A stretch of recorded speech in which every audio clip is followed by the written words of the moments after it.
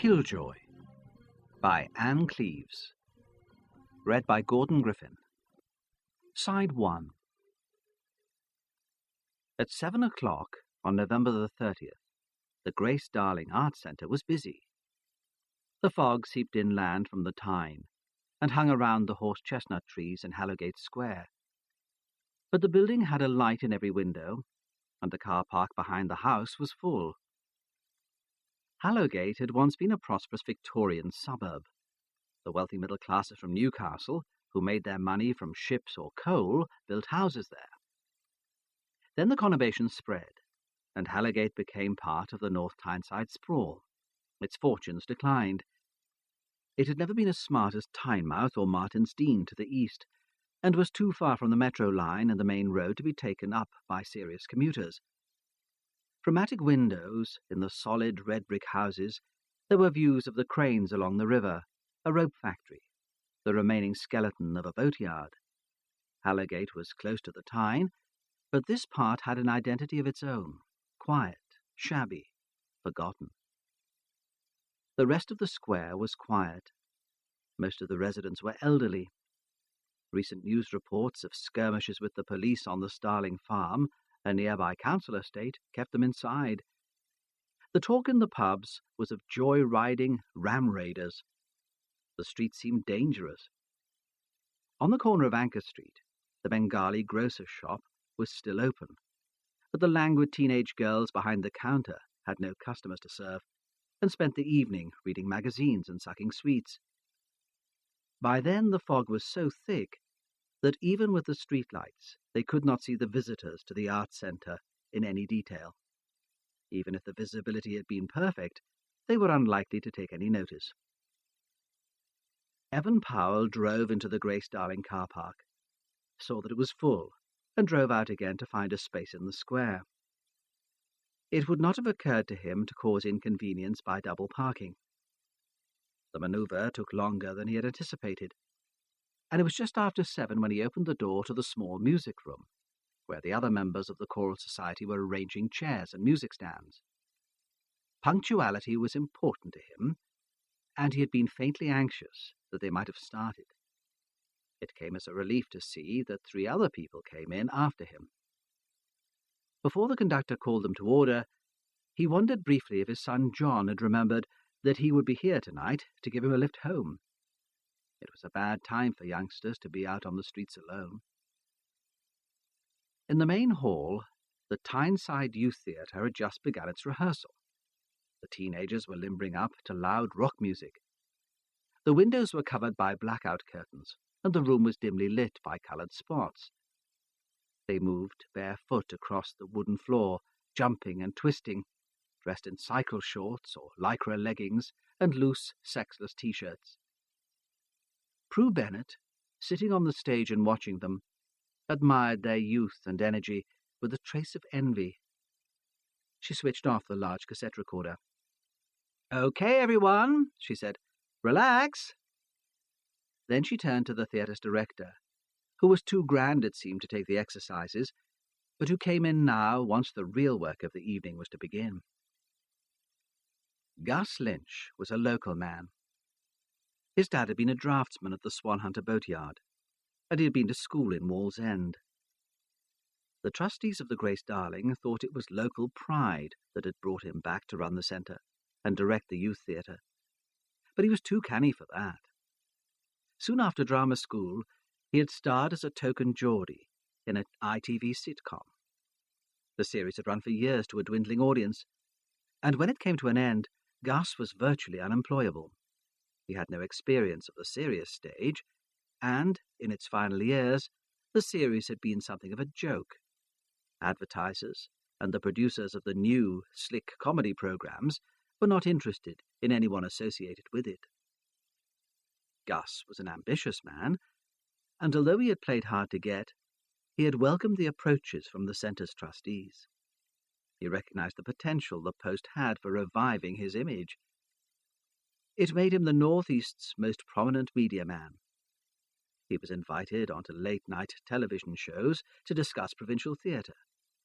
The money was crap, he had to admit, but in the scheme of things, The Grace Darling Centre was performing a useful function. The situation comedy had almost been forgotten, and he was already looking forward to something new. He cultivated the part of the famous actor. Despite middle age, he wore a lot of denim, and he swore at them all. The teenagers thought he was wonderful. They gathered together to listen as he joined Prue on the stage.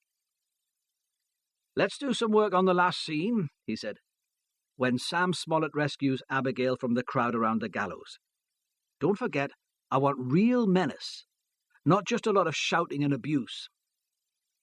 He was very thin, and his head was the shape of a skull, Prue saw now, prompted by talk of the gallows. The group had devised the play, The Adventures of Abigail Keene, from stories they had grown up with since childhood, and from a folk song performed still in clubs and pubs all over the region.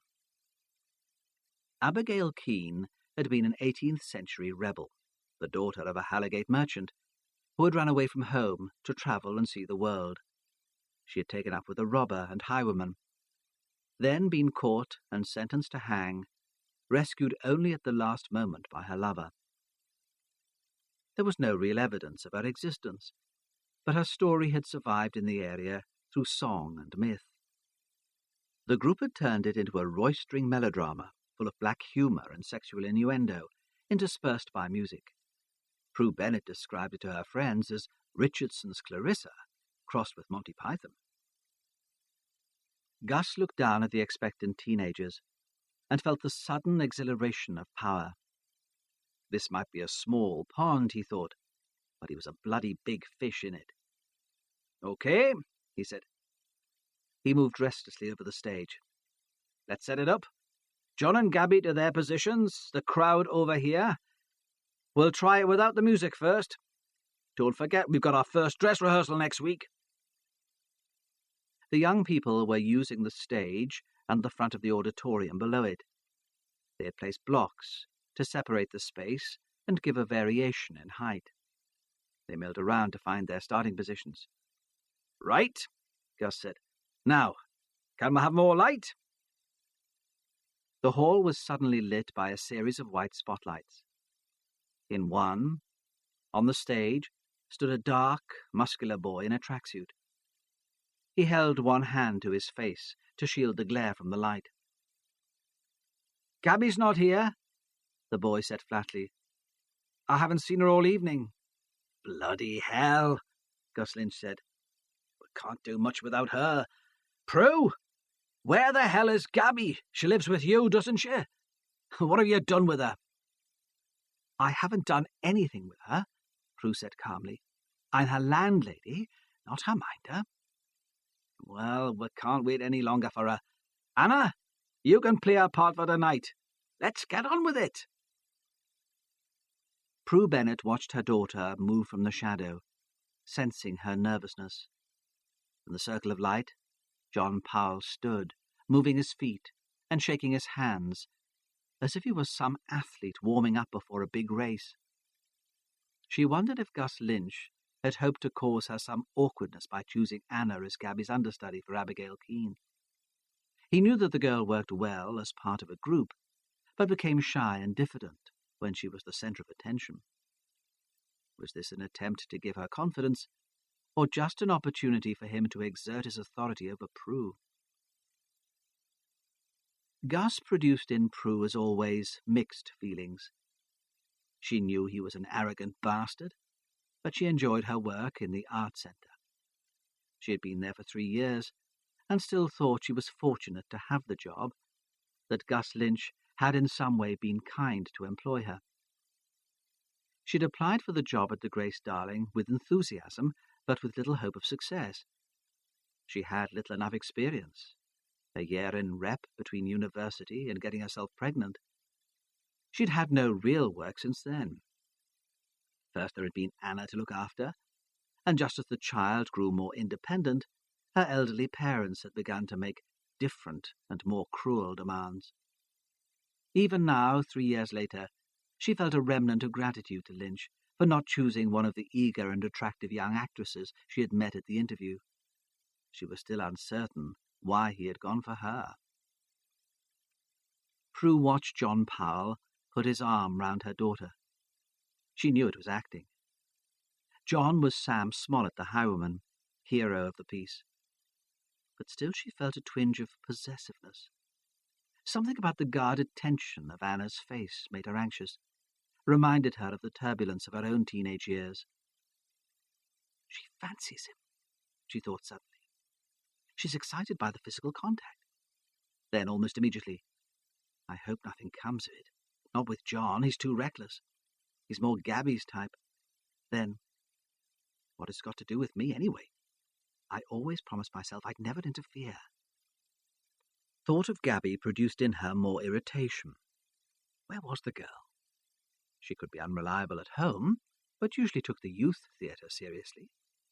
She had never been this late before. For the first time she began to worry, influenced, despite herself, by the lurid news reports. Perhaps Ellen knows something, she thought without much hope. I'll speak to her after the rehearsal. Then she felt resentful. She had responsibility enough without having to take on someone else's child. She forced herself to concentrate on the teenagers in the body of the hall. Ellen Paston was Gabby's aunt, her dead father's sister. She had worked part-time in the cafeteria in the Grace Darling Centre since it had opened. Had worked there, in fact, before that, cleaning for the old lady who had owned the big house. On November the 30th, Ellen Paston began her shift at 6 o'clock. She got a bus from the Starling farm to the end of Anchor Street and walked the rest of the way, staring in at the shop windows. Most of the shops were shut, but the windows were bright with gaudy Christmas decorations. Outside the pub, a thin-faced man sold flimsy sheets of wrapping paper twisted into tubes. He smoked roll-up cigarettes, and his eyes were alert all the time for the police. Ellen was heavy, big-boned, and walked with a slow, lumbering gait. She took in all the details of her surroundings. By 7 o'clock, Ellen Paston was pouring coffee for the Hallowgate Writers' Circle. They met in the cafeteria, then moved on to the small lecture room to share news of rejection slips and to massage bruised egos. The membership was composed mostly of middle-class women who drove in from the more affluent suburbs. Ellen Paston listened to their conversation without apparent interest. Despite her size, she managed to be unobtrusive, and though they met her each week, the Writers' Circle hardly noticed she was there. The women's competitive boasting about their grandchildren's achievements left Ellen cold, but she listened just the same. You never knew when you could pick up something worthwhile. She was single, always had been, and realized that being single put you at risk. There was a danger that you would miss out on what was due to you. Ellen knew instinctively that information gave you power, and she was determined always to know what was happening in Hallowgate. It had been inevitable that John Powell would be chosen to play Sam Smollett, the hero of the adventures of Abigail Keene. He had been given a leading role in every production since he was 14. Even then, sullen and covered with spots, brought by his father, who thought it would be good for him, Gus had recognized something special about him, something moody and reckless. He saw that John would not be afraid of taking risks. The character of Sam Smollett suited him down to the ground. Tonight John's performance was not up to its usual standard. It lacked the pace and swagger needed for the part. His mind was not on the role. Gus blamed Gabby's absence for the lack of energy, but John knew that his inability to concentrate was at fault. He was ashamed of some of the trivia which distracted him. The lousy mark he'd got for the last history essay, for example. He couldn't hide it from his father any longer. The old man was already asking about it, not angrily, but with that hateful, compassionate interest that made John want to hit him. "How did you get on with that project you were researching?" his father had asked the night before. "Cromwell, wasn't it?"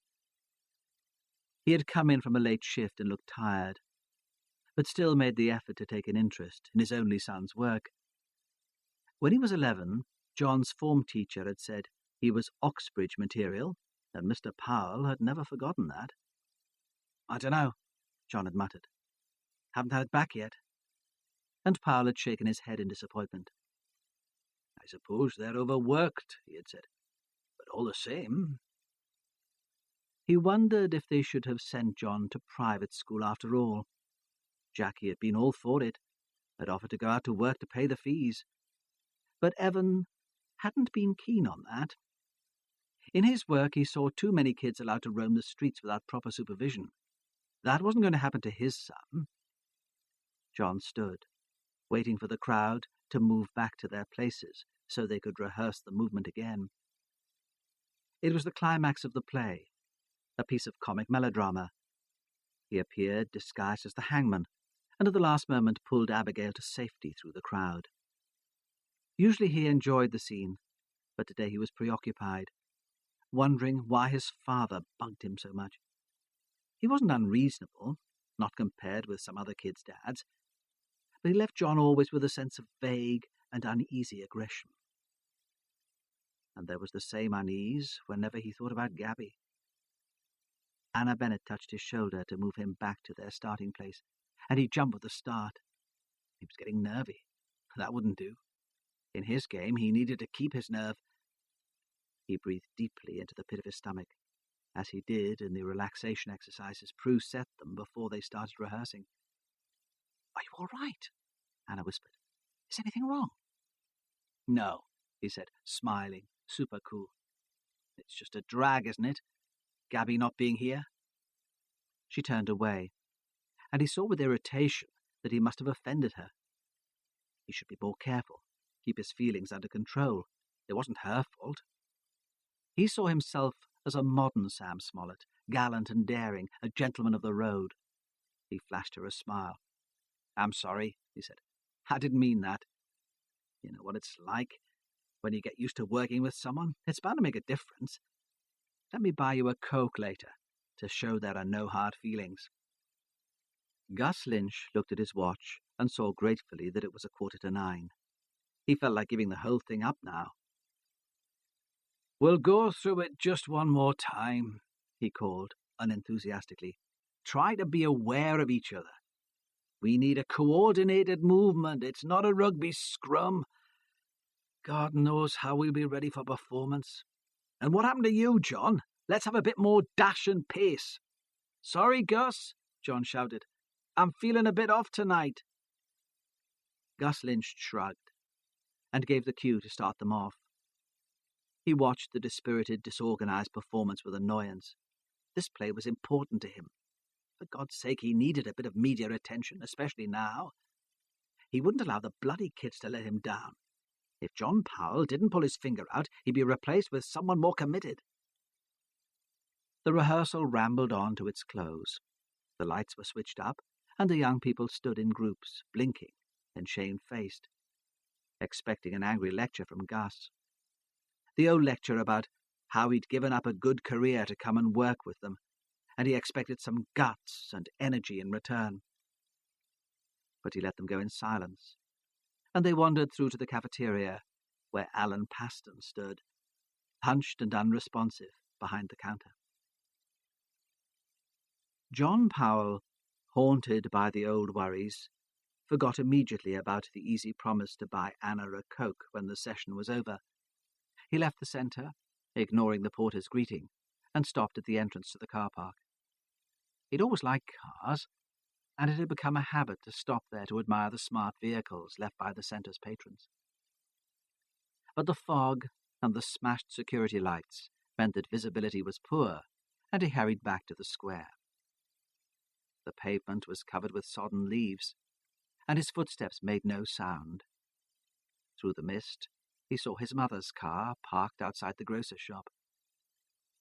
He remembered his dad had said he could borrow it, because his was in the garage for a service, and was pleased. It would give him an excuse for not waiting for a lift home. He would say that he'd forgotten about the service, and when his father's car wasn't around, he presumed that he had missed the choral society because of some emergency at work. His excuses to his father grew more elaborate every day. In the cafeteria, Anna Bennett pretended not to notice that John had left without buying her a drink, without saying goodbye. The place was so busy, so she could chat to her friends and ignore her mother's glances of anxious sympathy. "Gabby wasn't here tonight," Prue said to Ellen as she collected her coffee. Ellen looked up, said nothing. "She told me she'd be here," Prue said, trying to contain her impatience. "You don't know where she might be?" Ellen shook her head, then seemed to realize that some contribution was expected. "Perhaps she's poorly," she said. "She didn't say anything this morning," Prue said. "But perhaps that's it. Perhaps she didn't feel well at school and went straight home." "You don't want to worry about that one. She can look after herself," Ellen said unhelpfully. She began to serve the next customer, and added as an afterthought, "No need to fuss." "All the same," Prue said, "I think we'd better go home and check." She imagined Gabby in the house at Otterbridge, alone, seriously ill.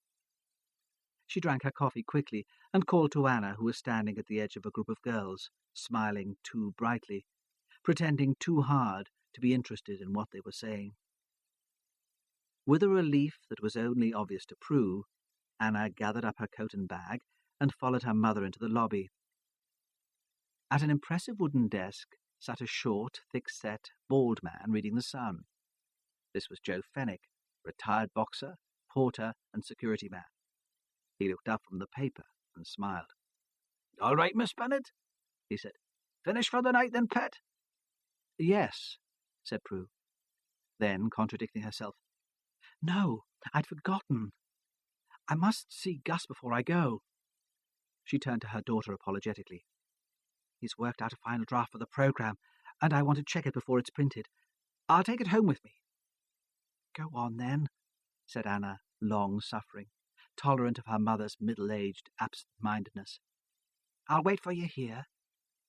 Prue ran up the stairs and paused outside Gus's office door to catch her breath, then knocked and went straight in. She saw first that Gus had a visitor, then that she had interrupted some silent confrontation. Gus was sitting behind his desk facing a middle-aged woman who sat squarely in a leather chair, inherited with the house. The woman was well-dressed, confident, classy. Prue recognized her as Amelia Wood, deputy chair of the Grace Darling trustees.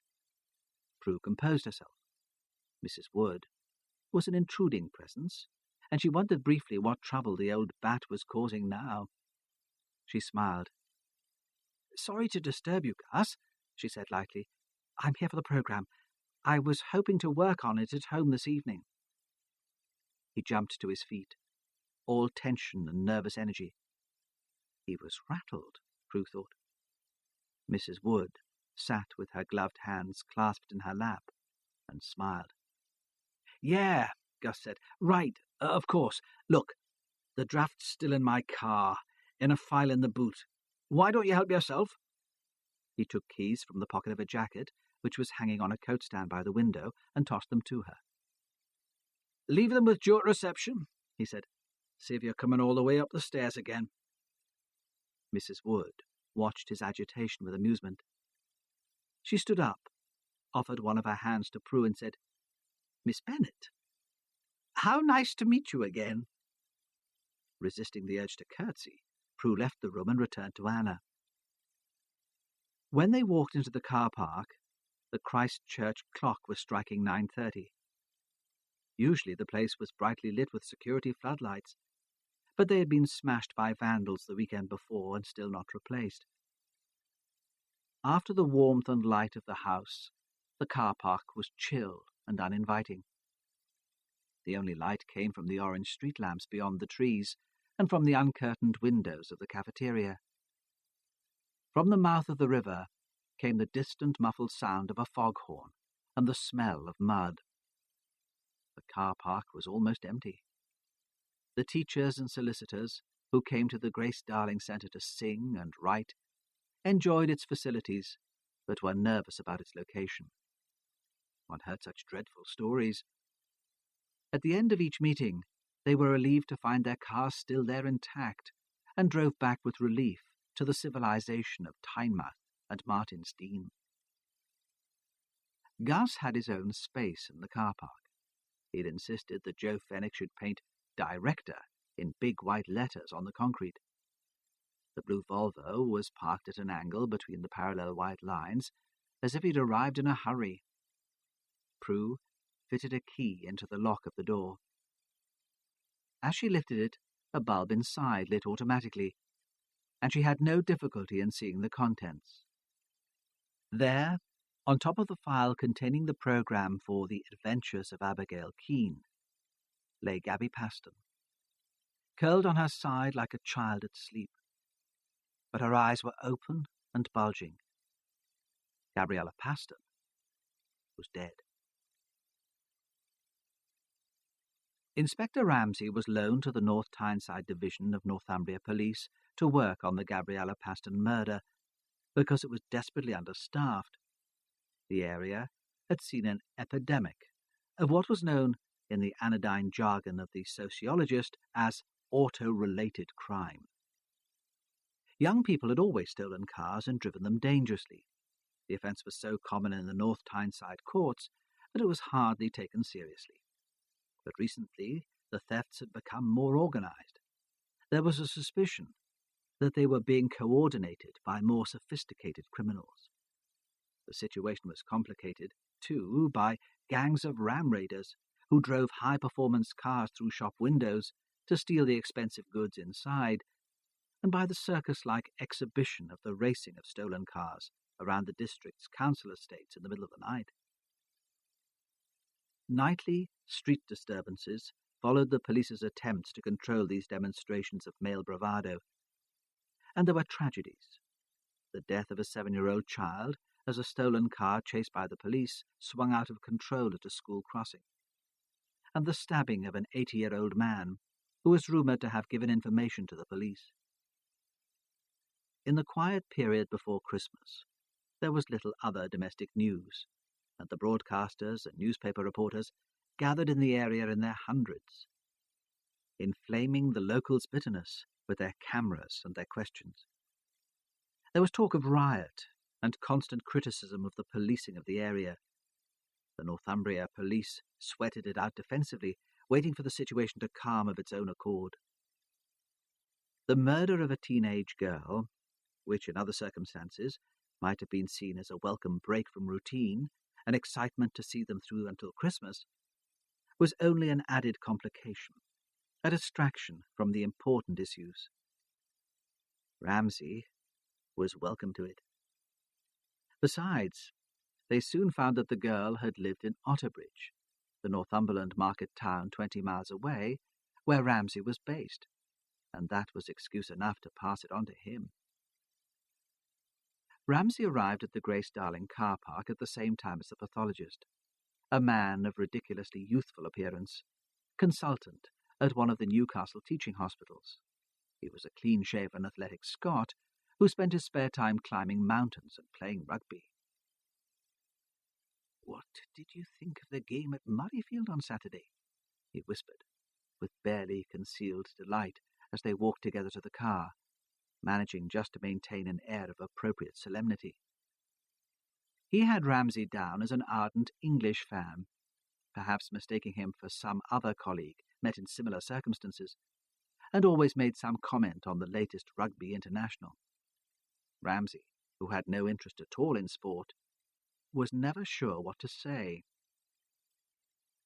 "She would have been a pretty young thing," the pathologist muttered appreciatively, peering into the boot of the car. Ramsay resisted the temptation to say that he could tell that without a medical qualification. The pathologist straightened. "I can't give you much," he said cheerfully, "until I examine her. It looks like asphyxiation, no scratch marks on the neck, but I'd say she was strangled, and moved, of course, after death." "Time of death?" Ramsay asked, more in hope than in expectation. But the pathologist shook his head and refused to commit himself. One of the attractions for Ramsay of taking responsibility for the Halligate murder was the chance to work with a new team. He thought he was getting stale. He hoped perhaps to find a new enthusiasm for the job. In Otterbridge, his sergeant was Gordon Hunter, brash, overconfident, with the sensitivity of a cart horse. Ramsay thought that in Halligate he would find a more sympathetic colleague, someone less abrasive. There was Evan Powell, for example. He would find out if Evan was available to join him on the inquiry. They would work well together. He felt a jolt of disappointment then when he saw Hunter sauntering across the car park towards him. The sergeant wore his usual uniform of designer trainers, jeans and leather jacket, and greeted colleagues from North Tyneside with easy frivolity, using nicknames, making jokes. "What are you doing here?" Ramsay demanded, then regretted his abruptness. Hunter was a good policeman in his way. There was no point in putting his back up. But Hunter was too insensitive to take offence. "Knew you couldn't manage without me," he said. "Besides, it's as quiet as the grave in Otterbridge. All our bad lads are on this patch, joining in the fun." Ramsay thought that riot and ram raiding and the death of a child was hardly his idea of fun. But he did not want to provoke an argument, especially here in front of strangers. He knew he already had a reputation for being pompous and humorless. Hunter sensed nothing of Ramsay's disapproval. "Think of the overtime," he said. "It'll come in handy just before Christmas. And it doesn't hurt to volunteer for something occasionally. Makes them think you're keen." He turned to one of the local uniformed officers, who had been first on the scene. "What's the score, then?" "Do we know who she is?" "Her name's Gabriella Paston," the young man said warily. He was new to the force and unsure of Hunter's authority. "She's a member of the youth theatre, but she didn't turn up for rehearsal tonight." "What is this place?" Hunter asked of no one in particular. He looked with distaste at the building with its Gothic turrets, at the gloomy garden and dripping trees. This time Ramsay answered. "It's the Grace Darling Arts Centre," he said. Diana, his ex-wife, had brought him to the Grace Darling when she was trying to educate him, to see experimental theatre groups and exhibitions by obscure local artists. He had no positive memories of these experiences, but remembered what Diana had told him about the place. It was a big private house. The old lady who lived here left it in her will to the community to be used as a centre for encouraging the arts. She came from Bamborough originally, and stipulated the name. Eventually the trustees bought the house next door and extended it. He stopped, knowing that Hunter hated to be lectured, and saw that his attention was already wandering. He was staring at the body. "I think I might have seen her around," Hunter said. "In Otterbridge, in that new nightclub on the Market Square. She was a cracker. You couldn't help noticing her." He paused, and Ramsay thought he might express some grief, a reflection on the waste of a young life. But he continued cheerfully. "I offered to buy her a drink once, but it didn't do me any good. She could have had any bloke in the place." He swung round and faced the uniformed constable. "Who found the body, then?" "A mother and daughter," the man said. "But it's not their car. Apparently the owner gave them his keys to fetch something from the boot." "Where is the owner of the car now?" Ramsay asked. "In the centre, with the other witnesses. We've got the names and addresses of the people who were here when we arrived, but we've let most of them go home. There weren't that many, mostly kids from the youth theatre hanging around the cafeteria. Apparently it was very busy earlier on, but most people went at about 9. The only people left now are some security and domestic staff, Gus Lynch, the director who owns the car, and the 2 women who found the body." "We'll need an appeal on local radio tomorrow morning asking everyone who used the centre today to come forward," Ramsay said, thinking out loud. "Then we'll need more men to take statements." "You won't be popular," Hunter said, grinning, thinking again about overtime. "I hear they've already exceeded their budget." Ramsay turned away and muttered under his breath. This would be hard enough, working on an unfamiliar patch without the political pressure of keeping costs down. Perhaps overwork wasn't the only reason why his North Tyneside colleagues had handed the case to an outsider. He shivered, feeling suddenly very cold. The mist was thinning again, and above the grey slate roof of the Grace Darling appeared a small, sharp-edged moon. In the distance they heard the wailing siren of a police car or fire engine, the sign perhaps of more disturbance. "Come on," Ramsay said. "Let's go in and see what they've got to say for themselves."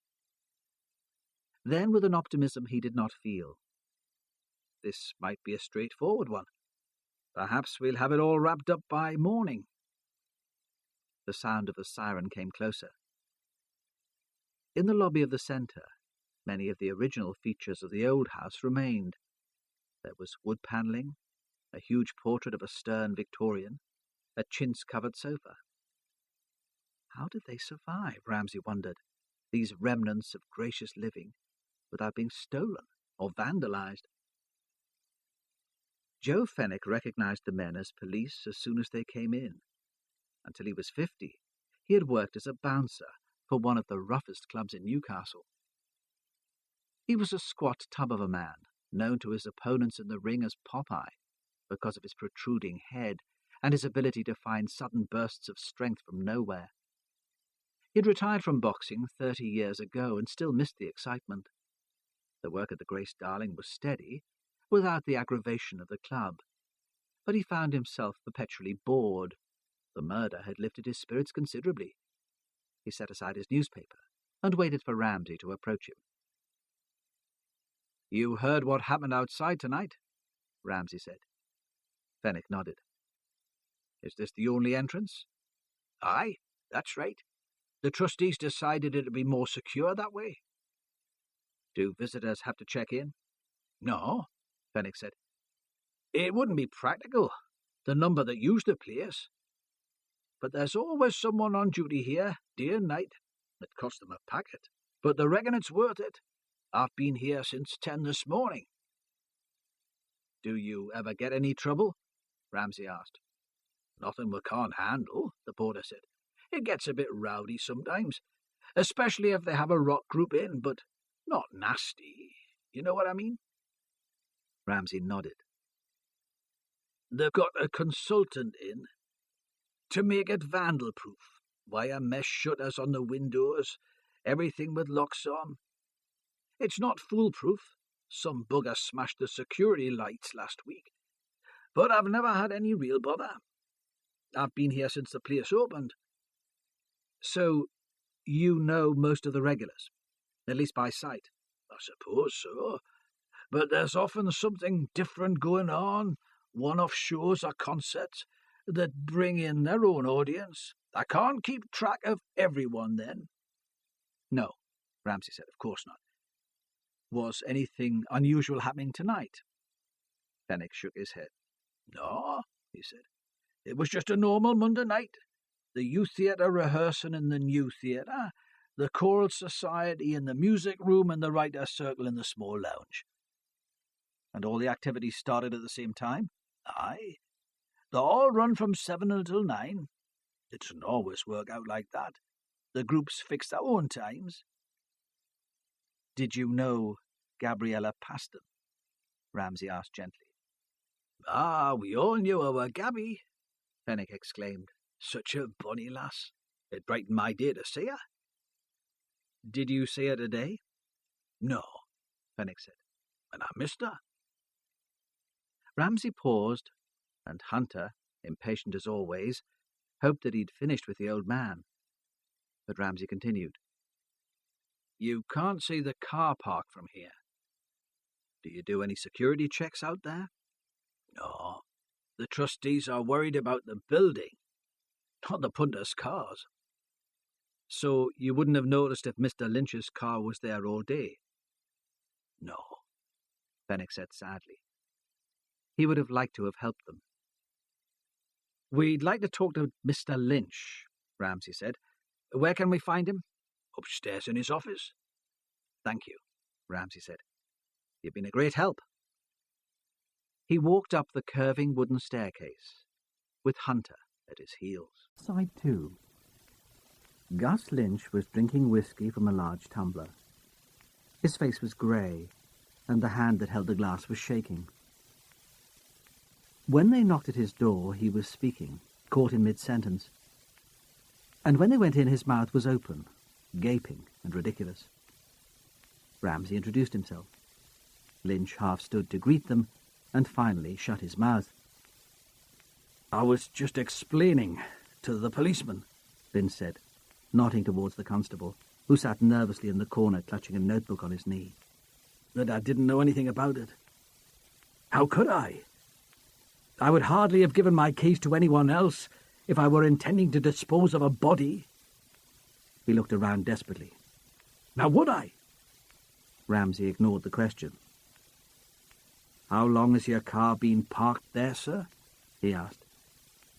The calm question seemed to reassure Lynch. He set the tumbler on the desk and made a visible effort to control his panic. "Since 10 o'clock this morning," Lynch answered. "I don't work office hours, Inspector. Most of my active work is done in the evening." "And you've been in the centre all day?" "All day, certainly." "You didn't go out for lunch?" "Lunch?" Lynch expressed surprise, as if lunch were too trivial a matter for the inspector to bother himself with. "Oh, yes, of course. I'm sorry. I should have realised. Just to the Ship in Anchor Street for a sandwich. But I walked. I didn't take the car." "And on the way out, did you notice that your car was in its usual place?" "No," Lynch said. "Not specially. My space is at the end of the car park under the trees. I wouldn't see from the front door or the street." "Do you usually go to the pub for lunch, Mr. Lynch? Was that a normal daily routine?" "Yes," Lynch said, with some irritation. "I suppose so, if I'm here. I have other commitments, of course, radio, local TV, but if I'm here, I like to go to the pub, get some fresh air." "When was the last time you looked inside the boot of your car, Mr. Lynch?" Ramsay asked. Lynch answered immediately. "This morning, before I left home for work. There was a programme I'd been working on. I put that in the boot." There was a pause. "Would that be a bulky manuscript?" Ramsay asked at last. "Bulky?" Lynch seemed astonished. "No, of course not." "Wasn't it unusual, then?" Ramsay asked. "To open the boot specially?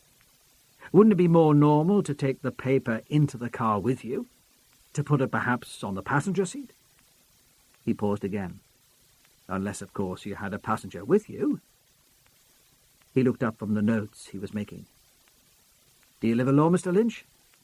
"Yes," Lynch said sharply. "Of course."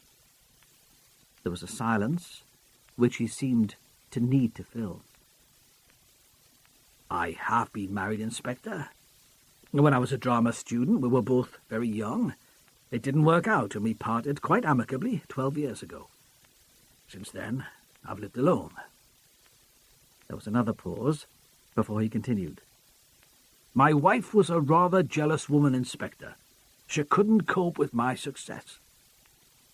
Perhaps he expected then a question about his career in television, because he seemed surprised when Ramsay said, "Tell me about Gabriella Paston." Then shrugged. "How can I tell you anything?" he implied. "How long has she been a member of the Youth Theatre?" "For 4 years, since she was 14. "You must have learned something about her in that time." "Look, Inspector, we're not friends, me and the kids. I never meet them socially. I run a workshop session every Monday night, and then they go home. There's no time to chat." "You don't meet for a coffee afterwards?" "No," Lynch said. "The kids usually meet up in the cafeteria, but to tell you the truth, I've had enough of them by 9. I'm knackered, and I want to get straight home." "But not tonight," Ramsay interrupted. "What do you mean, not tonight?" "You didn't go straight home after the workshop finished tonight. You were still here, in your office at 9:30 when Miss Paston's body was found. What was different about tonight?" I had a visitor, Lynch said reluctantly. One of the trustees, Amelia Wood. She descends on me occasionally to make sure I'm running the place efficiently. The trustees think I need help with the administration. Was she still here when the body was found? I'm not sure. She might have been downstairs. She had left my office by then.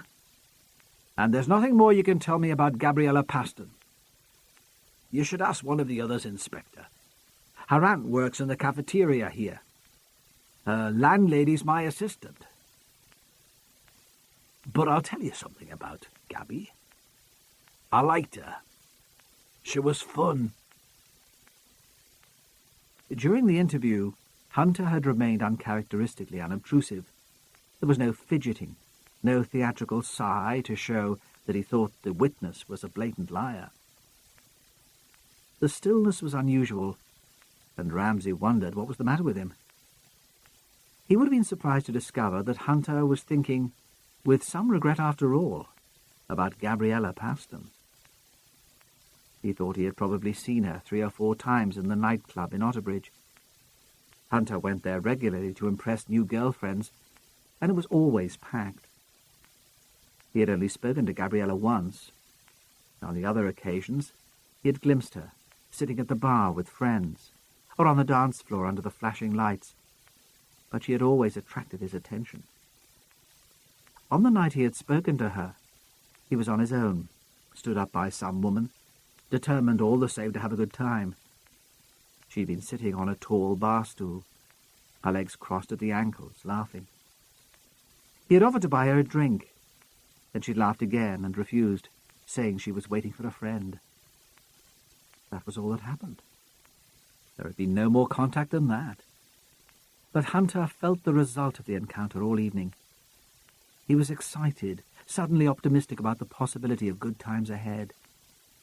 He wasn't sure what it was about her that had been so special, and was trying to find a word to describe her when Gus Lynch provided it for him. Gabriella Paston was fun.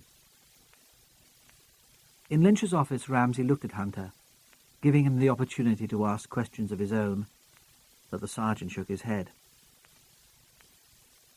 "That'll do for tonight, Mr. Lynch," Ramsay said, surprised. "We'll be in touch again tomorrow." "Oh," Lynch said, with some bitterness and self-pity. "I expect you will. How will I live it down, do you suppose? What will the trustees think? Even if they don't believe I'm a murderer, they'll think I'm remarkably careless to allow my car to be used as a dump for dead bodies." Ramsay was already on his feet, but he hesitated at the door. "Were you careless?" he asked. "With your car keys, for example? There's no indication that your boot was broken into. Could someone have taken your keys without your realizing?" Lynch shrugged. "I keep them in my jacket pocket," he said. "My jacket's usually hanging up in my office. I don't usually lock my office door. I suppose that's careless."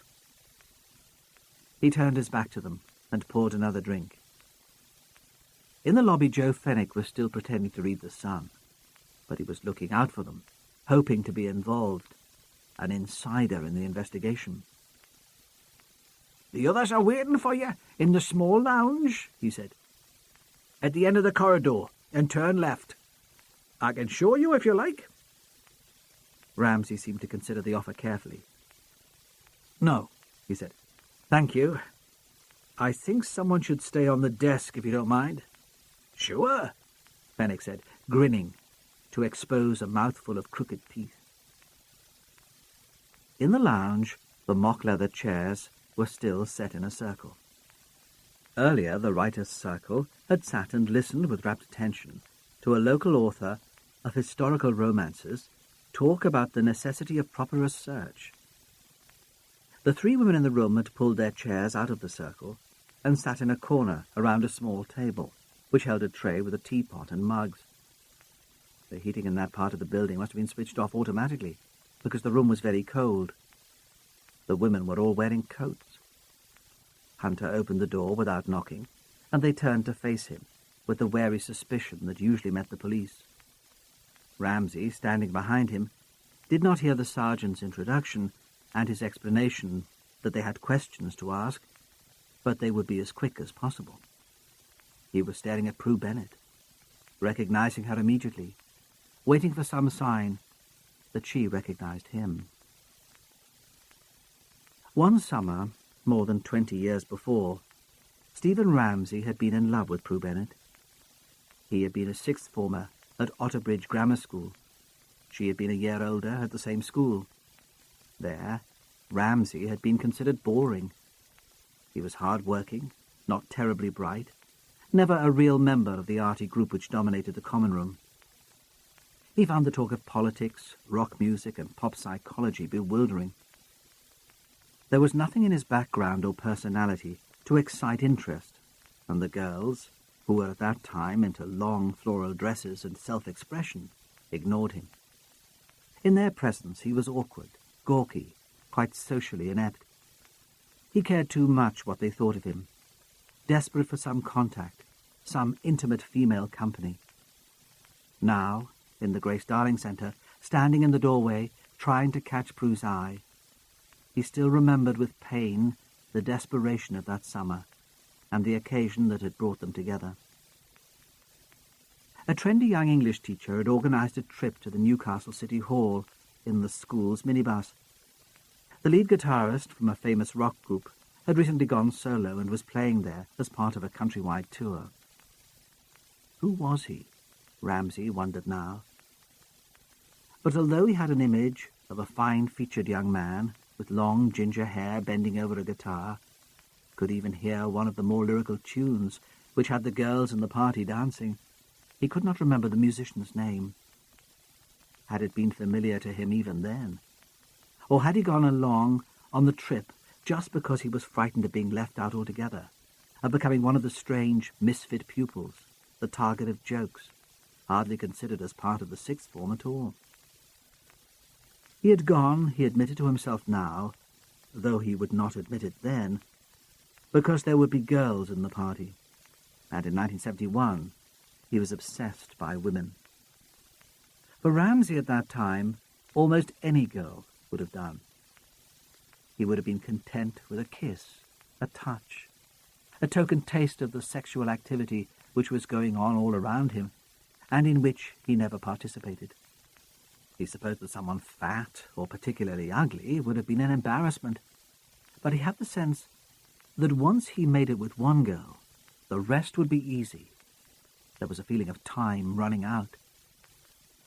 Prue Bennett was not any girl. She was a calm, dark young woman, as tall as he was. She was in the upper sixth, and had already gained a place at Cambridge. She was, he knew, way out of his league. Yet because of chance or circumstance, because the trendy English teacher was infatuated with a married woman, Ramsay and Prue were thrown together. It had been arranged that the minibus would deliver all the girls to their homes, but it had taken longer than the teacher had expected to negotiate the traffic generated by the concert. He had a date with his mistress, and knew she would not wait for him if he were delayed. She had a husband to return to. He was a mild distraction to relieve her boredom, not someone to ruin her life for. When he arrived at the town centre with Prue still on board, he was frantic. "Look," he said, persuasive, chummy, one of the lads. "I've got an appointment, something I can't miss. You know how it is. Steve, you've got to get the bus home anyway. Can't you walk Prue to her house and get it from the top of the hill?" "All right," Ramsay had said hesitantly. Would Prue Bennett want him to walk with her? She was independent. Perhaps she would prefer to walk alone. He was more nervous than he'd ever been, more nervous than before O-levels, even than before the 11+, and then he'd been so frightened that he'd spewed up in the playground of the village school where he'd been a pupil. "Prue," the teacher had said, "you don't mind, my love? You'll be quite safe with old Steve." And he had laughed, a little unpleasantly, as if he knew of Stephen's inexperience and was making a joke of it. No, Prue had said easily. Of course not. I'd like the walk if you don't mind. She had turned round in her seat in the minibus to face him and put her hand on his arm. If you're quite sure. Oh, yes, Ramsay mumbled. He was quite sure. Let's go through the park, she said as they crossed the bridge. It was still warm, but a breeze from the otter blew her hair and the skirt between her legs. He looked away. I thought it was locked at night, he said. It is, but I know a way. Come on, it's miles quicker. And she took his hand and ran with him across the bridge and pulled him through a hole in the hedge. They were alone in the moonlight in the park. The trees threw long shadows across the path, and there was a smell of honeysuckle and roses. Well, she said, what do you think? It's lovely, he said. Really lovely. But he was not sure if that was what she wanted him to say. Perhaps they were too corny for her, these images of moonlight and roses. Perhaps she expected him to laugh. He was still holding her hand. He began to stroke her palm with his thumb, expecting her to pull away and make a fuss. He was tensely defensive, prepared for rejection. But she didn't make a fuss. And when he put his arm around her shoulder and then pulled her towards him to kiss her, she went along with that too, with a kind of amused good humour. Now in the Grace Darling Centre, he wondered what she had seen in him. She could have chosen any of the boys, one of the intellectuals from her scholarship group, a musician, an artist, anyone. Perhaps she had picked him through a stubborn perversity, just because he was unfashionable. Walking with her that night through the park, burying his face in her hair, he did not care. He knew he would never be so happy again. She had lived in a large Victorian house on the corner of a street, with a view over the park to the town. Why don't you come in? She had said that night. Meet Mum and Dad. I don't know, he had said. I don't want to disturb them. Perhaps they'll be ready for bed. His mother would already be in her candlewick dressing gown, nervously watching the clock, waiting for his return. No, she said. Of course not. Don't be silly. It's early yet. And in her laughter, he had the glimpse of a domestic world completely different from his own. I'm sorry, he said reluctantly. I should get the bus. My mother... He did not finish the sentence, unwilling to imply that he was in any sense a mother's boy. Of course, she said. Well, another time. When? He had demanded, decisive for the first time. When can I come? And she had laughed again. She was pleased with him. Whenever you like, she said. But when? Give me a definite time. Tomorrow, she said. Come for supper tomorrow, about 7 o'clock. And she had run up the crumbling grey steps and through the front door, so he was left open-mouthed, staring after her. He had 3 months before she would go away to university. He never considered that they would stay together once she left the area. The affair had a natural time-scale, and he counted the days. He came to know her parents quite well during that time. He was happier in the large, untidy house than he was introducing Prue to his own home. Mr. and Mrs. Bennet were older than his own parents, in their late 50s, and he thought their age gave them a license to be eccentric. Although Prue was an only child, they allowed her a freedom which he envied. They were wrapped up in their own interests. Mrs. Bennet taught piano, and always seemed, Ramsay thought, to have music in her head. When she was not teaching the stream of eager middle-class children who came to the door, she was playing herself.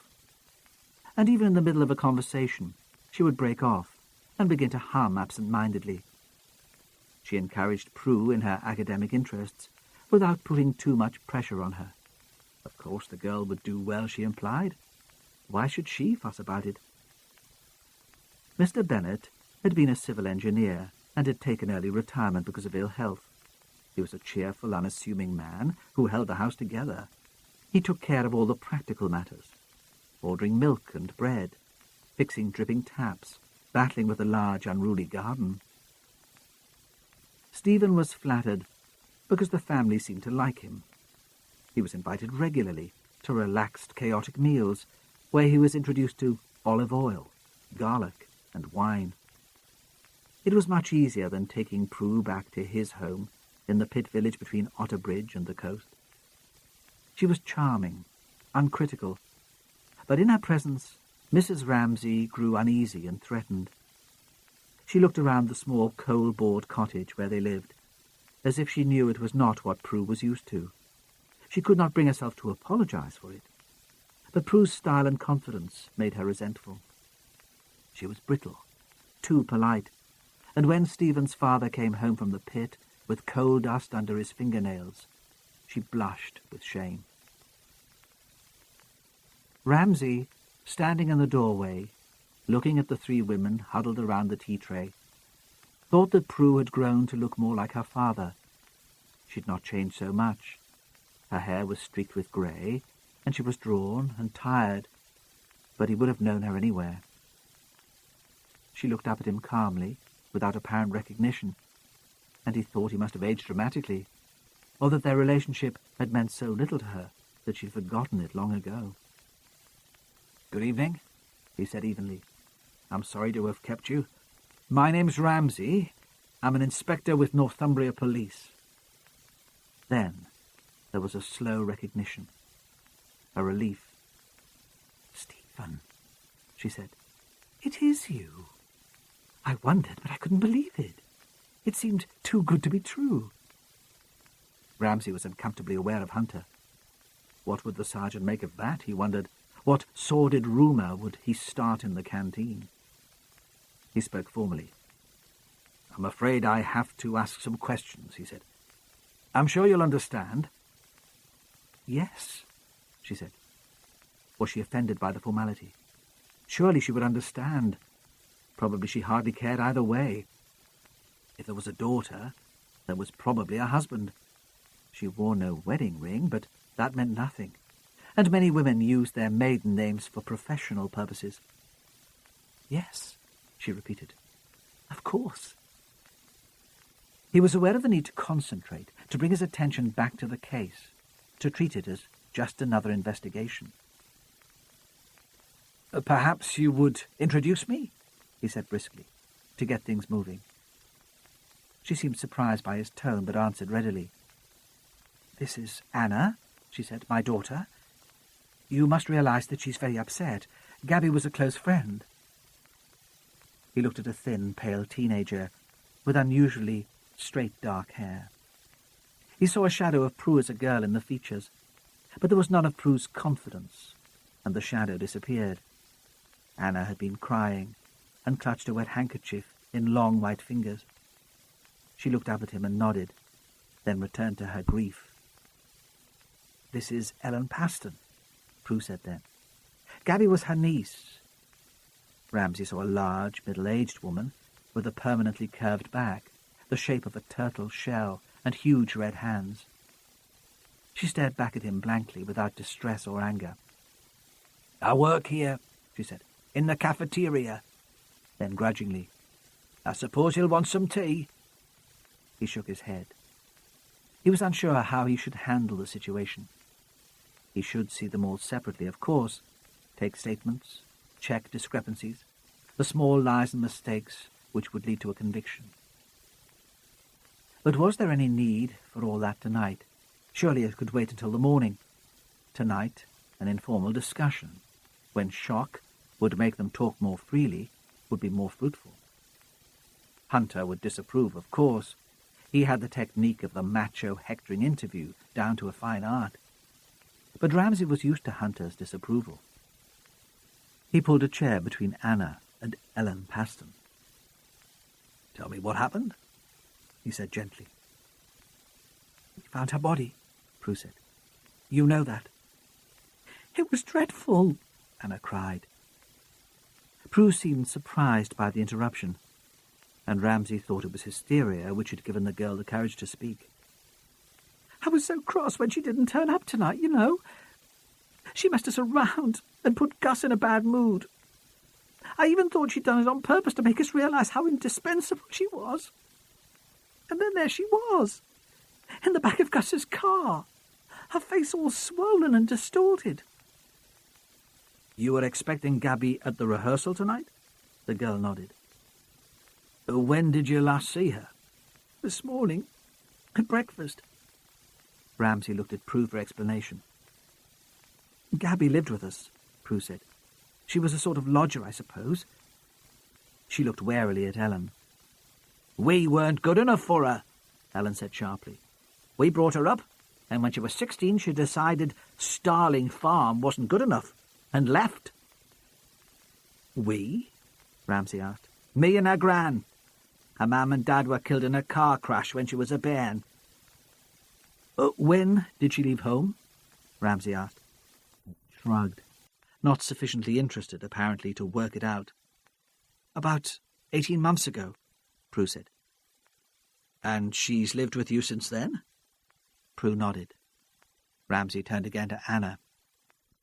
You didn't see Gabby at school? He asked. No, the girl said. She still went to school in Harrogate, to the sixth form college. I'm at Otterbridge High. How did she get to school from Otterbridge every morning? I gave her a lift, Prue said, unless I had a meeting in another part of the region. Then she got the bus. But this morning? I gave her a lift. All the way to school? No, we were late. I dropped her here, and she said she would walk. She put her head in her hands. I left her here in the car park. We made plans for this evening. She said she had been invited to a friend's house after school, and she would come straight here afterwards. I never saw her again. Was that sort of arrangement usual? Prue shrugged. She was 18. As streetwise as any kid I've ever met. I didn't feel any need to check up on her. She didn't seem unusually worried or excited. She was always pretty high, Prue said. But perhaps she was even more excitable than usual. I didn't think anything about it. There was a pause.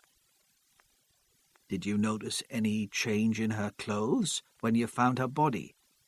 Ramsay asked cautiously. The last thing he wanted was a distressing scene with Anna in floods of tears. Or was she wearing the same things as when you left her this morning? The same, Prue said. Definitely the same. Black leggings, a long navy sweater, a black leather jacket and DMs. DMs? Ramsay asked. For the first time Hunter interrupted, pleased to emphasize Ramsay's age to show how out of touch he was. Dr. Martens, he said with a sneer. They're boots. Oh, yes, Ramsay said, confused. Weren't Dr. Martens worn by the thugs who kicked policemen at football matches and marched on National Front demonstrations? What was a pretty young girl like Gabriella Paston doing wearing boots that his dad would have worn down the pit? They're quite common, Prue said. All the kids have them. He said nothing. How could he know what all the kids were wearing? We'll check with the school, Ramsay said at last. See if she was there all day. We haven't got a time of death yet.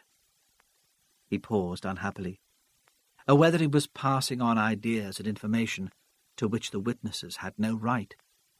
He was treating Prue Bennett as a friend, not as a possible suspect in a murder investigation.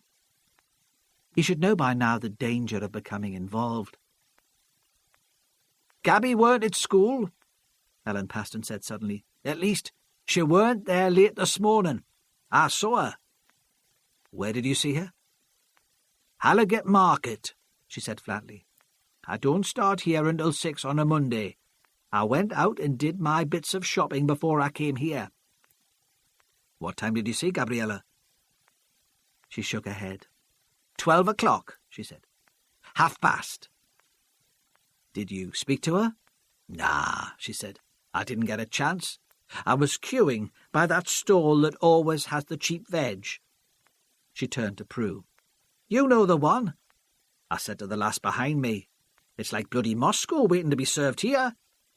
but it's worth it in the end. You can get a canny bargain. I was just about to be served when our Gabby came past, walking very fast, almost running. I shouted out to her, but she didn't take no notice. Perhaps she didn't hear me, but I think she heard well enough. I wasn't going to lose my place in the queue to go chasing after her.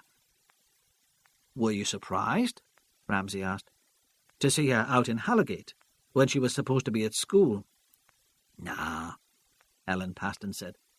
It's not like a real school, is it? The sixth form college. They're in and out of it all the time. Did you see if she met anyone? She shook her head. I was too busy keeping my eye on the lad who was serving me. They give you all the shite from behind the counter if you don't watch them. She sat back in her chair, her feet planted firmly on the floor, her legs slightly apart, remembering her weekly triumph in the battle with the market salesman. Perhaps the thought of the victory gave her courage, because she went on, Well, if that's all, I'll be off. I've been here 2 hours longer than I'm being paid for, and I doubt if Mr. Lynch will want to cough up the overtime. Ramsay was surprised by the woman. He would have expected more reaction, even if she and Gabby had lost touch. Shouldn't there have been some grief, the pretence at least of sadness? She seemed not to care what impression she was making. He decided that her lack of response was caused by shock, and her gracelessness touched him and made him sympathetic. He would have taken her address and arranged to speak to her in the morning, then let her go. But Hunter wanted to stamp his authority on the interview. He thought she should have more respect, and thought he would show her who was in charge. "This is a murder inquiry," he said sharply. "A serious matter." "Go on, then," she said, not intimidated in the least. "Get on with it. I live with me ma'am. She's an old lady. She'll be wondering what's happened to me." Hunter paused.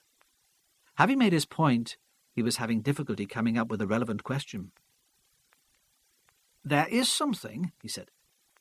"Probably not important, but I'm interested all the same. Why Gabriella? Why choose a name like that? Not a common name for a Halligate lass?" "Her mother was Spanish," Ellen Paston said, as if the word was an insult.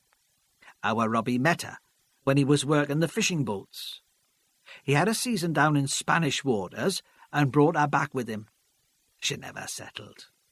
I don't know why. Our Robbie spoilt her rotten. I doubt if it would have ever lasted. Ma'am and I could never take to her. All show."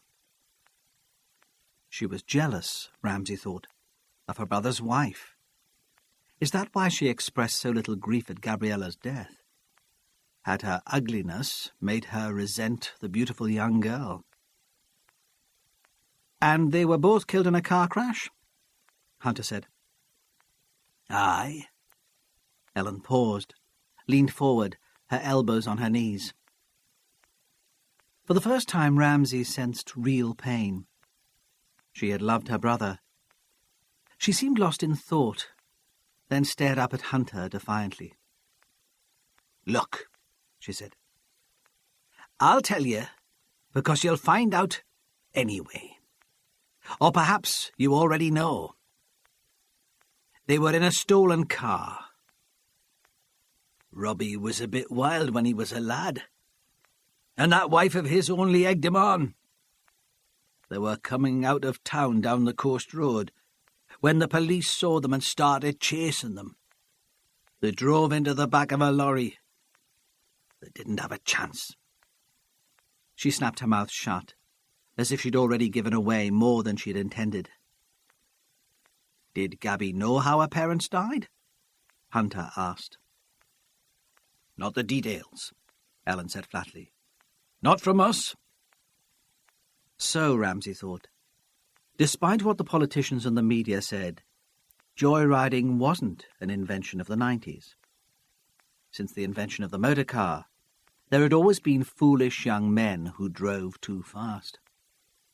"We won't keep you," he said to Ellen.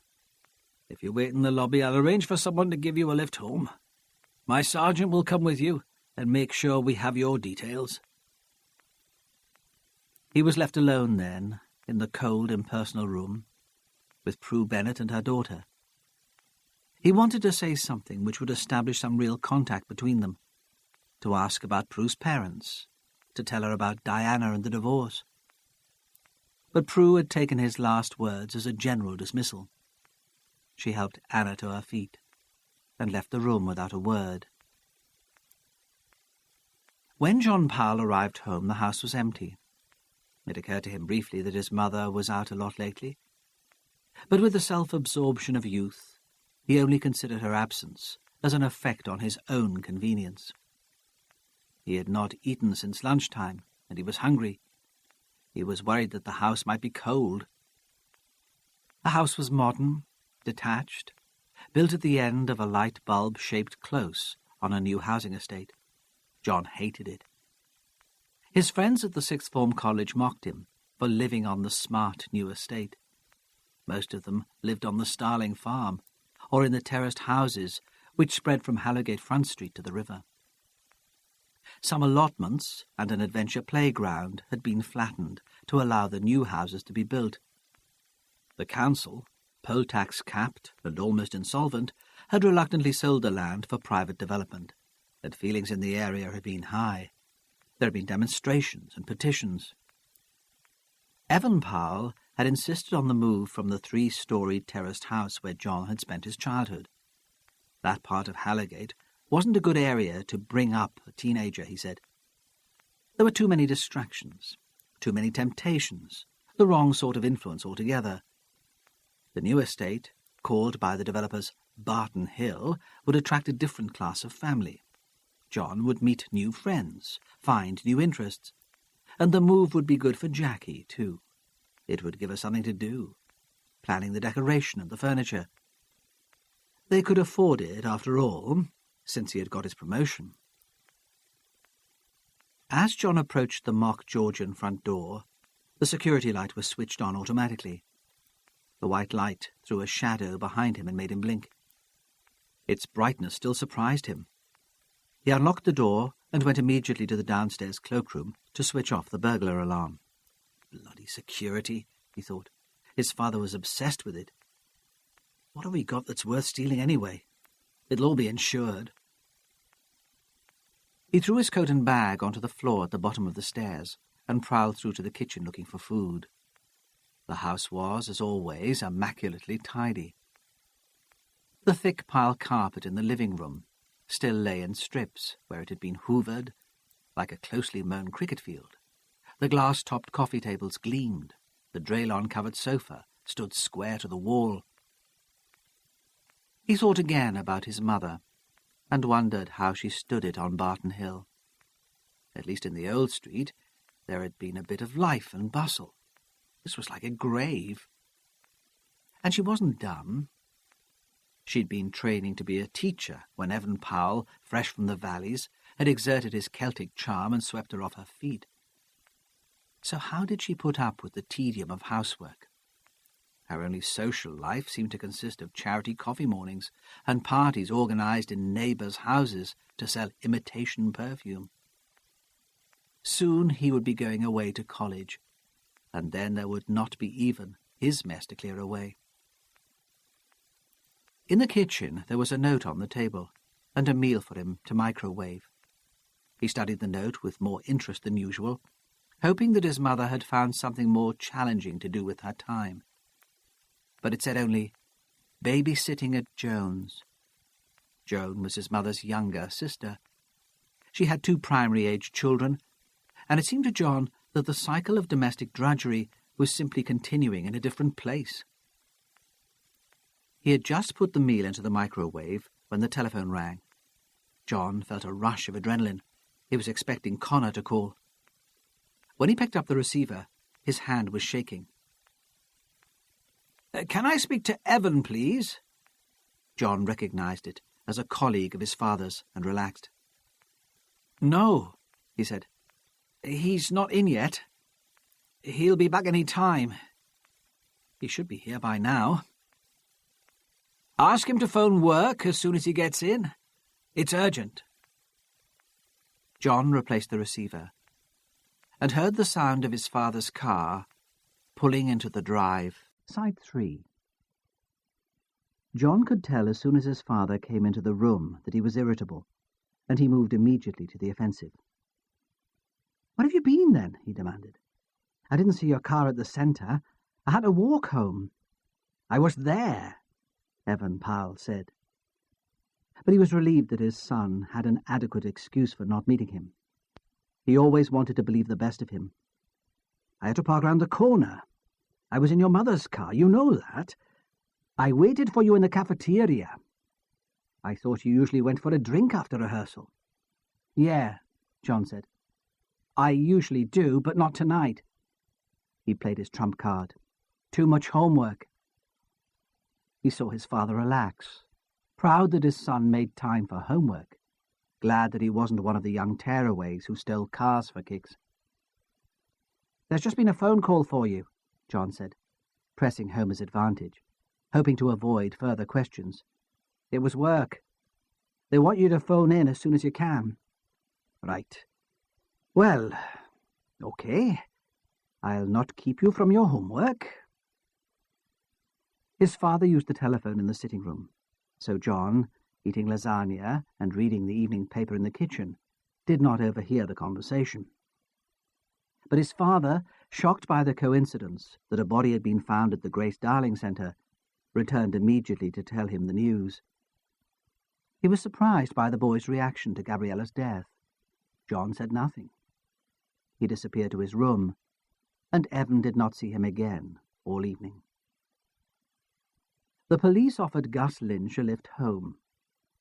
Of course, they would need to keep his Volvo, they said, for forensic tests. He declined the offer and took a bus, going the long way, avoiding the Starling Farm estate. It was a precaution he had taken since the disturbances began.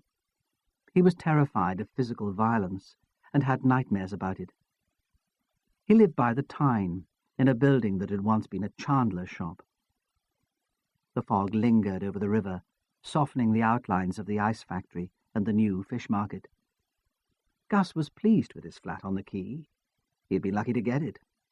With the decline of the fishing fleet, the chandlery business, which sold everything from creosote to jerseys, had gone bankrupt, and an enterprising architect had bought the building and converted it to flats. The area was not as fashionable as the Newcastle quayside, where warehouses had been transformed into luxury apartments and wine bars had appeared on every street corner. It still smelled of fish. All the same, Gus thought the flat was an investment, and it would not be long before other developers discovered the fish quay too. As he drew closer, he looked up and saw that there was a light in his flat. Shit, he thought. He should never have given her those keys. He had presumed that when he was late she would go away. His flat was on the first floor, up wooden steps from the outside of the building. Jackie must have been looking out for him, or she heard his feet on the steps, because she had the door open before he reached it. "Well?" she demanded. She was blonde, very thin, attractive in a feverish, neurotic way. "Well? Where have you been? Where's your car? I was looking out for it." "Look," he said, "I've had a hell of a day. Aren't you going to let me in first?" She stood aside and let him into the kitchen. His breakfast plates were still in the sink, and he thought wryly that she was slipping. She must be anxious not to have washed them up for him. "I need a drink," he said. "A bloody big drink." He walked through to his living room and stood by the uncurtained window and looked out at the boat moored against the quay. When he was young, he had haunted the quay on Saturdays, picking up casual work gutting fish. In the boat's romantic names, he had imagined adventure. Now he was back here, only a couple of miles from the house where he had been brought up. It didn't feel much like success. Jackie had been watching the television, and Lynch heard an announcer on the late local news talk about a ram raid attack on the metro centre in Gateshead. He stopped to switch off the television. and the silence was broken immediately by the foghorn at the end of the pier. "You're so late," she said, following him into the room with a drink. She stood close beside him. "I was worried. You hear such dreadful things. All this violence." "Oh," he said automatically, "you listen too much to your old man." Then he realized what he had said, and how close he had been to violence, and he started to laugh. "It's not fair," she said. "You know how hard it is to get away. I need to talk to you." He looked down into the street and watched two drunks stagger from the pub 200 yards away as they made their way along the quay, stumbling on the cobbles. "What's the matter with you?" Jackie cried. "Did you speak to Mrs. Wood? What did she say?" "It's no good," he said. "She wouldn't listen." "What are we going to do?" "I don't know," he said. "It hardly seems to matter now." "Of course it matters." She was beside herself with frustration. "We're talking about your future, our future." He turned back to her, suddenly sad and calm. He saw with detachment that she was a nuisance, that he could never be happy with her. "Look," he said, "I can't talk about it now. Gabriella Paston's dead." Amelia Wood's husband was an architect. When she had married him as a young woman, this had seemed a promising career, glamorous even. She'd imagined him as an artist, creating brilliant designs in glass and steel. She had been working as a secretary in a solicitor's office, and saw marriage as a romantic escape. The reality had been rather different. The loft conversions and garage extensions, which comprised her husband's bread-and-butter work, did little to inspire her, and she soon decided that if she wanted glamour and excitement, she would have to provide them herself. She had few qualifications. The small private girls' school she had attended prided itself on its caring atmosphere rather than its academic achievement, and she knew she would never have the persistence to take a lowly position in a company and work her way up. Her background made her turn naturally to voluntary work, community service. Confidence and an ability to get things done were all that seemed needed in that sector, and she had those qualities in abundance. As her 3 children grew up, she became steadily more influential. She chose high-profile projects with a satisfying element of social contact. In the organization of luncheons and celebrity appearances, she became indispensable. The Grace Darling Project became her favorite charity. It brought her into contact with artists, musicians. She loved the bustle of the place, the strains of music, the younger people in leotards and tights, gathering for the dance classes, the press attention. It made her feel important. When the local councillor resigned, she allowed herself, with some modesty, to be persuaded to stand as Conservative candidate for Martin's Dean, one of the few safe wards in Halligate. She impressed the voters with her style, flair and commitment, and won with a much increased majority. It seemed that all her energy was devoted to public life. Dennis, her husband, was content to allow his wife to take centre stage. He was busy making money. He supported her, of course. It did no harm for someone in his business to have connections on the council. As the recession developed in the south, the northeast became suddenly a more fashionable place to live. He bought up an old Chandler's on the Halligate Fish Quay for next to nothing, converted it into flats, which he sold at a profit. He saw the venture as a prototype, the first of many. But he was a grey, silent man, and he preferred to remain anonymous. When Amelia left the Grace Darling Centre, she was pleased with herself. Lynch was no fool. He had the sense to realize that his future lay indefinitely with the project. They would find it impossible to find another actor with as high a profile to be director. She drove down Anchor Street and along the edge of the Starling Farm Council estate. A row of shops was boarded up and covered with graffiti. and she felt a stab of personal annoyance that such vandalism could not be prevented. On a patch of wasteland, a group of children were setting fire to the rubbish that had been dumped there. Their silhouettes against the flames had a demonic quality, and she wondered automatically what their parents were thinking of to allow them out so late. Her children had been submissive, apathetic, and she had never had any difficulty in controlling them. She drove past the concrete square of the sixth form college towards the coast, and the streets began to change. There were more trees, and the gardens were bigger. She passed a tennis court and a church, a row of small shops selling expensive dresses and French cheese. Martinsdean had once been a village, and still considered itself separate from the urban sprawl of Halligate, which had grown up to the west of it. There was a prized open space, a hill, where children flew kites on Sunday mornings, and a scrubby valley beloved by dog-walkers and the riders of mountain bikes. The Woods house was large, solid, rather unexciting. Dennis had bought it as an investment soon after they had married. He had recognized Martinsdean as a place where property would keep its value. Amelia found it rather dull. When she invited the Arty friends, met through the Grace Darling, to parties there, she felt she had to apologize for it. She found Dennis rather dull too. He was sitting in front of the television with a cup and saucer on his knee. He had removed his jacket, so that it would not crease. She knew that he would already have eaten. He was quite used by now to providing his own meals. The plates would be stacked in the dishwasher. All trace of mess would be cleared away. She knew his routine exactly. He would watch the evening news, make a general comment on the weather forecast, then retire to his office for an hour to catch up on paperwork. "Had an exciting day?" she asked sarcastically, hoping to provoke a fight, knowing there would be no response. "So-so," he said, not noticing the irony. He was grey-haired, bespectacled. She wanted to scream. She took off her coat and hung it up, then returned to him.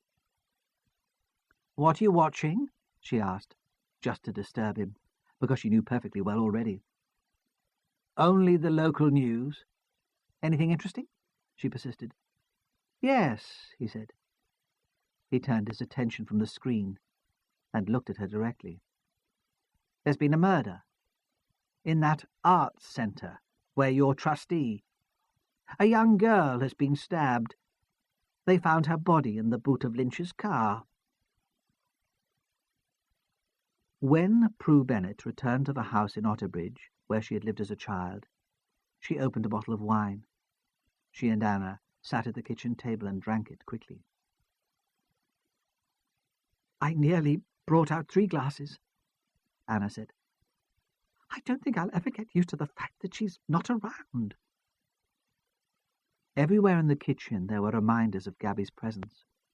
Her underwear strewn to dry on the radiator under the window, a jersey thrown over the back of a chair, a self-portrait stuck on the fridge, which had been a present to Prue on her last birthday. It occurred to Prue that Gabby must have made an impact wherever she went. Anna had lived in the house for most of her life, yet there was little indication of her existence. "Isn't it strange," Prue said suddenly, "that you were such good friends? You were really terribly different." "You mean that she was amusing, friendly and attractive, and I'm dull?" Anna said sharply. "No, of course not." Prue was shocked by the bitterness. "I'm sorry," Anna said. "I didn't mean it to sound like that. But sometimes it was hard not to be jealous, not of the life she'd had. It must have been dreadful to lose her parents like that, but because she was always so popular." "Did she have a boyfriend at the moment?" Prue asked. "I suppose the police will want to know." "Oh," Anna said. "Gabby always had a boyfriend." She paused.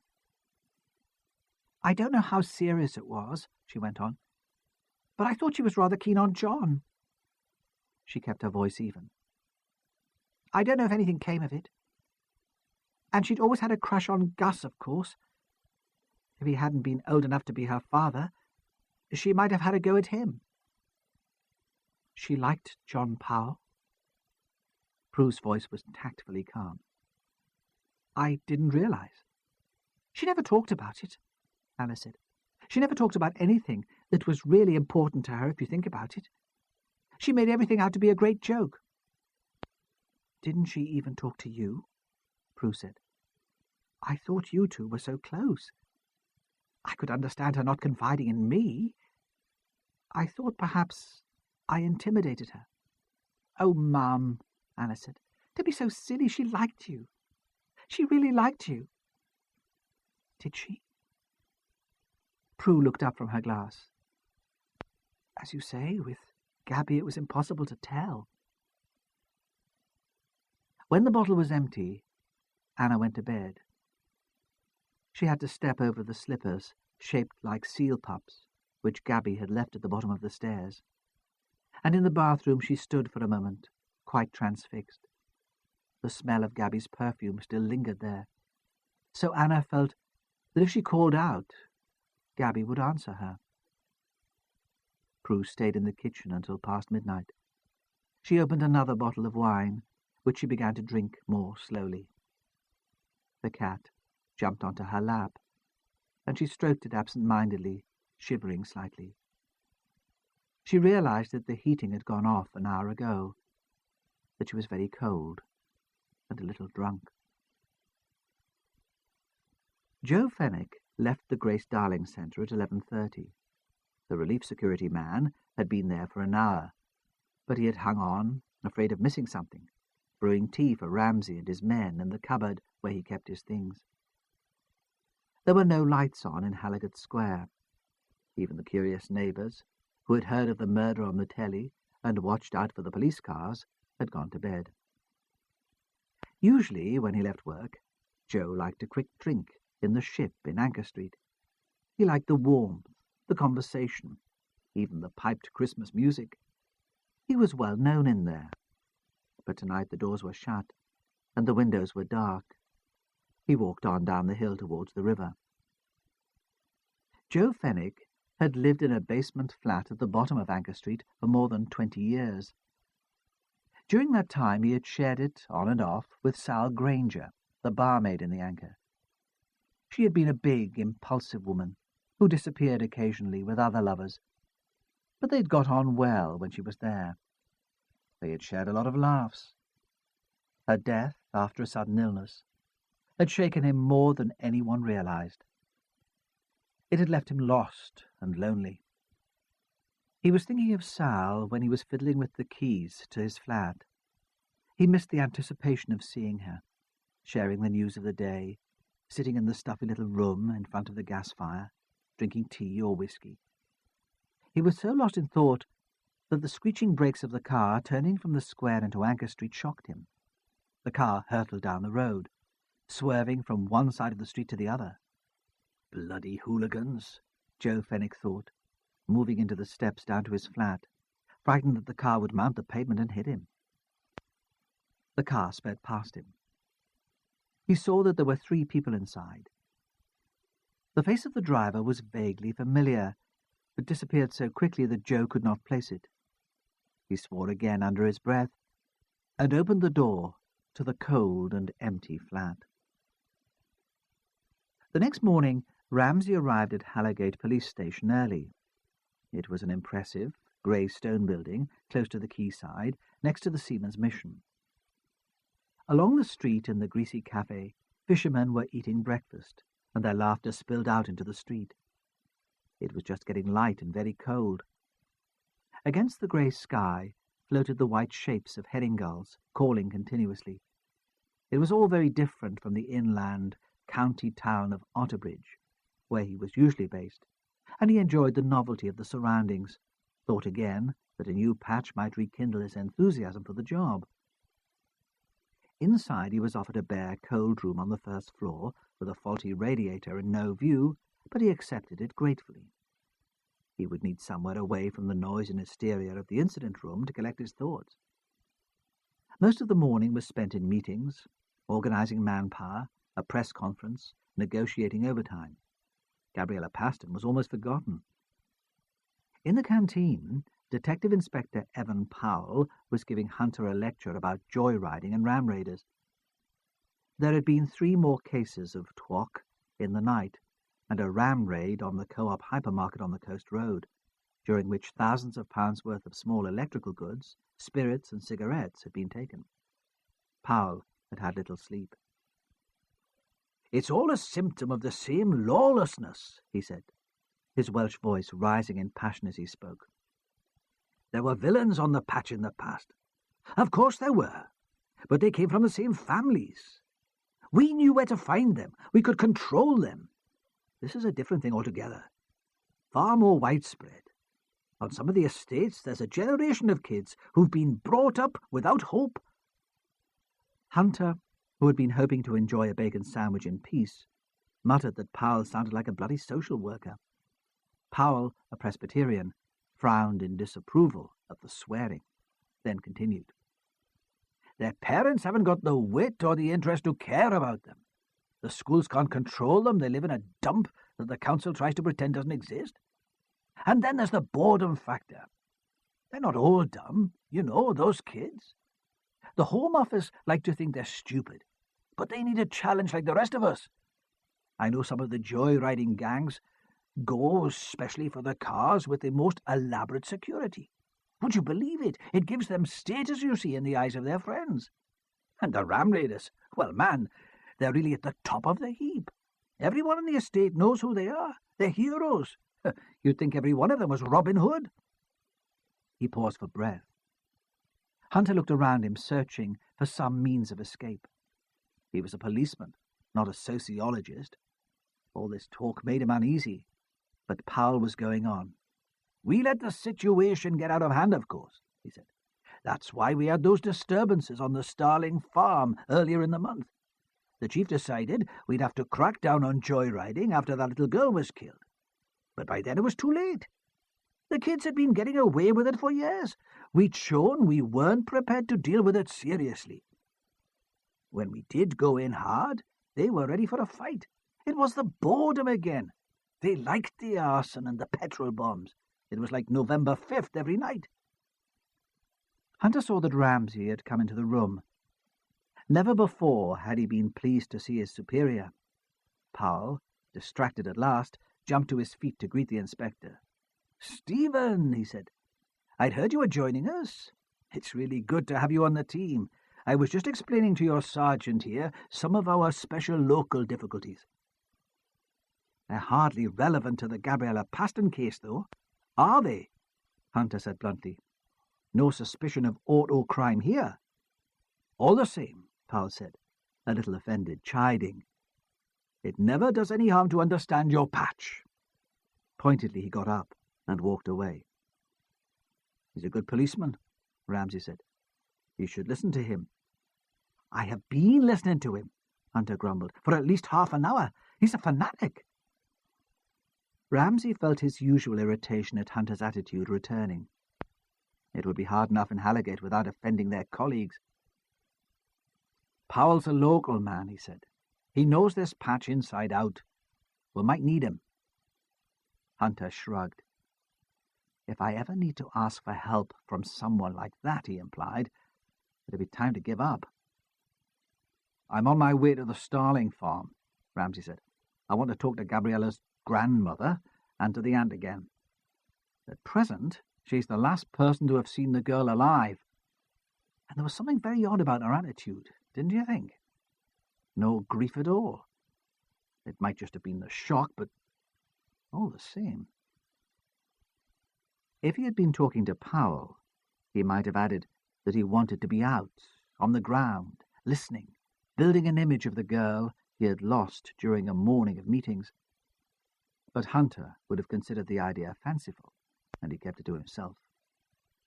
"What do you want me to do?" Hunter demanded. He too was bored with a morning of administration. He wanted some action. "Go to Halligate Sixth Form College," Ramsay said. "Talk to her teachers, her friends. Find out if she was there at all yesterday." Did she give any idea where she was going in the afternoon? Get a list of all her special friends, especially boyfriends. All right, Hunter interrupted. I get the picture. He had never liked being told what to do, and the thought of going to school made him nervous. The Starling farm was still not the worst estate of its kind in the area. It could not compete, for example, with the Meadowell along the river, where the houses were almost derelict and the residents were bitter, embattled, or on tranquilizers. The Starling farm still had some streets where the gardens were tended and the houses were all occupied. It was still safe for children to play in the streets during daylight, if they kept away from the broken glass. Women, on their way to the only food shop which remained, stopped to gossip and exchange jokes. But the place was shabby and dispirited. The disturbances had left it in a state of shock. Alma and Ellen Paston lived in one of the older, more pleasant streets, in a crescent of semi-detached brick bungalows which had been built especially for the elderly at a time when the council could afford to care for you from the cradle to the grave. Some of the residents of Seaton Crescent had been children during the Depression. Their dads had marched from Jarrow. They stood in the back gardens with their rows of vegetables and homemade pigeon lofts and discussed, with puzzled voices, the fact that nothing had changed. Starling Farm had been built with such hope just after the war, and now it was just a slum, like the old slums of Jarrow and Shields. They blamed the young people, of course, for disturbing their peace with car chases, the loud, unfamiliar music played from stolen ghetto blasters in the streets. But they had grandchildren themselves. They understood the frustration. They wondered if they might be in some way to blame. Ramsay followed a WRVS van delivering Meals on Wheels into Seaton Crescent. The spry, white-haired woman who carried trays to the doors was herself of pensionable age. He wondered uncomfortably what he would find to do in retirement. No meals were delivered to the Paston's house. Ellen, presumably, catered for her mother. It was Ellen who came to the door. She must have recognized him, but she did not ask him in. "Yes?" she said cautiously. "It's Inspector Ramsay," he said. "We met last night at the Grace Darling Centre. Perhaps I could come in?" "I don't know," she said. "Ma'am's having her dinner. She doesn't like being disturbed." "Ellen?" said a deep, unctuous voice from inside. "Who is it, Hinny?" And Alma Paston appeared behind her daughter. She was a huge woman, medically obese, with thick, shapeless legs and blotched, flabby arms. Ramsay felt in his pocket for his warrant card, but he did not need to explain who he was. Alma Paston could smell a policeman from the other side of the Tyne. "Yeah, Hinny," Alma said. "What are we thinking of?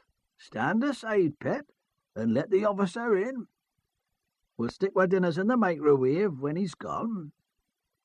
She led Ramsay into a front parlour. Ellen was left in the hall to shut the door. The room was very warm and dark. A fire burned in the tiled grate. There was a thick red carpet on the floor, and red and gold patterned wallpaper. The table was covered with red plush cloth. Alma waddled across the room, stood poised before a large armchair, then dropped into it. For a horrifying moment, Ramsay glimpsed long grey knickers.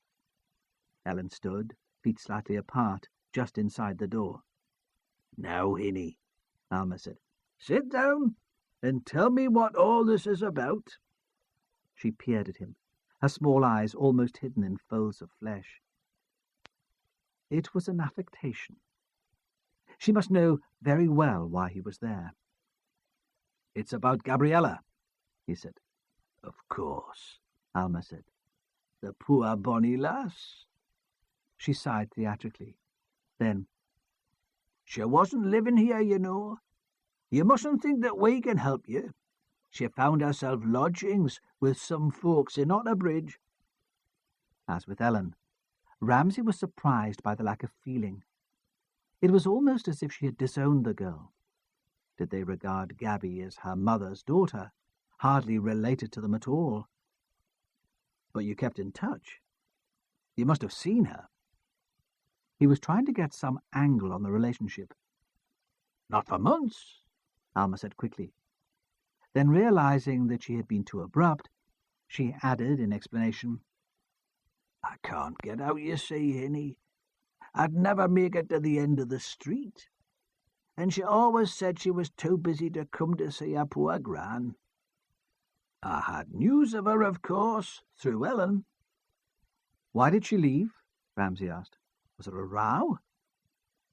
It was hard to imagine a lively teenager in this house, but something surely must have provoked her into leaving. And if she had left amicably, wouldn't she have made some effort to keep in touch with her grandmother? "No," Alma said. "No row, nothing like that. You know what parents are like these days. They think they're so grown up." But as she spoke, she shot a warning glance at Ellen, and Ramsay did not quite believe her. "Did she take her stuff with her when she went?" he asked. "Perhaps I could see her room." "She took everything," Alma said. "There'd be no point." There was a pause. Ramsay felt the questions were getting nowhere. He had come across unresponsive witnesses before, but had known no one as impenetrable as the Pastons. Alma sat beaming at him, unruffled and in control. By the door, Ellen stirred impatiently. "Is that it, then?" she demanded. "Can we have our dinner now?" Alma shook her head indulgently, as if Ellen were a naughty child. "You mustn't mind Ellen, Mr. Ramsay," she said. "She's never liked the police, not since her brother died. They were twins, you know, as close as can be. She's never got over it." And although Ellen was watching, she tapped her head significantly to suggest mental derangement. "I don't understand," Ramsay said, "how the police were to blame." He realized later how cleverly Alma had changed the conversation and how defensive he had suddenly become. "It was harassment," Alma said. "They covered it up at the inquest. But everyone knew." Everyone knew what? It was an Alice in Wonderland conversation, with a strange logic of its own. "That Mr. Powell wouldn't rest until he got our Robbie." "Evan Powell?" he said, shocked, giving away more than he'd intended. Alma Paston smiled, pleased by the response. "He was still in uniform then," she said, "based on the Starlin farm. We all thought he was such a nice man, didn't we, Ellen, at first? He went into the schools and talked to the bairns, visited the old folks. A community policeman, I suppose they'd call him now. It was a new idea then. He was supposed to solve all our problems." Ramsay said nothing.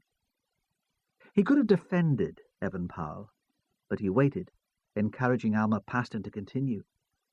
He suspected that a police operation 12 years before could have little relevance to the murder of Gabriella Paston, knew that in listening without comment, he was condoning the spread of damaging and malicious rumour, but he needed all the information the spiteful woman could give. "Our Robbie wasn't a saint, Mr. Ramsay," she said. "No one could call him a saint, not even Ellen. He worked hard, but he drank too much. Stood up for himself if there was any bother. He had a house on the other side of the estate with Isabella and Gabby. Isabella was Spanish, temperamental. Sometimes they had rows. She wasn't one for rowing quietly. It was all screams and throwing the furniture about. You'd think he was murdering her. Then the neighbours would call the police, and our nice community policeman would come to sort it out." She paused, still smiling. "Mr. Powell was a man of fixed ideas," she said. "He got it into his head that Robbie was a villain." She paused again. "He thought he was battering Isabella." "Well?" Ramsay said. "Was he? No more than she was battering him." "What else was Robbie up to, then?" Ramsay asked. She moved her huge bulk in her chair and did not answer directly. "It was 1980, she said. "Not an easy time on Tyneside, Inspector. Men losing their jobs. Worse even than it is today. Robbie had a family to support, and he was wild, I admit that. He needed the excitement. So he stole cars, Ramsay said. Is that it? She shrugged. There's no death penalty for stealing cars, she said. You'd better tell me exactly what happened. We don't know exactly what happened, she said sharply. No one would tell us. There was a police operation, they said. Evan Powell was driving the car following Robbie. They knew who he was. They could have picked him up at any time, but they followed him so hard that he drove into the back of a lorry. She squeezed tears from between the folds of flesh on her face. The Ben was 6 years old, she said. You don't think this has anything to do with Gabby's death, Ramsay said. Not after all these years. I knew that he was there last night. At the Grace Darling, Alma said sharply. Ellen saw him, didn't you, pet? Ellen, still standing by the door, nodded. He's in the choral society, she said. He came into the cafeteria after for a cup of tea. That's hardly a good enough reason to suspect him of murder, Ramsay said lightly. I've reason enough, Alma said. She lay back in her chair and slowly closed her eyes. If you've any more information, Ramsay said impatiently, you should tell me. But Alma Paston gave no sign that she'd heard him, and remained with her eyes shut. The doorbell rang. Ellen stood uncertainly by the door and did not move. The bell rang again. Eventually Alma Paston opened her eyes. Go on then, pet, she said. Let's see who's there. Still Ellen hesitated, and looked at her mother as if questioning her judgment. Alma nodded encouragingly, and Ellen lumbered slowly to the door. It's Gary Barris, she said cautiously. How in, Gary Inney, shouted Alma. Don't be shy. Ellen stood aside to let in a boy of indeterminate age. He was thin with a grey, unhealthy pallor. His hair was cropped short, and Ramsay wondered if he had recently been released from some institution. Despite the cold, he wore a short-sleeved cotton T-shirt. He shivered slightly and stared at Ramsay. This is our Gary, Alma said to the inspector. My friend's lad. He runs errands for us, don't you, pet? Helps us out in the garden. The boy, obviously confused, simply nodded. He looked at his hands. Love had been written in black ink on the knuckles of one hand, and hate on the other. His nails were split and bitten. I don't think we need anything today, pet, Alma Paston said. But perhaps you could come back later. She winked at him. What time? The boy said. Oh, Alma said, any time. She laughed. I'm not going anywhere. The boy hovered. He shuffled from one foot to the other and seemed about to ask a question. Off you go now, Alma said, interrupting. This is Inspector Ramsay from Northumbria Police. You don't want to disturb him. And he disappeared before Ramsay could speak to him. With his departure, the atmosphere in the room changed. The women relaxed. Ramsay felt again that he had been outwitted in some way. The heat and Alma's superficially jovial words had worn him down. He thought he would get no more from them now. He stood up and sensed Alma's triumph. Are you off now, Inspector? She said. You'll not mind if I don't get up. Ellen'll see you out. Ramsay stood in the doorway for a moment, enjoying the fresh air, reluctant still to go. He knew that the interview had been a failure. He wondered, as he always did at times like these, if Hunter could have done any better. But even Hunter would have found it hard to bully two ladies on their own. Perhaps he would have taken them at face value, commiserated with their loss, considered them characters in the great Tyneside tradition. What motive could they have for murdering the girl? The idea was ludicrous. But Ramsay was uncomfortable. As he hesitated on the step, he heard a deep, uncontrollable chuckle from the depth of the house. Alma Paston was laughing. At a time of grief, the noise was horrifying. Ramsay walked quickly to his car and drove away. Side 4. As he was approaching the main road which circled the estate, Ramsay saw Gary Barras, the boy who had come to the Pastons' house supposedly to run errands. The idea of Gary as an angel of mercy was improbable, and Ramsay was interested. The boy was standing on a corner outside a big gloomy pub called the Killjoy, which had been famous once for its Saturday night fights, but which now attracted so few customers that it had lost even that distinction. Gary seemed to be waiting for someone. He was dancing up and down with the cold and seemed pathetically young. When Ramsay slowed the car and drew up beside him, he approached it first as if this might be the person he was waiting for. Then he recognized Ramsay and he started to run. Ramsay jumped out of the car and chased after him, wondering as he did so why he was bothering. Gary crossed the pub car park and scrambled over a wall.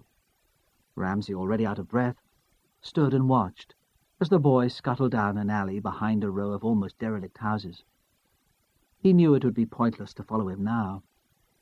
He would have friends or relatives all over the estate, prepared to hide him. Besides, he would be easy enough to trace.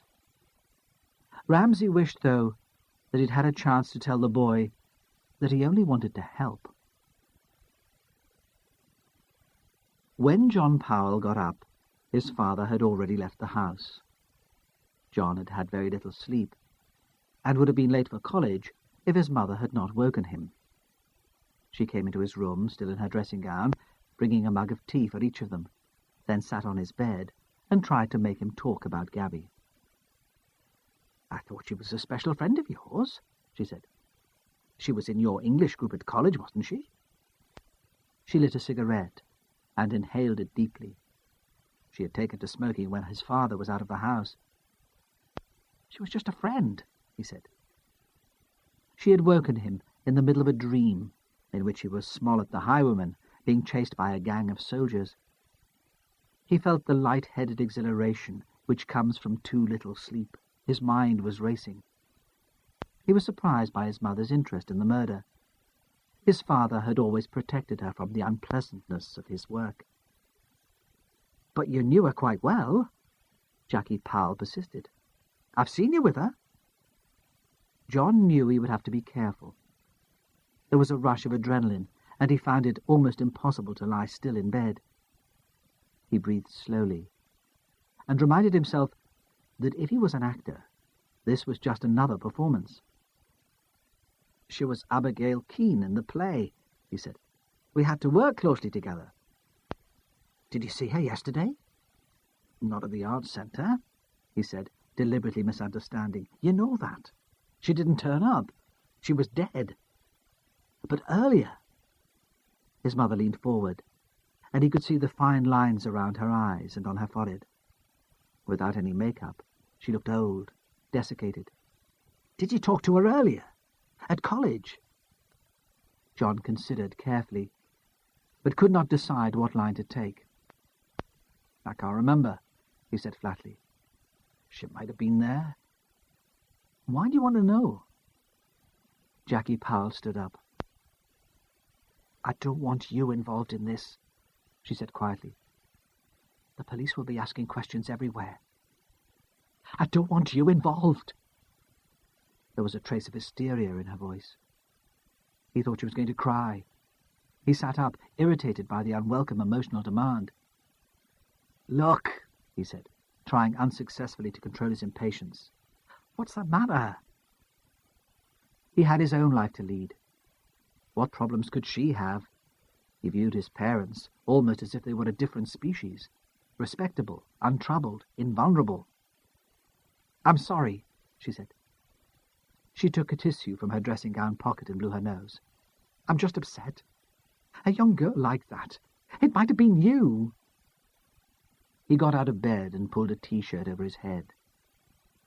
"No," he said deliberately.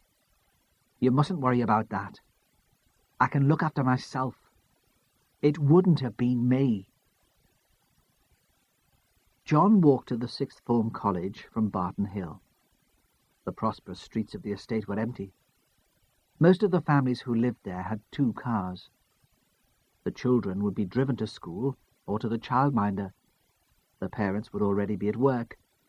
Most people needed 2 incomes to support a mortgage on Barton Hill. John wondered how his father managed it. When he left the estate, he avoided the main road and chose instead the narrow red-brick terraced streets, sauntering, his hands in the pockets of the leather jacket, which had been last year's Christmas present. He thought again about his portrayal of Smollett, a criminal, an outsider, trying to work out how he could give some depth to the character. He refused to see the play as a jolly jape, a pantomime. He wanted to be good. He ran over the lines in his head. There had been a heavy frost, and the cars still parked in the street were covered in ice. He watched irate motorists, already late for work, messing with kettles and de-icer spray. He saw how many of them left the keys in the ignition when they went back to their houses to replace the cloths and kettles and cans. Some of them even left the engine running. It would be child's play, John thought, to steal a car like that from right under the bastards' noses. Not that most of them were worth nicking. The majority were tiny Japanese hatchbacks or clapped-out family saloons. He walked on, crossing Halligat Square to the grocer's shop on the corner to buy a Mars bar for his breakfast. The car park of the Grace Darling Centre was still roped off, and policemen were searching the garden in the middle of the square and the bushes by the drive. He pretended to take no notice and continued down Anchor Street, past the shop and Joe Fenwick's flat, to the college.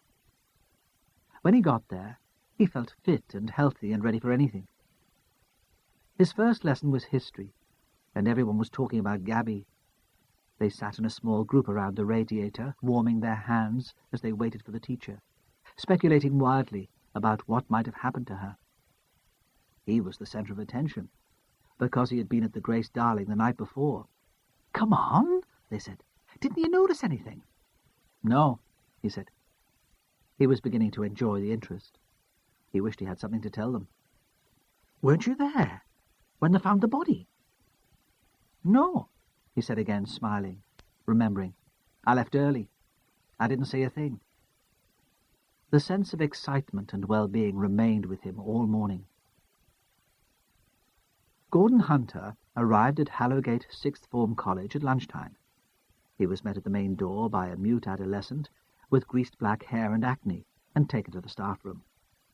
A maternal woman made him tea, and introduced him to Ellie Smith, Gabriella Paston's personal tutor. Hunter looked around him and thought that teachers had never been like this when he was a lad.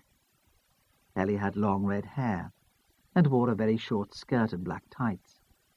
She sat in a low chair with her legs stretched ahead of her, crossed at the ankle, and ate coleslaw from a plastic tub with a fork. Perhaps, Hunter thought, there was something in further education after all. "Personal tutor?" he asked. "I don't understand. What does that mean?" "I monitored her general progress," the teacher said, "in all the subjects she was taking." She pressed the lid on the coleslaw tub and bit into an apple. Hunter saw the stain of red lipstick on the apple's green skin. He was finding it hard to concentrate on the woman's words. Ellie munched and continued. "In a college this size, we feel it's important that there's a member of staff responsible for the pastoral care of the young people. We all supervise a small group of students. They're not necessarily the people we teach, although Gabby was in my English group." "And what was it like?" Hunter asked. "Her general progress?" Ellie shrugged. "She wasn't a star academically," she said, "though I think with a lot of work she would have scraped through English and art at A-level. Her real enthusiasm was drama, and by all accounts she was outstanding at that. She was preparing to audition for RADA in the Central School. There was no guarantee, of course, that she'd be able to take up a place even if she was offered one. The grants for drama courses are discretionary. I tried to make her see that she might have to consider an alternative, but she was so keen, I don't think she really took it in. How did she get on with the other kids? Very well. She was lively, popular, always at the centre of the action. I bet she was, Hunter thought. She was very attractive, he said. That didn't cause jealousy? I don't think so, Ellie said. Not in this case. Did she ever talk about her family, her background? Not willingly. Ellie Smith became earnest.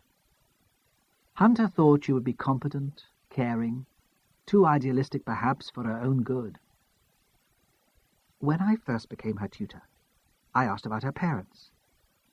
I tried to get to know the kids as individuals.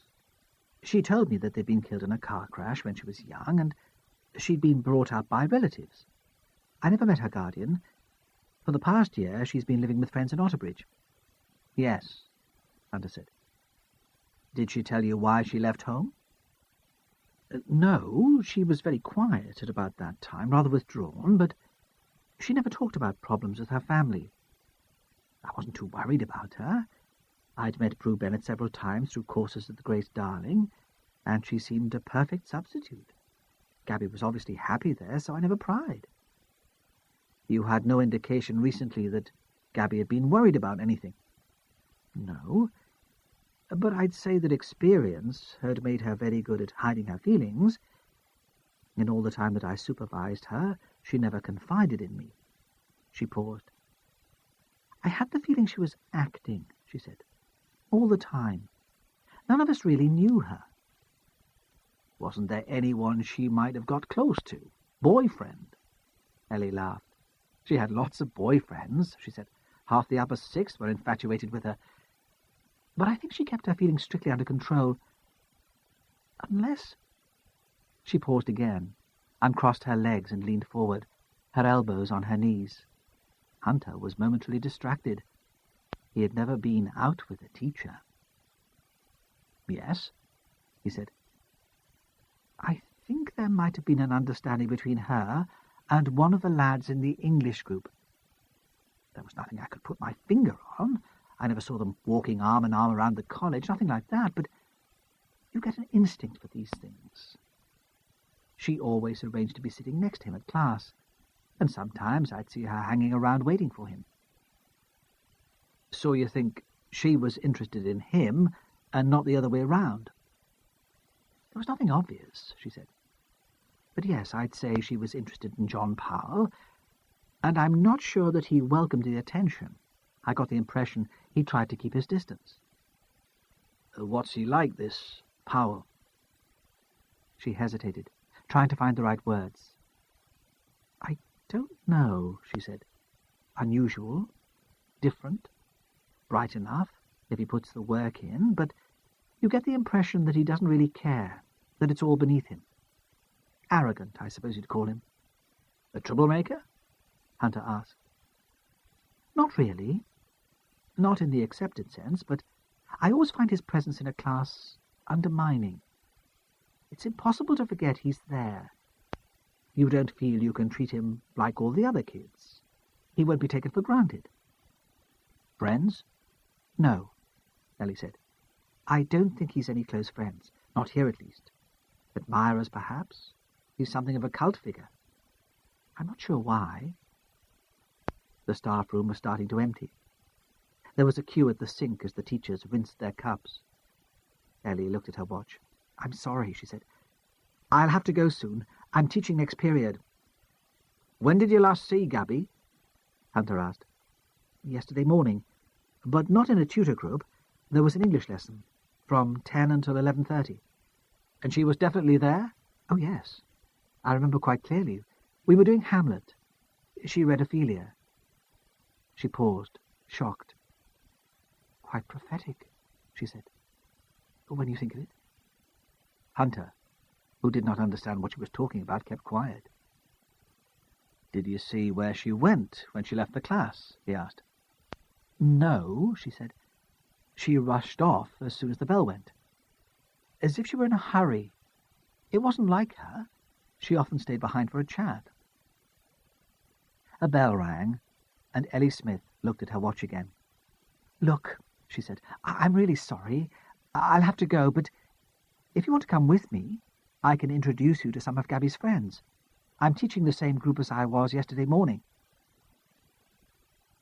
The classroom was in a different block, and she led Hunter outside, across a yard, where the frost still lay in the shadow. The building was 1960s glass and concrete, with rusting window frames and noisy corridors. She opened a door and stood aside to let him in. The room was full of sunlight, so Hunter blinked, then felt foolish, at a disadvantage. He saw 12 young people dressed in costumes which ranged from the bizarrely flamboyant to the threadbare.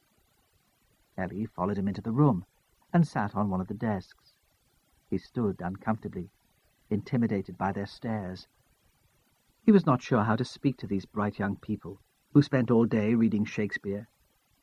He felt he had more in common with the joyriders he pulled in on a Friday night. "You'll all have heard by now," Ellie Smith was saying, "that the body of a young woman was found at the Grace Darling Arts Centre last night. The police have identified the victim as Gabby Paston." She paused. A girl had started to cry and turned to be comforted by a friend. Ellie went on. "Of course, it's an awful shock and terribly upsetting, but the police obviously want to ask questions about Gabby, and they especially want to trace her movements yesterday. This is Detective Sergeant Hunter. He'll ask you some questions now. If you have any other information about Gabby, and there are details you prefer to remain confidential, you can always arrange a private meeting with him through me." She looked around.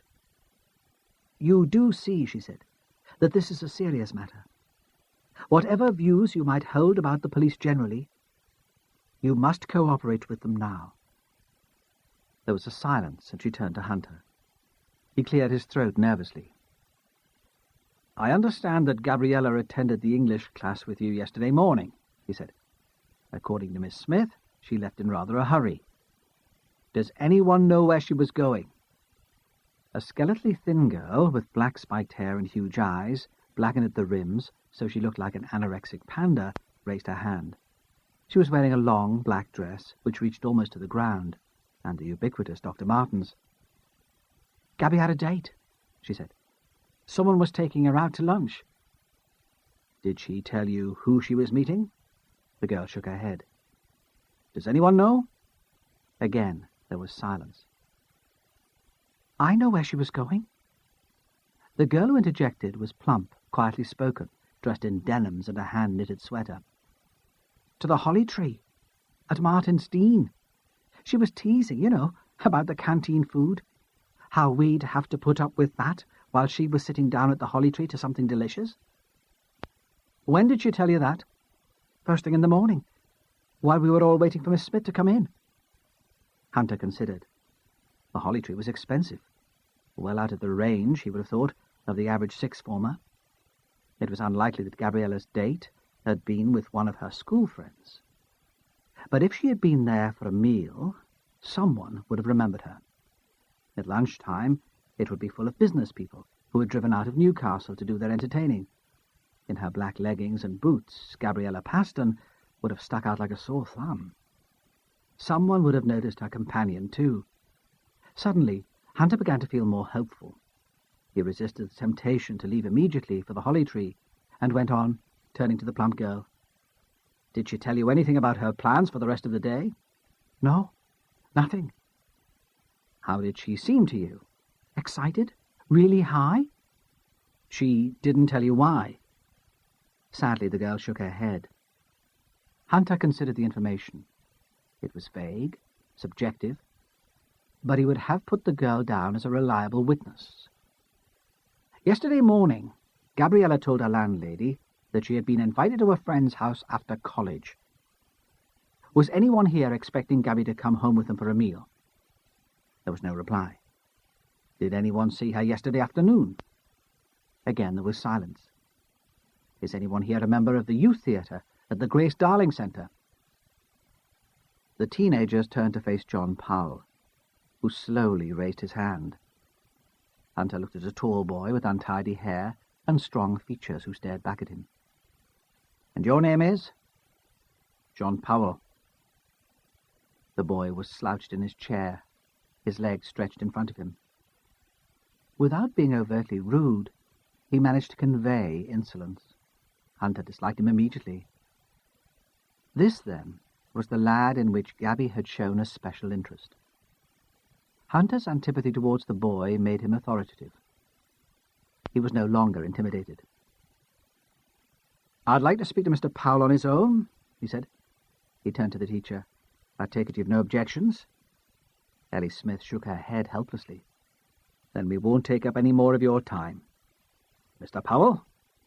It was a summons, and he waited while the boy uncoiled himself from his chair and followed him out into the corridor. Hunter had intended to find some empty classroom where they could talk, but most of the rooms were occupied. Besides, the classrooms, with their maps and books and reminders of his ignorance, disturbed him. In the end, he led the boy out into the open air, and they talked as they walked past the playing fields, where beefy young men ran in a line practicing rugby passes, their breath coming in clouds in the cold air. A row of beeches threw shadows over the field, and they walked alternately in bright sunlight and shade. As he followed the boy across the grass, Hunter realized that something about the boy was familiar. He had not recognized it in class. It had more to do with the way Powell moved, the silhouette against the bright orange sun, than with his features. "Aren't you related to Evan Powell?" he demanded abruptly, and the boy turned, more hostile than ever, and nodded. It was a complication he could do without, Hunter thought. He would have to treat the boy carefully. He didn't want any more bloody lectures from Evan Powell. John regarded Hunter warily.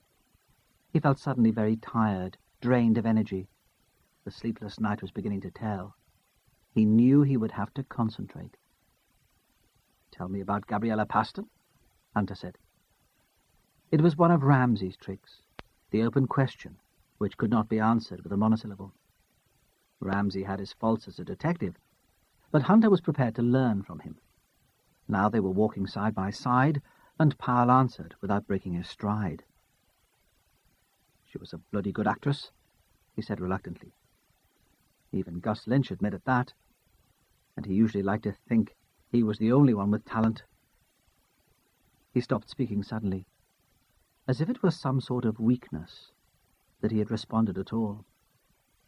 If he weren't so tired, he thought, he'd be able to make a show of it, turn on the charm a bit. As it was, all he could do was make sure he gave nothing away. "Fancied her, did he?" Hunter said. "What?" "I'm asking you if Gus Lynch fancied Gabby." "No. At least I don't think so. She never said." "What were you doing yesterday afternoon?" Hunter asked conversationally. "History," Powell said. "All afternoon." "You didn't take Gabriella to Martin's Dean to lunch?" "Are you joking? I couldn't afford that place. I was here. You can ask anyone." "And after college?" Hunter said. "Where did you go then?" "To the library, to work." "The library here in college?" "No. They closed the library here at 5. To Halligate Library. It's just off the square. It's handy for the Grace Darling. I often work there on Mondays." "Were you with anyone?" "No." On the rugby field, the team was forming a scrum. Hunter, who'd always been a football supporter, watched the swaying buttocks with distaste. "What about Gabriella Paston?" he said. "Didn't she come to the library to work with you before rehearsals?" "Sometimes. She came sometimes, but not last night. I didn't see her after English in the morning." "But you expected her to be at the rehearsal. She hadn't told you that she wouldn't be there?" "No. The last thing she said before she ran off at lunchtime was, 'See you tonight.'" They walked on in silence. "Tell me about you and her," Hunter said at last. "Everyone says you were special friends. Tell me, how special was she?" John Powell stopped and turned towards the policeman, irritated by all the questions, losing control for a moment. "Look," he said, "if I told you, You wouldn't believe me. Try me, Hunter said. All right, Powell said angrily. she fancied me. She really fancied me, only I wasn't interested. Why not? Powell shrugged. I suppose she wasn't my type. What is your type? Hunter demanded, goading. Got a girlfriend at the moment, have you? You'll have to introduce me, so I can see what your type is. Powell swore under his breath and walked on, kicking up the beech leaves with his boots.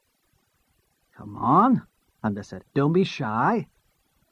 Have you got a girlfriend? No! Powell shouted, losing his temper. I haven't got a girlfriend. Is that a crime? I'm busy. I'm studying for A-levels. I haven't got time for a girlfriend. Hunter did not believe him. Even brainy 18-year-olds had hormones. There weren't many lads who would turn away a girl like Gabriella Paston. Look, he said, trying to sound friendly, approachable, to imply that after all, they were much of the same generation. Is he a father? Did he disapprove of Gabriella? This conversation is confidential. I'm not going to say anything to him. No, John Powell said. It's not my father. You can say whatever you like to him. You don't understand anything at all. He turned to face Hunter, blocking his path. I know my rights, he said. I don't have to answer any of these questions.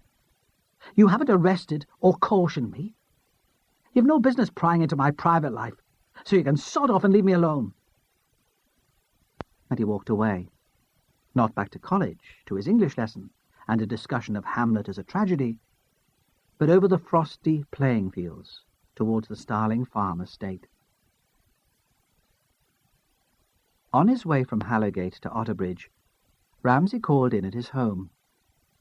In Heppelburn, the village where he lived, the children were coming out of school, and he was stopped by the fat lollipop lady in the shiny white coat, which might have been fashionable in the 60s. His cottage was cold. The fire, which had still been smouldering when he had left in the morning, was out. He took the milk from the doorstep and picked up the mail. There was an early Christmas card from an aunt in Canada who thought letters still took 6 weeks to cross the Atlantic. Ramsay, who never sent any to her, felt slightly guilty. The rest were circulars and went into the bucket by the grate. They would help start the fire when he finally got home that night. He washed in tepid water and put on the kettle for coffee. He had thought of Prue Bennett many times since she disappeared to Cambridge. Occasionally he had dreamed of her. The memories had been gentle, romantic, idealized. He had sense enough to know that she would not live up to them. The disappointment would inevitably follow the new acquaintance. Diana had been something quite different. Diana had been a passion, an addiction, and he had married her knowing that it had little chance of succeeding, but prepared for once in his life to take the risk. Even now, given the choice between Diana and Prue, he was not sure he would not take Diana. But this is ridiculous, he thought. The fantasies of a lonely middle-aged man. Prue's probably married, settled. Why would she be interested in you? And why do you think you have any choice? She lived in the same house he had visited as a boy. It was called, for some reason, Minsmere, and the letters were painted in flaking gold on the semicircle of glass over the front door. He recognized them immediately. It had seemed very grand to him 20 years before, to live in a house with a name and a number. The house was red brick, and would have been rather ugly, but its outlines were softened by a Virginia creeper climbing up one corner, and by large trees in the front garden. It was at the junction of 2 residential streets, and was still shabbier, much less smart than the surrounding houses. At first it was quite unfamiliar to Ramsay, and he almost walked past it, then realized that it only seemed different because he had never been there in the winter. He had only seen it when the trees were in leaf, and his memory was so fixed that now, in the gloomy half-light, it was almost unrecognizable. It was the letters over the front door which stopped him short and made him turn into the drive. When Ramsay arrived at Minsmere, it was nearly dark. and the streetlights were on. It was already very cold. Through the living-room window, where the curtains had not yet been drawn, he saw the shape of a grand piano, and the stool where Mrs. Bennet had perched to give music lessons. He knocked at the door, and wondered why he had never bumped into Prue in a place as small and intimate as Otterbridge. He did not flatter himself that she had been avoiding him. He had not been as important to her as that. Perhaps he had seen her shopping in Front Street on a busy Saturday morning with her daughter, and not known her. The thought distressed him. She opened the door to him almost immediately, then stood in the doorway staring out at him, waiting for him to take the initiative. She was still slim and straight, and wore clothes she might have chosen as a girl, denim jeans and a long jersey. "I'm sorry to disturb you," he said, taking refuge in formality. "I explained that I'd need to see you again." "Come in," she said. "We'll go through to the kitchen. It's still the only warm room in the house." She was wearing flat leather slippers, which slapped against the red tile floor as she walked ahead of him through the dusty hall to the back of the house. He was disappointed that the room was different. It had been dimly lit, with old-fashioned painted cupboards. He had spent a lot of time there drinking coffee, watching Prue cook, listening to the piano music, knowing that when it stopped, they would be interrupted. Now there were new stained wood units, and the window seemed bigger. There were spotlights instead of the flickering neon, and pictures and posters and plants. On a cork pinboard he saw a photo of Anna and Gabby together, their arms around each other, grinning and waving madly towards the camera. Gabby was a small, slight figure, who only came up to Anna's shoulder, but the scrubbed wooden table, marked with the greasy rings of coffee cups and red wine bottles, was the same. And sitting on the boiler in the corner, there was a black cat, as there always had been. He wondered what had happened to her parents, and before he could phrase a tactful question, she told him. They were both dead. Her mother had died suddenly when she was still at Cambridge. Prue had come back eventually to care for her father. He had died 5 years before, and she and Anna had stayed on in the house. "Was there nothing to keep you in the south?" he asked. She shook her head. "I was glad of the excuse to leave," she said. "There was never any prospect of settling down with Anna's father. We never married." "Where is Anna?" he asked. The girl was a reminder that he could make no assumptions about Prue, that things had changed. "She went to school. I tried to persuade her to have a day at home, but she thought she'd be better off with her friends." She shrugged. "It's hard sometimes to accept that she's reached an age when she can make decisions for herself." Ramsay did not know what to say. He stood by the boiler, feeling the warmth dull his brain, and stroked the cat until it started to purr. "I was just going to make some tea," she said. "Will you have some?" He nodded, and sat at the end of the table, watching her fill the kettle and spoon tea into the pot. He tried to concentrate on the investigation, to form questions which he would normally put to a witness, but he was too interested in her. "What happened after Cambridge?" he asked. "I got caught by the theatre bug at university," she said. "Not acting, producing. I'd never done anything so exciting. When I left Cambridge, I got taken on as an assistant in a rather good provincial theatre in East Anglia. Then I blew it all by getting pregnant." She paused. "I tried to carry on working," she said, "but it wasn't so easy then. I couldn't find a reliable childminder, and my friends all thought I was crazy to have the baby in the first place. In the end, I gave up and became a full-time mother. It was a dreadful time, wretched. I was so bored and lonely. As I say, I was quite glad of the excuse to come home and look after Dad." She stopped again, then continued. "I'm sorry. You don't want to hear all this. You'll want to ask some questions about Gabby." He could have said that in a murder investigation he was interested in any background information on the witnesses, but that would have implied that she was a suspect, and although it was true, it would hardly be tactful to say so. It was impossible to pretend that they were strangers. Perhaps he should use her inside knowledge. Hunter would have no scruples about using a friend to further an investigation. "Tell me about that place," he said. "What's the setup there? How's it organized?" "The Grace Darling." She poured the tea into mugs, and absent-mindedly put a tin of biscuits onto the table. "The building's administered by a charitable trust.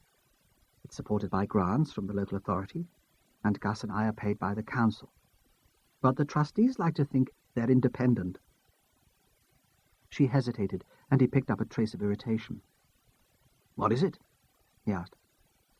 "I've just remembered that one of the trustees was there last night talking to Gus. I was wondering what she wanted. She's a particularly active member of the trust. They're the ones that can make life difficult." "Ah, yes," he said.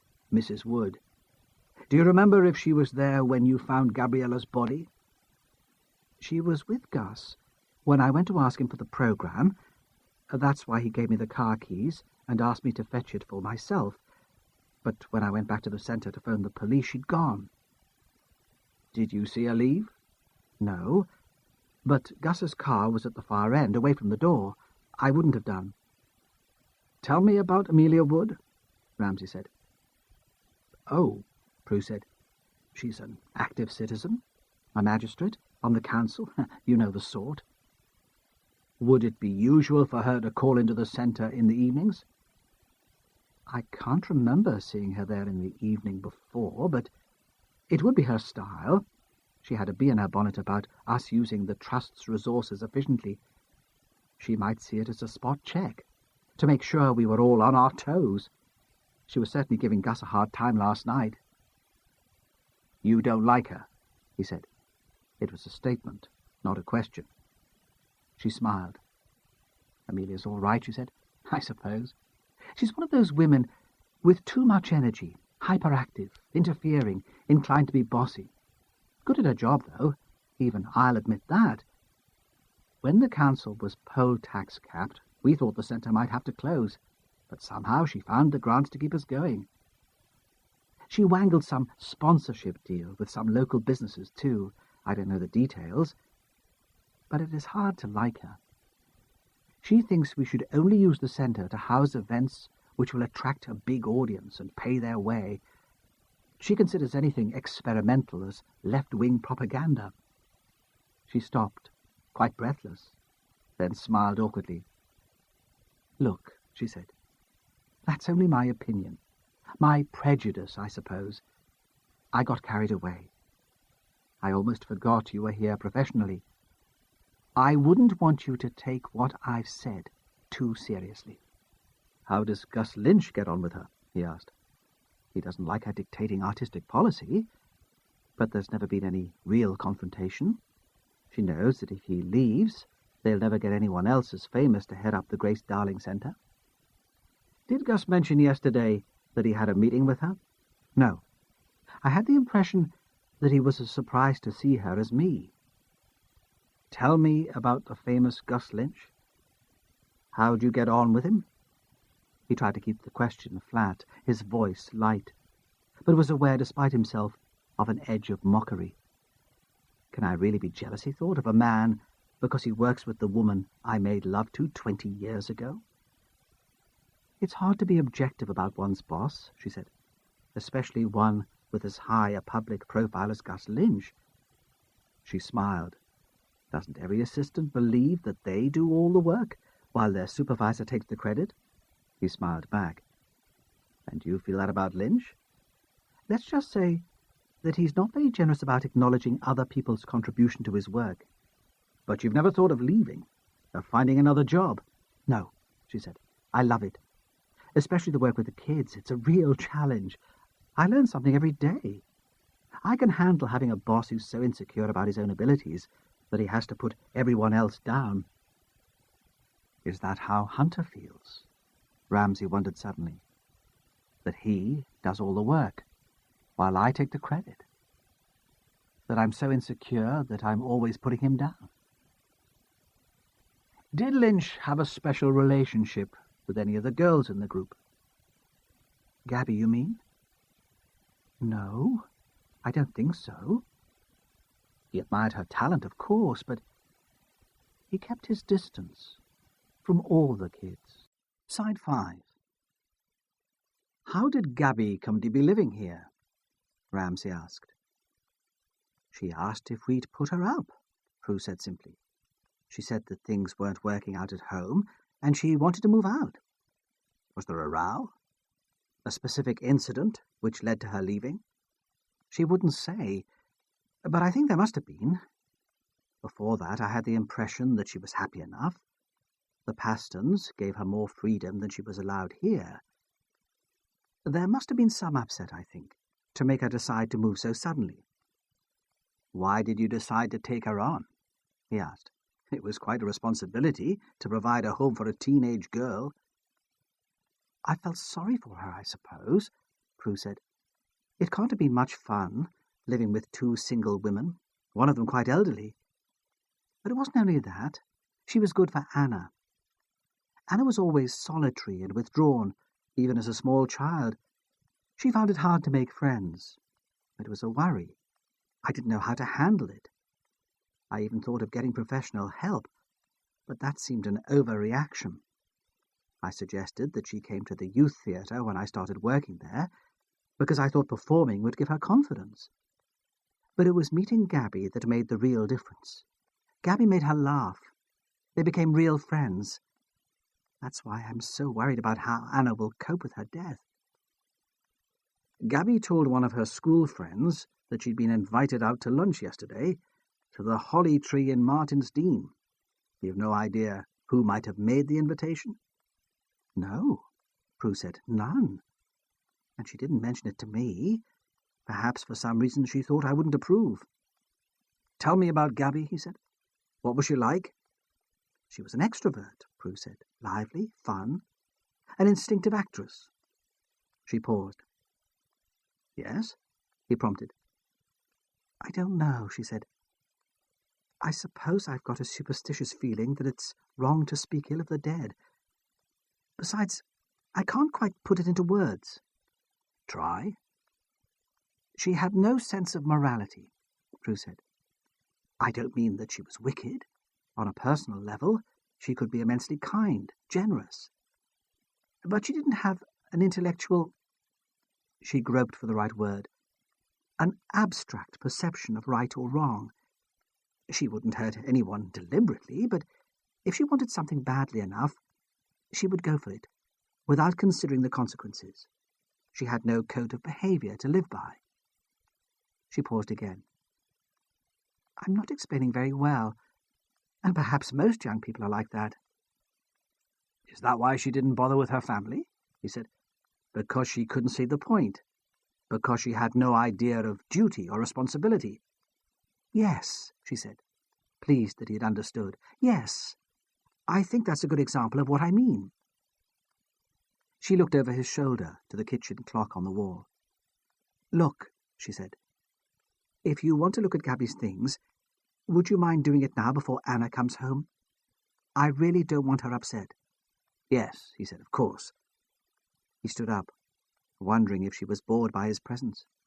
Perhaps she just wanted to be rid of him. Away from the kitchen, the house was cold and smelled a little damp. Ramsay supposed that the job in the art centre paid peanuts. Prue led him up 2 flights of stairs to a room in the attic, with a sloping roof and a small bay window. It was a big room, the width of the house. There was a sofa, a heavy old desk marked with ink stains, shelves full of teenage clutter. The single bed in one corner was almost hidden by cushions. It was Anna's playroom, Prue said. Then, as she got older, I turned it into a sitting room for her. I thought it would be somewhere she could bring her friends, play her music without disturbing me. But until she met Gabby, there were no friends to bring. Anna didn't mind Gabby taking it over? Ramsay asked carefully. Giving up the room was hardly a motive for murder, and he did not want to offend Prue. Not at all. And Gabby didn't take it over. Anna was always welcome here. Lots of the things are hers. She looked around at the clothes piled on a chair, the desk spread with tapes and magazines. "I suppose I should sort it all out," she said helplessly. "Not yet," he said more sharply than he had intended. "If you don't mind, I'd prefer not to have anything touched until we've checked it." "Yes," she said. She was shocked, as if a guest had committed some rudeness. "Of course. I expect you'd rather I left you to it." And he heard her leather slippers flapping on the wooden stairs as she disappeared to the ground floor. It was hard to know where to start. Every surface was covered, and many of the objects could have belonged to Anna. There were the remnants of childhood, soft toys, a bookshelf full of Arthur Ransom's, coloured felt-tipped pens, which must long ago have dried up. But Ramsay thought Gabby Paston had been a private person. She had given nothing of herself away. Still no one knew what she had really thought or felt. A girl like that wouldn't have left anything personal around where Anna might read it. He began with the desk. There were files with Gabby's name written on in a decorative script, holding essays on a variety of subjects. The comments on the bottom were encouraging, but the marks were hardly impressive. There was a pile of textbooks, which looked as if they once might have belonged to Prue, and had hardly been opened. There were birthday cards, postcards from friends, pop magazines. There was a typewritten script entitled The Adventures of Abigail Keene, with the main character's words marked in orange highlighter. He looked at each item and set it aside on the bed. He piled the cassette tapes together and moved them onto the bed. Many had lost their plastic cases, and the scribbled identifying labels meant nothing to him. He supposed that Bald Mice was a group. And it was while he glanced at the others, trying to find another even more outrageous name, that he came across the Teach Yourself Spanish tape. Why, he wondered, did Gabby want to learn Spanish? Was it some romantic idea of recovering her roots? By now the top of the desk was clear, except for a swirling pattern of dust, and Ramsay turned his attention to the desk drawers. He was afraid that the top one was locked, but it was just stuck when he lifted it and pulled at the same time it came out altogether. Ramsay set it beside him on the bed. It contained a diary, 2 sheets of paper, an envelope, and a building society passbook. This must be all that Gabby needed to keep from prying eyes. The diary was small, of the size to fit in a handbag, and there were none of the teenage outpourings which Ramsay might have expected. In it, Gabby noted her appointments, rehearsal times, the dates when essays were due to be handed in. The only inclusion of any interest was an E, which appeared at approximately fortnightly intervals. Beside it was a time, usually different. Was E for Ellen, Gabby's aunt? Ramsay wondered. If so, why the secrecy?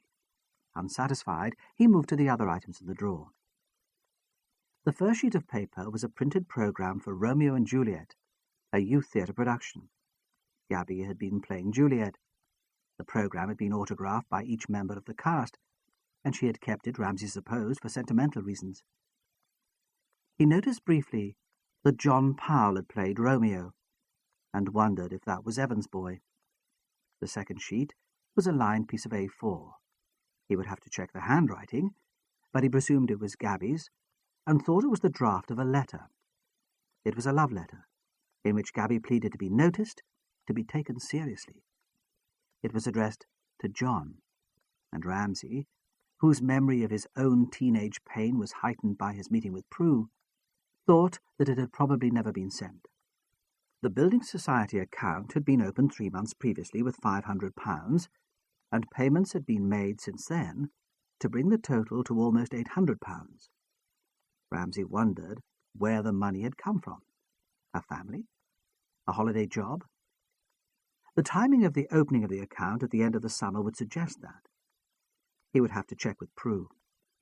The envelope, which had been at the top of the pile in the drawer, contained no letter. It was cheap and white, with Gabby's name and the Bennet's address printed in blue ink. It was postmarked the day before her death. Why had she kept it? Ramsay wondered. What had it contained that was so important? And where was the letter that had been inside? He straightened and returned to the warmth of the kitchen. Anna was there, still in her outdoor jacket, already drinking tea, fending off her mother's concern about how she was feeling. "I'm fine," she said. "Really, please don't fuss." But she looked tired and unhappy, and had nothing in common with the girl who beamed out at him from the photo on the notice board. "John Powell," Ramsay said. "Was he a boyfriend of Gabby's?" "She liked him," Anna said. "I don't think they ever went out together." She shivered slightly and dipped her head over her mug. "She had a letter yesterday," Ramsay said. "Who was it from?" "How would we know?" Prue said. She was quite angry. "We never read her mail." "She might have told you," he said apologetically. Surely she understood that he was only doing his job. "She did have a letter yesterday." Prue nodded, only slightly appeased.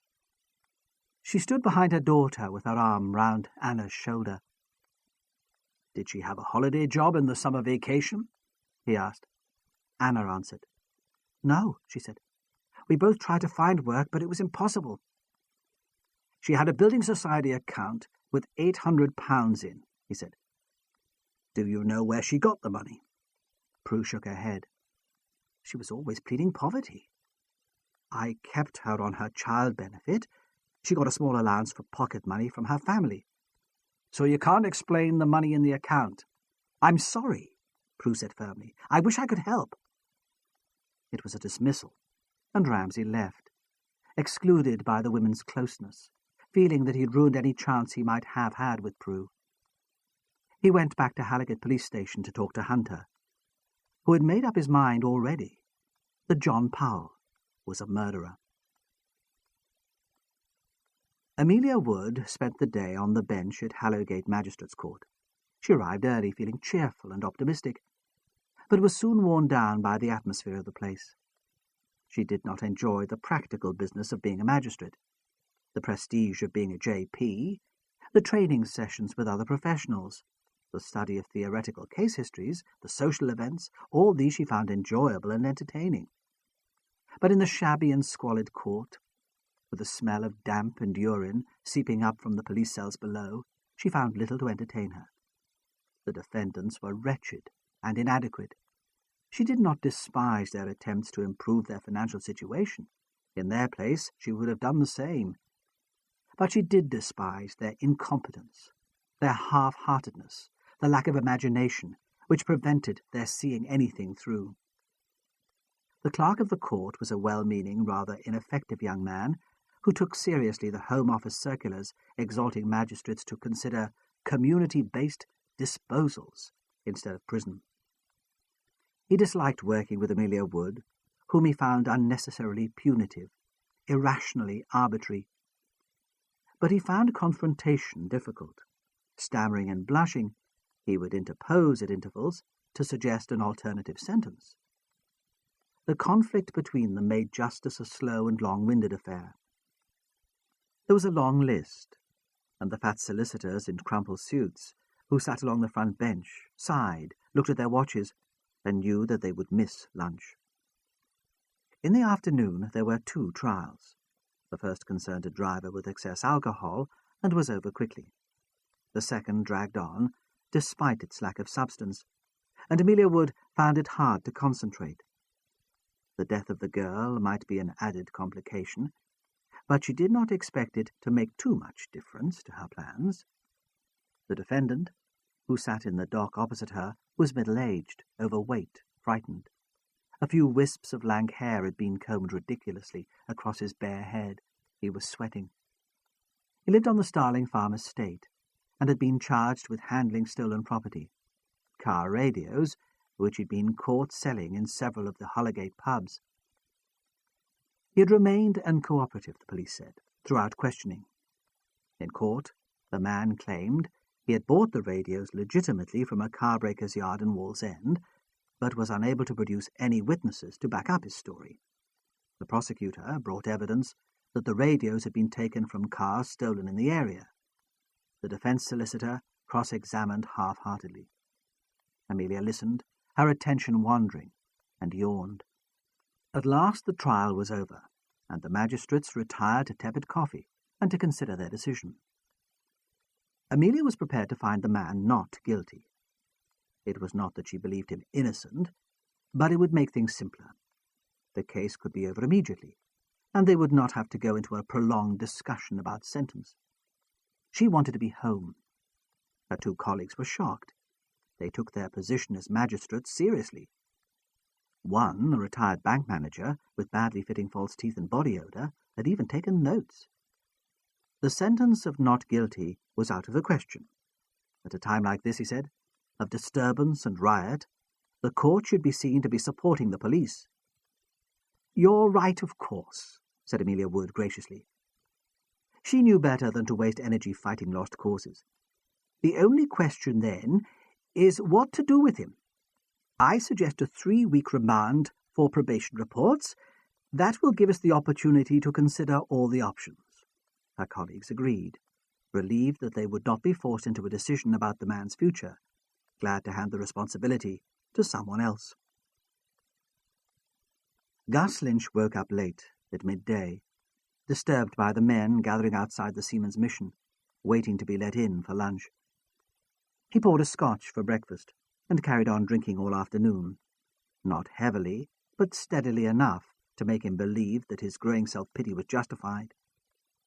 The police had closed down the Grace Darling until further notice. They had told him to stay at home and make himself available if required. He poured another drink and told himself that fate was against him. Fate and bloody Amelia Wood. The last thing he needed now was bad publicity. He was tempted to phone Jackie. She would have come like a shot to comfort him.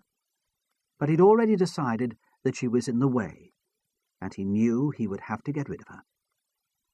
He ought to talk to her about this business with Gabriella Paston, make her see that there was nothing to be gained by coming forward, bringing the affair into the open. Would the forensic team find traces of her in his car? He had given her a lift occasionally. He thought that might be awkward, but he took a sudden mischievous delight in the prospect of Evan Powell's wife being implicated in murder. The idea was so ridiculous that he laughed out loud, then stopped abruptly, realizing that he had nothing to laugh about. He sat by the window, brooding. The affair had got out of hand, of course. Jackie had taken it so seriously, and he had never taken her seriously at all. They had met at the party Evan Powell had given for the cast of the Youth Theatre's last production. He had gone along reluctantly, expecting suburban small talk, unappetizing bits of food on trays, sweet Spanish wine. He had gone because he would need people to think well of him. The young people, intimidated by Evans's profession, had been on their best behaviour, drinking moderately the beer and cider he had provided for them, leaving at the earliest opportunity. John had obviously hated every minute of it. Jackie Powell had sat in a corner drinking glass after glass of white wine, watching the proceedings with detachment, bored to distraction. When Evan Powell told a joke, she smiled dutifully, then returned to her drinking. Lynch found it impossible to believe that Powell did not realize she was unhappy. Was that how the affair had started? Gus wondered now, out of pity.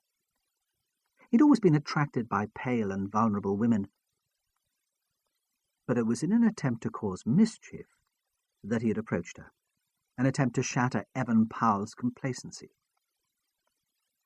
"How can you stand all this?" he had said to her in a low voice. No small talk, no politeness. He had seen that she'd had enough of all that. "Come on, let's get out of here." Then, in a louder voice, he called to Evan, "I'm going to steal your wife for an hour. She tells me she's never been to the Grace Darling. I'm going to show her round."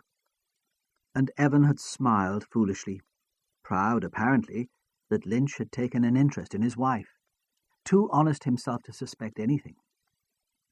Mesmerized, Jackie had followed him and allowed him to put a coat over her shoulders. He had given her a conducted tour of the theatre, and they'd made love on the stage, where the set was still up for Romeo and Juliet, with the curtains drawn. There had been a smell of dust and grease paint, of the real theatre. Joe Fenwick in reception had seen them go in, but had never mentioned the incident to anyone. So it had started as an impulse, because he'd been bored one evening at a tedious party, because he wanted the admiration of a woman to whom he had brought a little excitement. He had expected never to see her again. She had phoned him a week later, obviously nervous. "I can't stop thinking about you," she said. "I don't know what to do." He had been flattered. It had been a long time since he had had such an effect on a woman. When he was a household name on the television every week, it had been easier. Still, he did not know what he was letting himself in for. He had never thought she would get serious.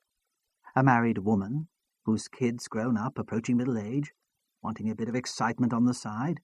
That's what he'd thought. Something to push away the idea that the next great adventure in her life would be death. "Why don't you come to my flat?" he had said. "I'll cook you a meal, dinner." He was proud of his flat in Chandler's Court. He wanted to show it off to her. "Are you sure?" she said, grateful as a child. "I'd love to." And he imagined her going off, choosing what clothes to wear, making herself attractive just for him. It was a good feeling. How did he let it get out of hand, he wondered. Laziness, he supposed. He just never bothered to contradict her. They would lie together in his bed, with the sound of the river outside, and she would talk of her dreams. He never thought of them as plans. They were fantasies.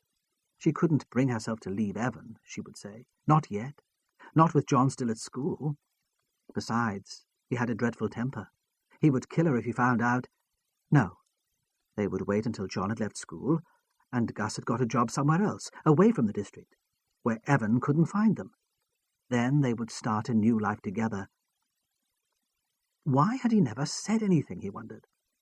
Because he hadn't wanted to disillusion her? Because he wanted to avoid the confrontation? And because, despite himself, he did not want to lose her. He had become addicted to her flattery. He loved the way she made him feel the most important man in the world. Then there were the practical things she did to make life easy for him. The row of iron shirts in his wardrobe every morning, the washed dishes, the meals. He would have been a fool to give all that up. So he had gone along with her dreams, had even on occasions encouraged them. But now he had other worries, he thought bitterly, watching the crew of a fishing boat on the quay, working companionably to untangle a net. It was too much for him to cope with Jackie too. He stared out of the window as the afternoon wore on.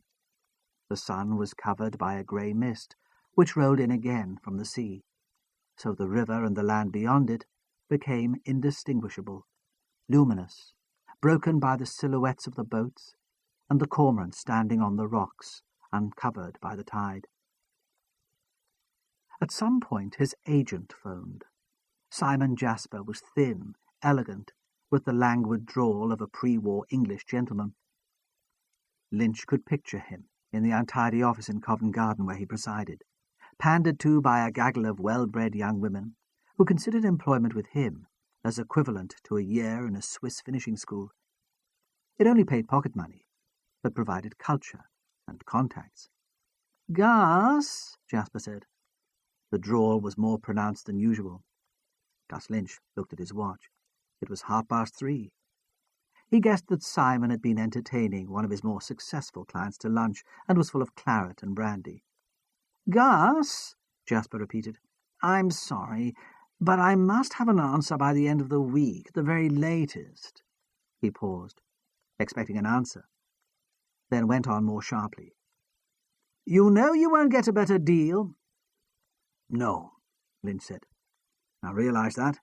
"I tried to phone you at the centre," Jasper said. "Someone said it was closed for the day. No problems, I hope? I've told you, the subsidised sector is very vulnerable at the moment. You should get out while you have the chance." "I want to get out," Lynch said hurriedly. "I explained that I'm ready for a move."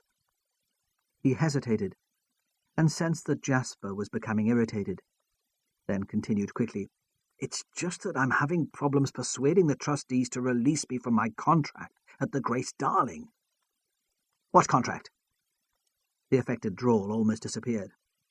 "I didn't know anything about a contract. I hope you didn't sign anything without consulting me." "No," Lynch said, "of course not." The whisky was getting in the way, preventing him from producing a coherent story. It's nothing formal, but I don't want to leave with any bad feeling. That sort of publicity would get in the way of the new job. You know that. I suppose so. To express his disapproval, Jasper withdrew his attention and shouted to someone in the room with him, "Jemima, bring me some tea, there's a good girl." There was a silence. Then he relented and spoke to Gus again. "You do realize," he said, "that if you're interested, you'll have to sign by the end of the week, bad publicity or no." "All right, Simon," Lynch said, losing patience. "I understand. There's no need to spell it out. I'll sort it." "Good," Jasper said. "Right. Well, I'll expect to hear from you then." Lynch replaced the receiver before the agent could bully him further. He poured another drink and phoned Amelia Wood's home. He had her number, with a list of the other trustees, in his book. A cleaning lady answered primly like a servant in a television historical drama. Mrs. Wood was not at home, she said. She thought she'd expected to be in court all day, but she would be home soon. If he would like to leave a message, she would make sure Mrs. Wood received it. "No," Gus said.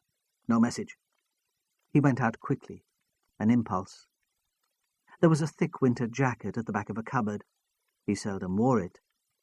He had never been one for outdoor pursuits, and scarcely recognized himself in the mirror in the hall. Before leaving the flat, he drew the living-room curtains, then took the phone off the hook. If the police tried to contact him, it would take them a while to realize that it was not simply engaged. With any luck, they would assume the phone was out of order and leave him until the morning. Even if they sent someone to the flat, that would take time, and he did not expect to be away for very long. The cold outside took his breath away. The light behind the mist had drained away, and it was almost dark.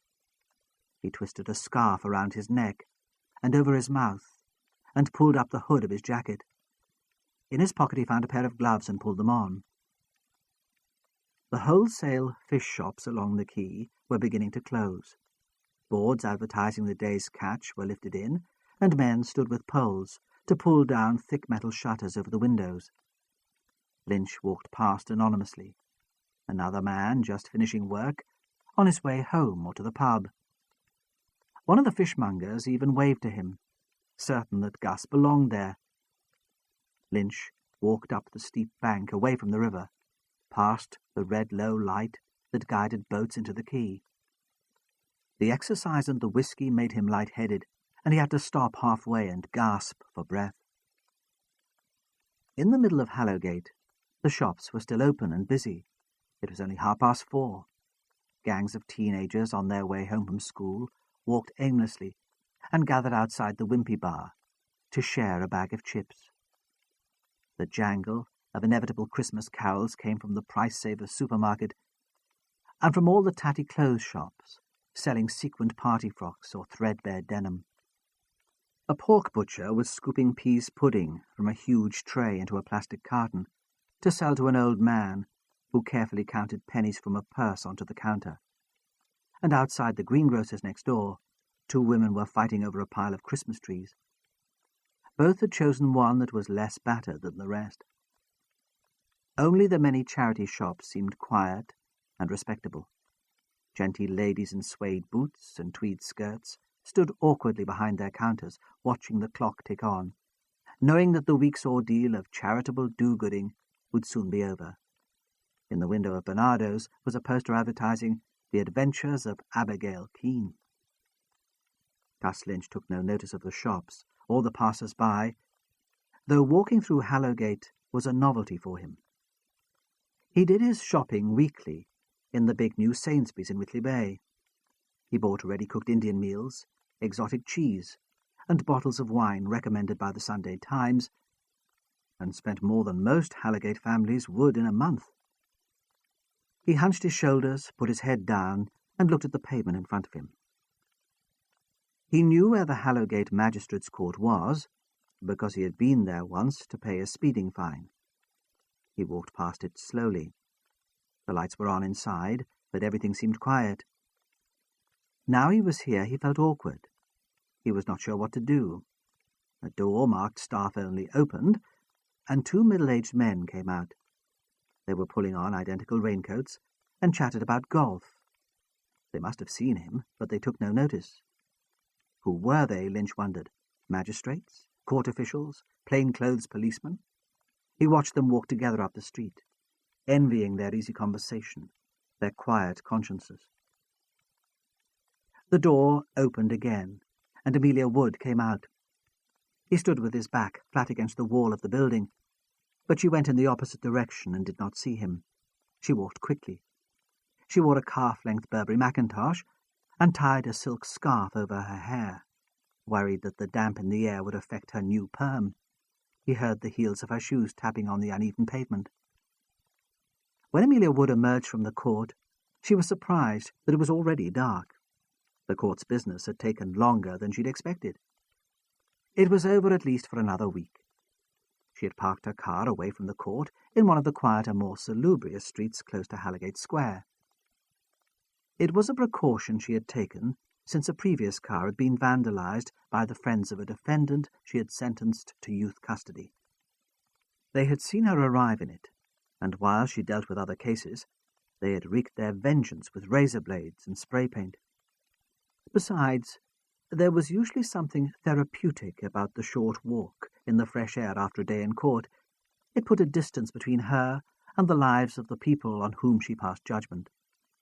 As she walked briskly away, she began to plan the dinner party she would hold at the weekend for some of the more prominent trustees of the Grace Darling Centre.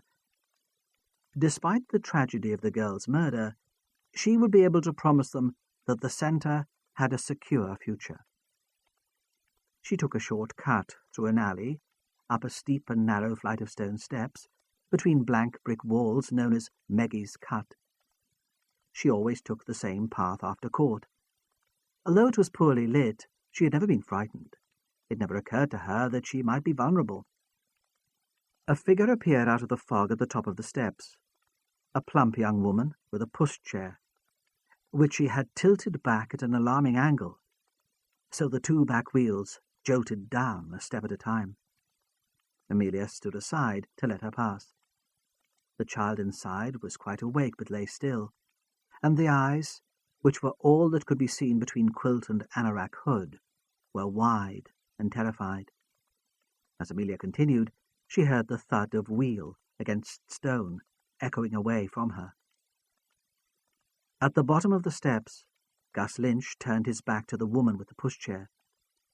He unwrapped his scarf and held it, one end in each hand, then began to run up the steps after Amelia Wood. She heard the footsteps but took no notice. She went through the guest list for the dinner party and wondered if they could run to smoked salmon for the first course. She felt she deserved a celebration. The footsteps came closer, and she turned, without curiosity, to see who was there. Through the gloom she saw a man, his hood pulled over his head, who seemed to stumble away from her. She decided he was a drunk. "Mrs. Wood!" She looked past the shadowy figure to an elderly man caught in the streetlight at the bottom of the steps. It was the court usher, a retired policeman, whose name she could never remember. It was beneath her dignity to yell, and as the usher was making no effort to join her, she descended to talk to him. The drunk lurched past her and disappeared into the street above. "Well?" she demanded. "What is it?" She presumed it would be something trivial. Perhaps she had forgotten to sign an expenses form. "Couldn't it wait?" The man was wheezing painfully. He had run after her, and the cold was bad for his chest. "It's the police," he said. "They want to speak to you urgently. They've been trying to get in touch all day." "Well?" she said grandly. "They know where to find me?" "I wasn't sure you'd be going straight home," the usher said sulkily. "I thought it would be important." He had expected gratitude. The least she could do was satisfy his curiosity about what it was all about. "Oh, yes," she said. "I'm going straight home. Thank you for coming after me, but really, you needn't have bothered." When Gus Lynch got back to Chandler's Court, Hunter was waiting outside the house in an unmarked car. Lynch recognized him and waited for the policeman to get out and join him on the pavement. "I'm sorry. I wasn't here when you arrived," Lynch said hurriedly. "I'd been in waiting for you all day. I really needed some fresh air. You know what it's like." Hunter nodded sympathetically. He had always enjoyed the television series, which Lynch had starred in, had been one of the few people to stick with it to the end. Although he tried to keep his cool, it was something of a thrill to be here, talking to the actor who had played War Billy. His man would want to know all about it. The flat lived up to all Hunter's expectations. It had a polished wood-block floor and deep rugs, a soft white leather sofa, and an expensive CD player. Without asking, Lynch poured him a scotch, and Hunter felt it would be churlish to refuse. He was so taken with his surroundings that he did not notice Lynch replace the receiver on the telephone. "How can I help you?" Lynch asked. He realized that he was shivering and bent to light a gas fire which was almost indistinguishable from the real thing. The flames leapt and were reflected on the shiny floor. More composed, he stood and turned to face the policeman. "Do you know when I'll get my car back? It's rather inconvenient, you know, without transport." "I should hire one," Hunter said pessimistically. "With forensic, you're talking weeks. We'll need fingerprints from you and from anyone you've carried as a passenger recently, to eliminate from the prints we find." "Yes," Lynch said absently. "Of course." He looked up from his drink. "Do you know yet who it was? Who killed Gabby?" Hunter shrugged mysteriously, to show that he could not pass on sensitive information, but that he was optimistic. "It'll soon be over," he said. "These things are often more simple than they first seem. Most murders are domestic, you know. It's usually the husband or the boyfriend. I didn't realize Gabby had a boyfriend." Lynch tried not to sound too interested. Hunter realized that he had said too much. He set the glass on a polished oval table. "Look," he said, "I'm only here to tell you that we're finished with the Grace Darling Center. You can open again tomorrow if you want to." "Did you find anything?" Hunter was surprised by the anxiety in the man's voice, but put it down to an honest man's natural awe of authority. "No," Hunter said, "nothing at all. They've been through it with a fine-tooth comb, but they found nothing. No murder weapon, no incriminating traces of blood." He was playing on Lynch's discomfort, and laughed to show he was teasing. The actor joined in, uncomfortably. Side 6. "I'll have to go," Hunter said. "I've a meeting back at the station with the inspector." At the door he stopped. "There is just one thing you could do for me," he said awkwardly. "Yes?" The tension returned to Lynch's voice. "Your autograph? For me, ma'am? She'd be thrilled to bits." Lynch seemed to relax then. He smiled. Perhaps, after all, he was beyond suspicion. He found a publicity photo in a drawer and signed it with a flourish. Hunter took it gratefully. The man had aged a canny few years since the photo was taken, but his man would never know the difference. When he had seen the policeman out, Lynch stood by the window and watched until Hunter's car had driven away. He picked up the telephone receiver and dialed. There was someone he had to speak to. Evan Powell was not a member of the team working on the Gabriella Paston case. He had been too close to it because of his attendance at the Grace Darling Center on the night of the murder. There was also the fact, unmentioned, that he had been involved in the death of her parents. Instead, he continued to lead the auto crime group, and spent the day talking to witnesses of the ram raid on the coast road the night before. They were little help. The security guard had recorded all the details of the car which had smashed through the plate glass window of the Co-op hypermarket, but it had been stolen from a pub car park in Tynemouth on the same night, and dumped immediately afterwards. People living in nearby houses had heard the sound of breaking glass, the screech of tires, but had been too frightened to go out onto the street to see what it was all about. "What about the men?" Powell demanded of the security guard. The window had already been boarded up, and the business of the shop continued around them. An in-store disc jockey was extolling the virtues of co-op frozen turkeys, and suggesting that its customers should already be fully prepared for the Christmas festivities. "Good God, man. The car came through the window and landed within feet of your office. You must have some description of the gang." "There were 3 of them, all in overalls," the guard said resentfully. "Navy overalls, like a mechanic would wear, and hoods. I couldn't see a thing." "You must have heard them speak." "They didn't say a word," the guard said. "Man, it all happened so fast. They were in and out in minutes. The organisation was magnificent. I've never seen anything like it. They must have known I'd pressed the panic button, but the break-in would have triggered the alarm anyway, so they didn't bother to stop me. They left me alone. They were cool, I'll say that for them. You'd almost say professional." Evan, irritated by the note of admiration in the man's voice, turned away. He was outraged that the general public regarded these ram raiders as almost heroic modern-day Robin Hoods.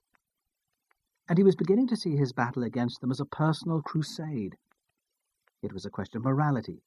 The car thieves seemed to taunt him. He had been through it all before with Robbie Paston. The news that Tommy Shields from the Starling Farm estate had been found guilty in Hallowgate Magistrates' Court of handling stolen goods was welcome, but it reminded Evan, too, that he had only been capable of tracing the insignificant people involved in car thefts. He had interrogated Tommy Shields himself, but had been unable to persuade him to give any information at all. The man had claimed to have no knowledge about who was organising the robberies, and by the end of the interviews, Powell had almost believed him. Jackie Powell saw her husband and son out of the house and spent the morning waiting for the phone to ring. She knew that her infatuation for Gus Lynch was a madness.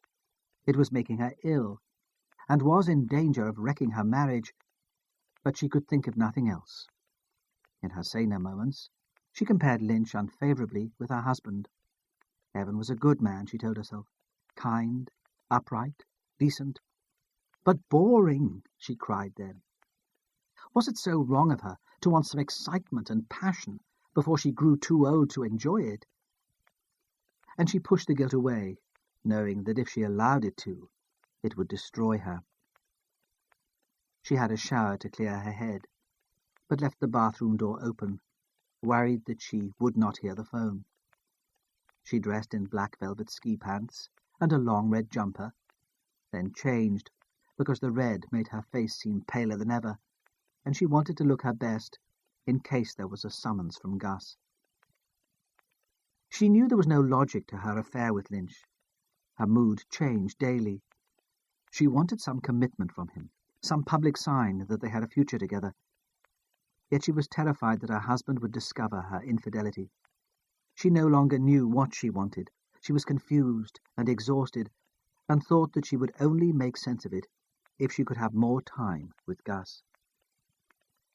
She spent the morning in restless housework, ripping sheets and duvet covers from the beds, polishing the sink and bath to a dangerous shine, ironing everything in the linen basket, even towels and underwear. She had not eaten breakfast, and stopped at midday, only to drink a mug of black coffee and smoke a cigarette. By the end of the afternoon, she could stand the waiting no longer. With trembling hands, she dialed Lynch's number, but the line was engaged, and frustrated, she replaced the receiver. John Powell had spent the afternoon on the Starling Farm estate. He was in no mood to return to college. He had taken to spending more time on the estate, attracted despite himself by the danger, the tension, the possibility of violence. A group of teenagers sat on a wall outside the keel row and stared at him with undisguised hostility as he walked past. He ignored them and walked on to find Connor. He had known Connor since infant school. He was one of the friends from the old street, of whom Evan Powell so disapproved, John was almost certain that he knew where to find him. He would be in the neighbourhood advice and community centre, a square, fortified building at the heart of the estate. Technically unemployed, Connor often worked more than a full week at the centre, making tea for the old people, organising activities for the kids, holding the whole thing together. Although only a year older than John, he was an expert on welfare rights and dished out advice and mediated with the authorities with an immense confidence. He was a short, intense young man with a bony forehead and a prominent nose, obsessed with politics. As recreation, he would sell the militant newspaper in Newcastle outside the Monument metro station.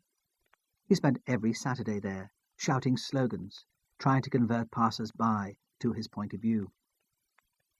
When John arrived at the community centre, Connor was playing pool with a group of young teenagers in a windowless games room.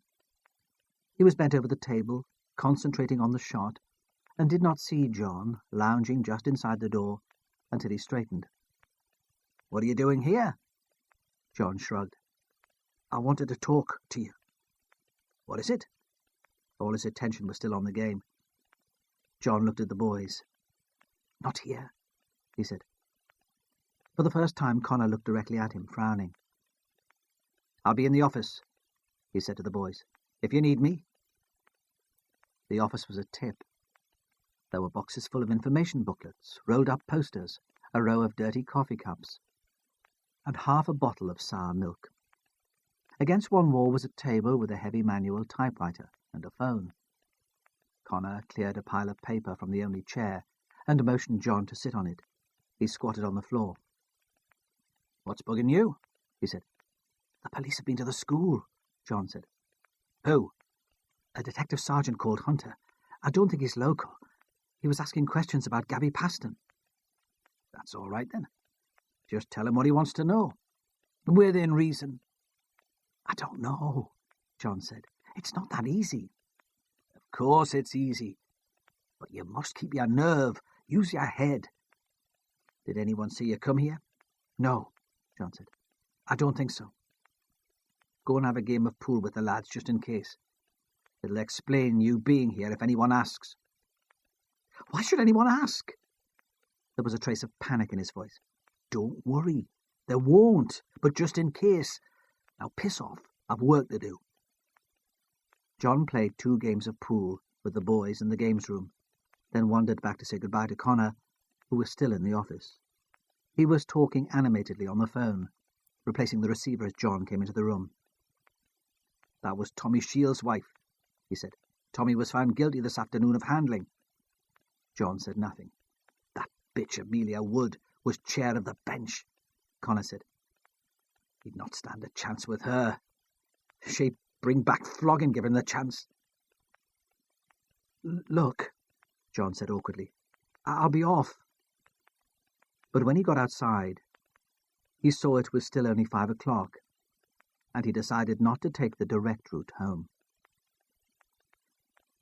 He must have arrived back at Barton Hill just after his mother, because her car was parked on the drive, and she sat still in the driver's seat, as if she was exhausted. When she saw him, she got out and began to pull carrier bags of groceries from the boot. She'd just been to the supermarket, she said, for the late-night shopping. She'd meant to go earlier, but she hadn't been able to face it. What would Evan say? She hadn't even thought about what they'd eat tonight. They stood together in the white security light, surrounded by carrier bags, while she fiddled with her key to let them into the house. He could feel her unhappiness. "What's the matter?" he said. "You look awful." "What is it?" She pulled away from him. "Come on," she said. "Let's get this shopping inside. There's a pile of stuff for the freezer, and it'll all be melting." When Evan Powell arrived home at 8 o'clock, the frustrations of the day were compounded by the fact that the table wasn't set, and there was no meal ready for him. He was lucky to get the overtime. He only worked it for Jackie and the boy. It would have been nice to have been appreciated. But he restrained his feelings. Jackie looked so tired and ill, was so apologetic about the lack of a cooked meal. "I could do an omelette," she said nervously. That wouldn't take long. Evan felt suddenly very protective. He put his arm around her and sat her on his knee. She sat where he had placed her, and he could feel her bony frame shaking slightly with anxiety. He was overcome by tenderness and guilt. "Come on," he said gently. "What sort of monster do you think I am? I know I take you for granted, but I'm not going to throw a tantrum because supper's not ready. Look, I'll tell you what. Why don't we go out for dinner? The three of us. It's not too late to book a table at the Holly Tree. We haven't celebrated my promotion yet. Let's give ourselves a treat." "I don't know," she said. "I don't think so. I'm really tired and I need to change." But she turned to him, trapped by his kindness, like a moth by a light. "Go on," he said. "Go upstairs and make yourself beautiful. I'll phone the restaurant. It's midweek. They'll fit us in." He thought she was going to argue again, but she did not move. "Yes," she said at last. She'd always been incapable of standing up to him. "Yes." The Holly Tree was a double-fronted Georgian house on the edge of St. Martin's Hill. It was part of an elegant crescent, and had a long back garden with a famous herb bed, and a terrace where diners could take their drinks in the summer. Access was from the road at the front, and from a small gate at the back, used by Martin's Dean residents, who walked to the restaurant over the hill. In the Holly Tree, Evan Powell was determinedly cheerful. He praised the table they were given near a long window, overlooking the garden, the atmosphere, the menu. "Now," he said, "what about a drink?" He never drank himself, but he prided himself on being broad-minded. He wanted them all to be happy. He had a sudden recollection of a family outing to the beach when John was a toddler, of splodging in rock pools and fish and chips eaten in the car on the way home. It seemed to him now that when he was with them, he spent all his energy trying to recreate the same closeness. It was the first time the three of them had been out for months, yet they seemed to have nothing to say to each other. Jackie ordered a gin and tonic, which he drank very quickly. She was thinking inevitably of Lynch, of what a mess it all was. She wished she could tell him how much she had sacrificed, make him understand what she was going through. But she knew the man well enough to realize that if she put him under pressure, he would just lash out and destroy her. Evan had begun to talk about his day at work, the robbery on the coast road, and she tried to concentrate on what he was saying. John drank lager and thought about Connor and Sam Smollett, and of how much the two had in common. How Connor would sneer, he thought, if he could see him now. "Gabby Paston was here yesterday," he said suddenly. From Sam Smollett, he had gone on to think of Abigail Keane. And he spoke the words without thinking. He regretted them immediately. "What do you mean?" Evan Powell looked up from his meal. "She was here yesterday. She had an appointment for lunch. She told someone in class." "Do the police know about this?" "Yes," John said evenly. "Someone was in college today, asking questions. A detective sergeant called Hunter." Evan grunted to show what he thought of Gordon Hunter. "What else did she say?" Jackie asked. "That poor girl. I haven't been able to get her out of my mind all day. Do they know yet what happened to her?" "What did he tell you?" "Nothing," John said. "He didn't tell me anything." Ramsay called into the Holly Tree on his way home from the police station. Hunter, thinking of the overtime, would have been glad to go, but Ramsay knew he could be more discreet, that he would find it easier to persuade people to talk. The owner, a dynamic woman with a county voice called Felicity Beale, was an old acquaintance. She had been at school with Diana, his ex-wife, and during his brief marriage he had been a regular at the restaurant.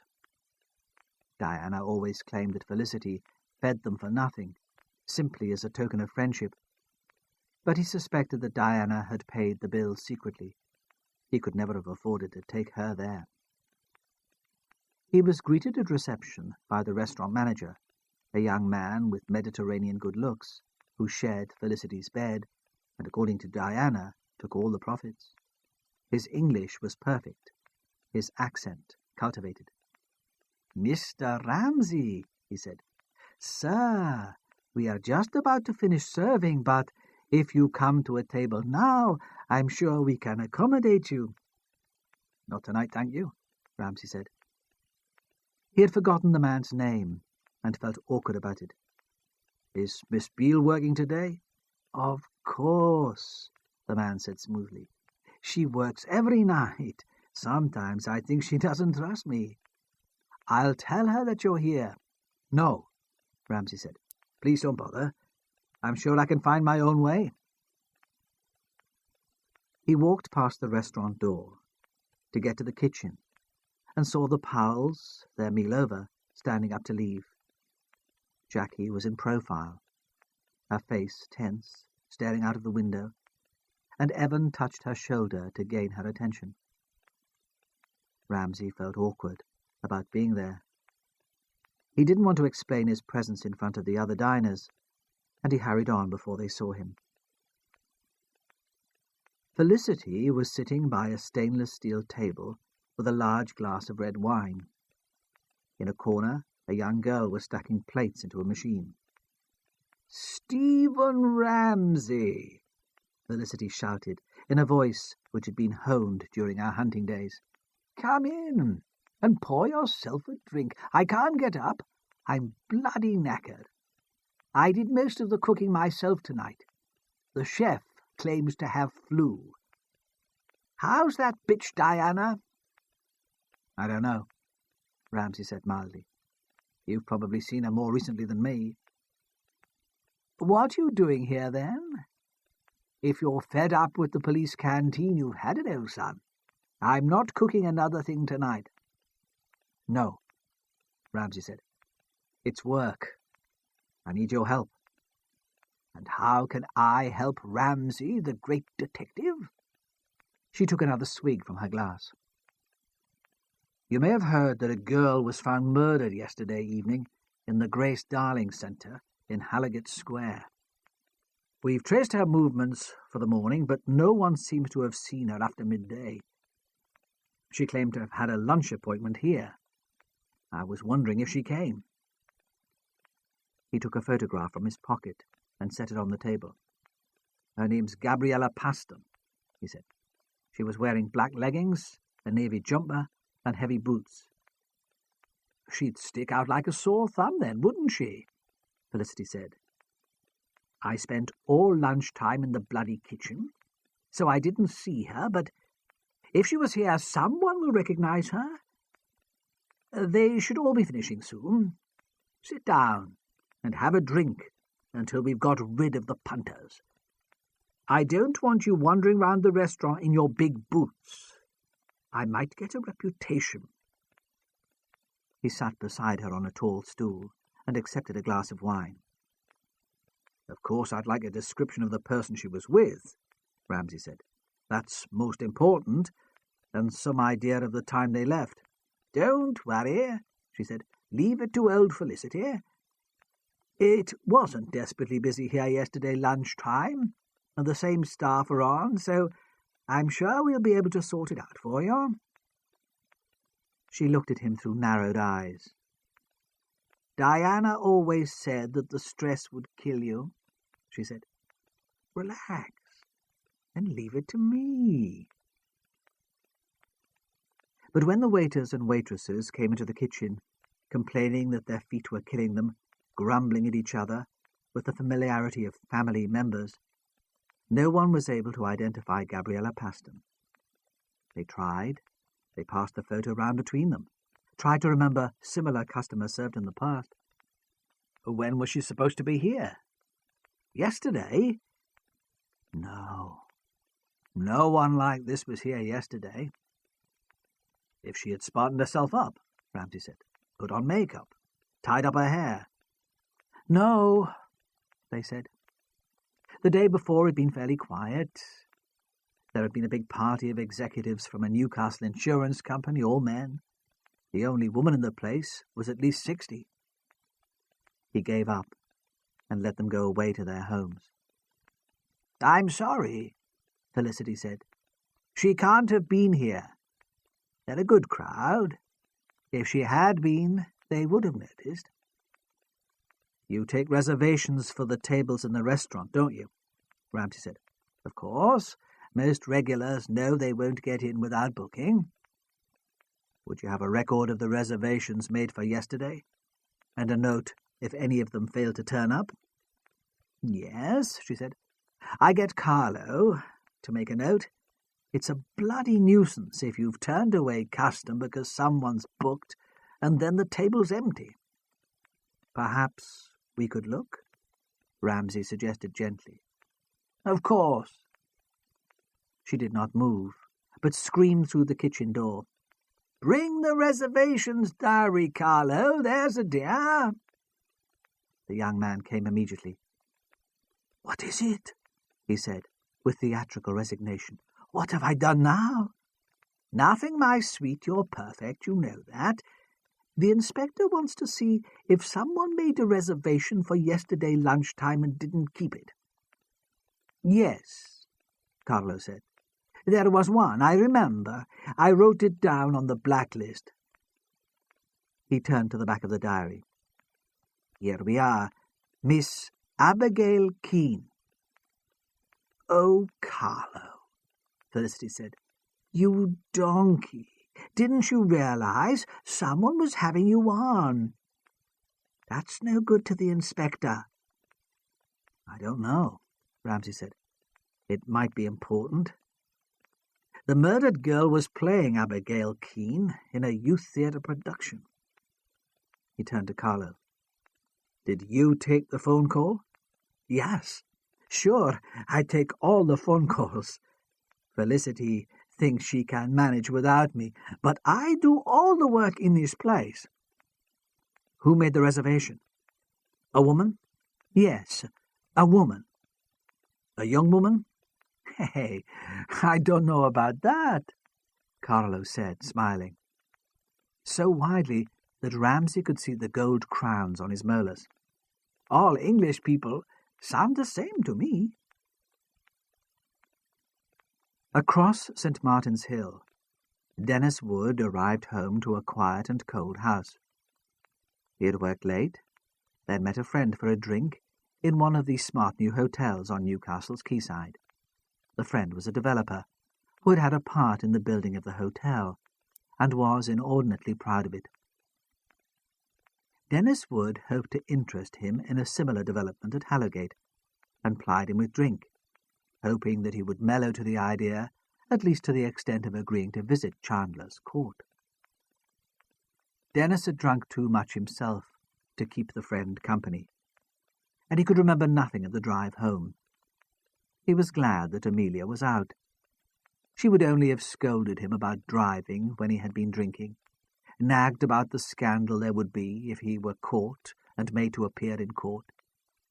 There had been similar conversations on other occasions.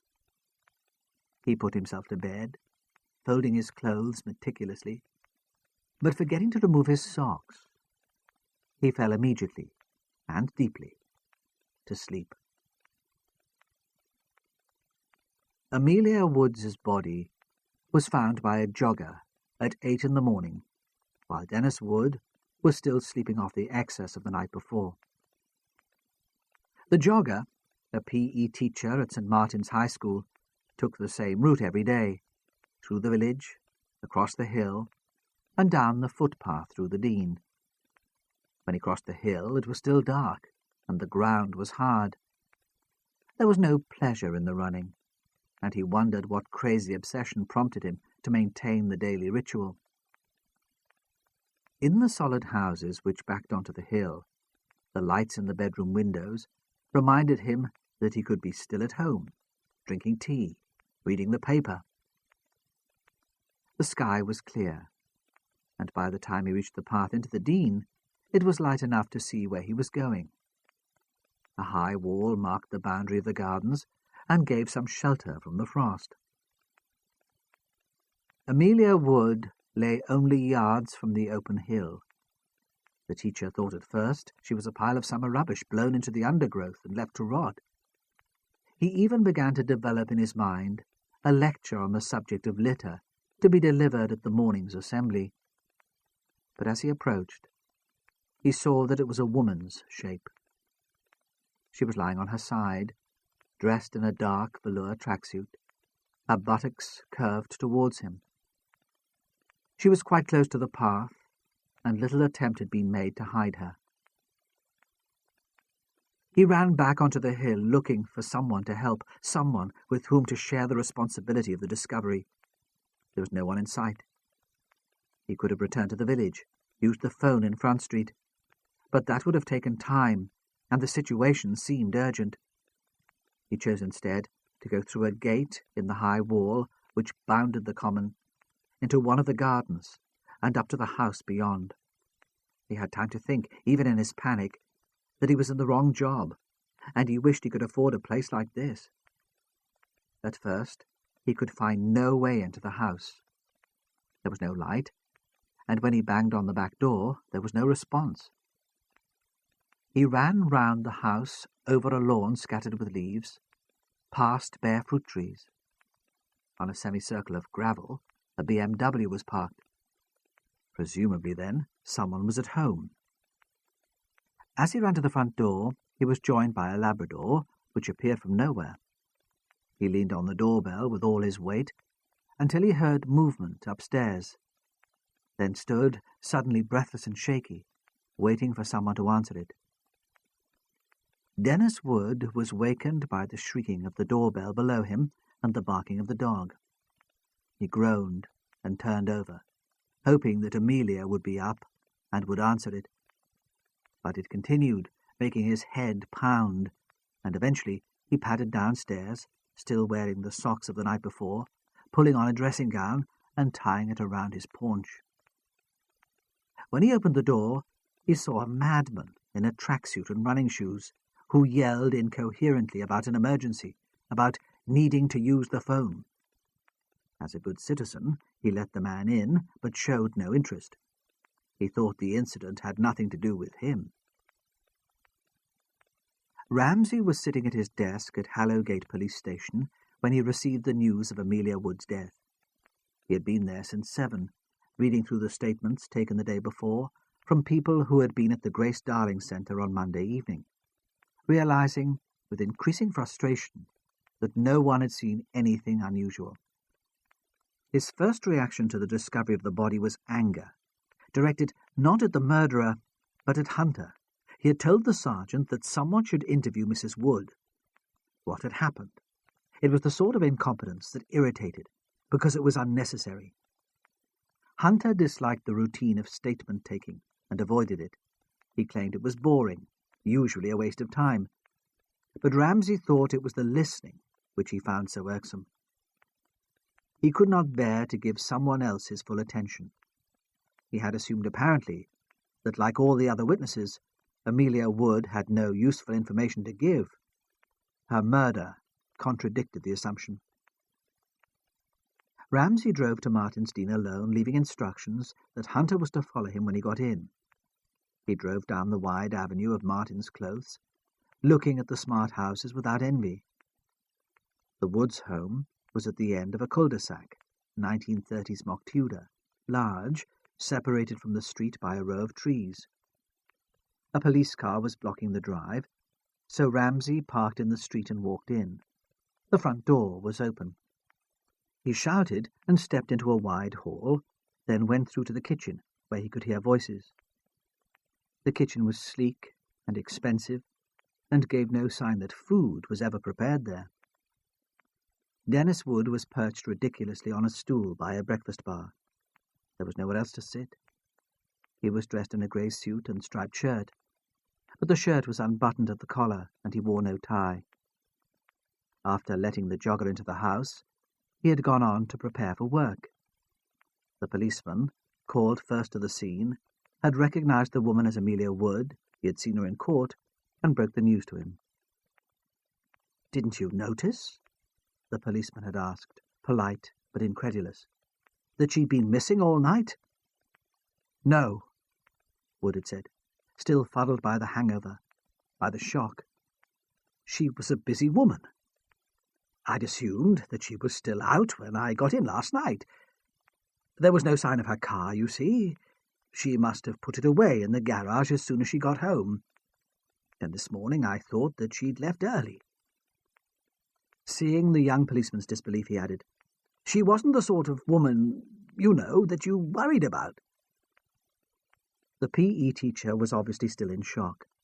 He was standing by the window, staring out into the garden. Ramsay introduced himself, but the man hardly seemed to register his presence. I've never seen a dead person before, he said, almost to himself. A policeman handed him a mug of tea, and he took it absently, turned to him, and repeated the phrase like a chant. I want someone on the front door, Ramsay said. No unauthorized access. We'll need backup, immediately. I want to get to the scene of crime as quickly as possible. If my sergeant arrives, send him on down to me. Tell him no interviews at this stage. I'll talk to Mr. Wood myself later. The last thing he needed, after the cock-up of failing to see Mrs. Wood the night before, was Hunter bullying the witnesses. Which is the quickest way? He asked. Through the garden. There's a gate in the wall with access straight onto the hill. You won't miss it from there. Ramsay thought that the Woods must have paid for help with the garden. Apart from a few beech leaves on the lawn, it was immaculate. The vegetable plot had been dug over for the winter. The paths were clear, the trees and shrubs regularly pruned. He could not imagine Dennis Wood getting his hands dirty, and even with her ferocious energy, Amelia would hardly have had the time. Besides, from what he had learned of her, horticulture would have been too tame an interest. The door through the wall was arched. It could be bolted from the inside, but had been left ajar. Ramsay went through it, and stood for a moment to take his bearings. The hill was a piece of wind-swept common, surrounded on 3 sides by houses, and bordered on the 4th side by the Dean. There was a view over roofs to Tynemouth and the sea. Ramsay stood now at the corner, where the Dean and the houses met. There was access to the hill from a number of points, but a well-trodden footpath led from Martin's Dean village opposite him to the corner, where a cinder track had been created through the trees down the steep side of the valley. At the village end of the footpath was the Holly Tree restaurant. There was already a considerable police presence by the body, and he was impressed by the efficiency of at least some members of the Hallowgate force. A Land Rover had been driven over the hill, and a policeman, in a navy anorak, was marking the area with blue and white tape. As he walked towards it, Ramsay caught the jolly Scottish voice of the pathologist, unnaturally loud in the still clear air. It was still cold, and the grass, and each branch and twig, were covered with hoar. At the bottom of the Dean a pool of mist lay over the burn. He stepped over the tape and joined the group of people looking down at the body. Among them he recognized Hallowgate's chief superintendent, a quiet, studious man, nearing retirement. He was considered soft by some of his subordinates, too liberal by far, but Ramsay liked and respected him. "Ah, Ramsay," the superintendent said. "Thank you for getting here so quickly. Any connection, do you think, with the Paston murder?" "Almost certainly," Ramsay said. "Mrs. Wood was at the Grace Darling Centre on Monday evening, when Gabriella Paston's body was discovered. You think she witnessed something?" Ramsay was aware of a sharp intelligence. "It's possible," he said. "Unfortunately, she'd left the centre before the girl was found, and we couldn't get hold of her yesterday to take a statement." "Yes," the superintendent said quietly. "I see. That was unfortunate." He said nothing else. He was not the sort of man to be critical in front of outsiders. "Have you discovered any other connection between Mrs. Wood and the Paston girl?" "None at all at this stage. But it seems sensible to you to consider both murders as part of the same investigation?" "Definitely." unless we come across any evidence to the contrary. Well then, the man said, briskly indicating, as he intended, his confidence in Ramsay. I leave you in charge. Report back to me later today. We'll need details at some stage for a press conference. Of course, Ramsay said, wishing that his boss in Otterbridge was half as sensitive.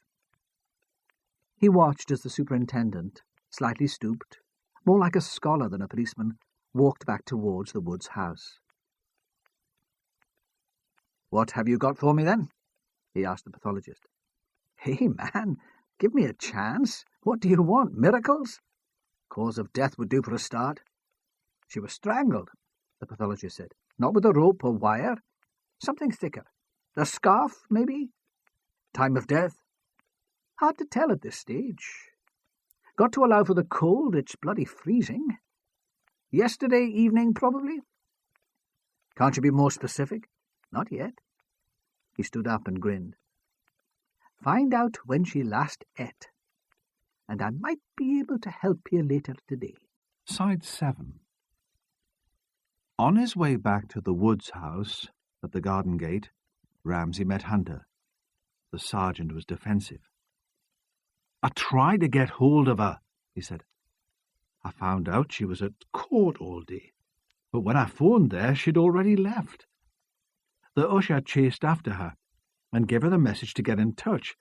I phoned him back to check that he'd got hold of her, and he said she was going straight home. She hadn't contacted the station when I left, so I called here on the way to Otterbridge. There was no reply. I can't see that I could have done any more." "No," Ramsay said. "There was nothing more that Hunter could have done." "What time were you here?" "About 9, I suppose. We left together, didn't we?" "You didn't see anything unusual?" "No. There was a light on at the back of the house, but I thought it might be a normal security measure to leave a light on when the family was out." "Yes," Ramsay said. "I see." "What do you want me to do now?" Hunter asked. "Keep people off the hill and out of the Dean until we've done a search. I suppose you can organise that?" He walked back to the house, thinking he had been unfair to Hunter, too abrupt. In the kitchen he found the jogger, still staring out of the window, still clutching a mug of tea, which was obviously cold. When he saw Ramsay, he turned with a start. "Can I go now?" he said. "I've classes to take this morning. It won't be easy for them to cover for me." "Just a few questions," Ramsay said. "What made you come to this house?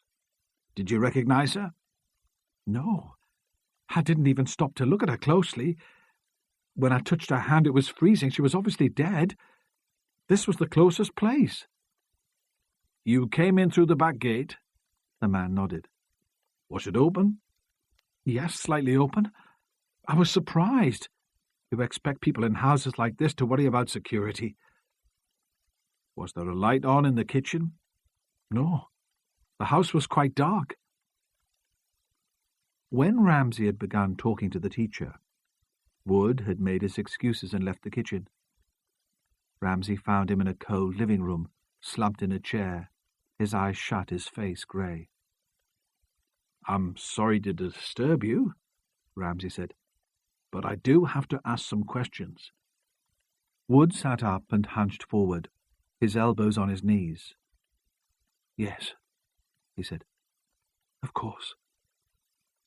"What time did you get home last night?"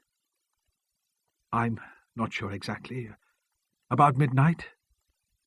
He looked apologetically at Ramsay. "I'm afraid I'd had a skinful." "But you must have noticed that Mrs. Wood wasn't here." "Oh, yes, of course I noticed. But it wasn't unusual. We lived very independent lives. I thought she was out at some council function or charity do." "Yes," Ramsay said. "I see." Evan Powell would never have understood that sort of marriage, but it made sense to him. He had never known where Diana was. "She had been home," he said, "after finishing at court?" "Was she at court yesterday?" Wood was faintly curious, unsurprised.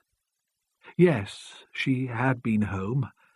I realise that now. Her car's in the garage. Were there any lights on in the house when you got home? Wood hunched further forward, concentrating. Yes, he said. The kitchen light. I turned it off before I went to bed. I suppose it should have struck me as odd, but I was in no state to think clearly about anything. You can't remember what plans your wife might have had for the evening? No, Wood said. I'm afraid not. Was there any reason for her leaving the house on foot? Wood sat up and shook his head slowly, as if he had been a fool. Yes, he said. Of course. The dog. I'm sorry, Ramsay said. Whichever of us was first home in the evening let the dog out for a run on the hill. Amelia was more thorough about it than me. She actually took him for a walk. I'm afraid I just let him out onto the common and called him back 5 minutes later. After that, we'd lock the back gate for the night. The dog was still outside this morning. He must have found his own way home. I see. Would your wife take the dog out as soon as she got home from court? No. She'd shower first. She always said the courtroom stank. Change into something more comfortable. A cup of tea, then take the dog for a run. So how long would all that take? I don't know. 3/4 of an hour, perhaps? Thank you, Ramsay said. We should be able to estimate the time of death very precisely with that information. So you think she was killed then? When she took the dog out onto the hill? Probably, Ramsay said. He was lost in thought. I think so.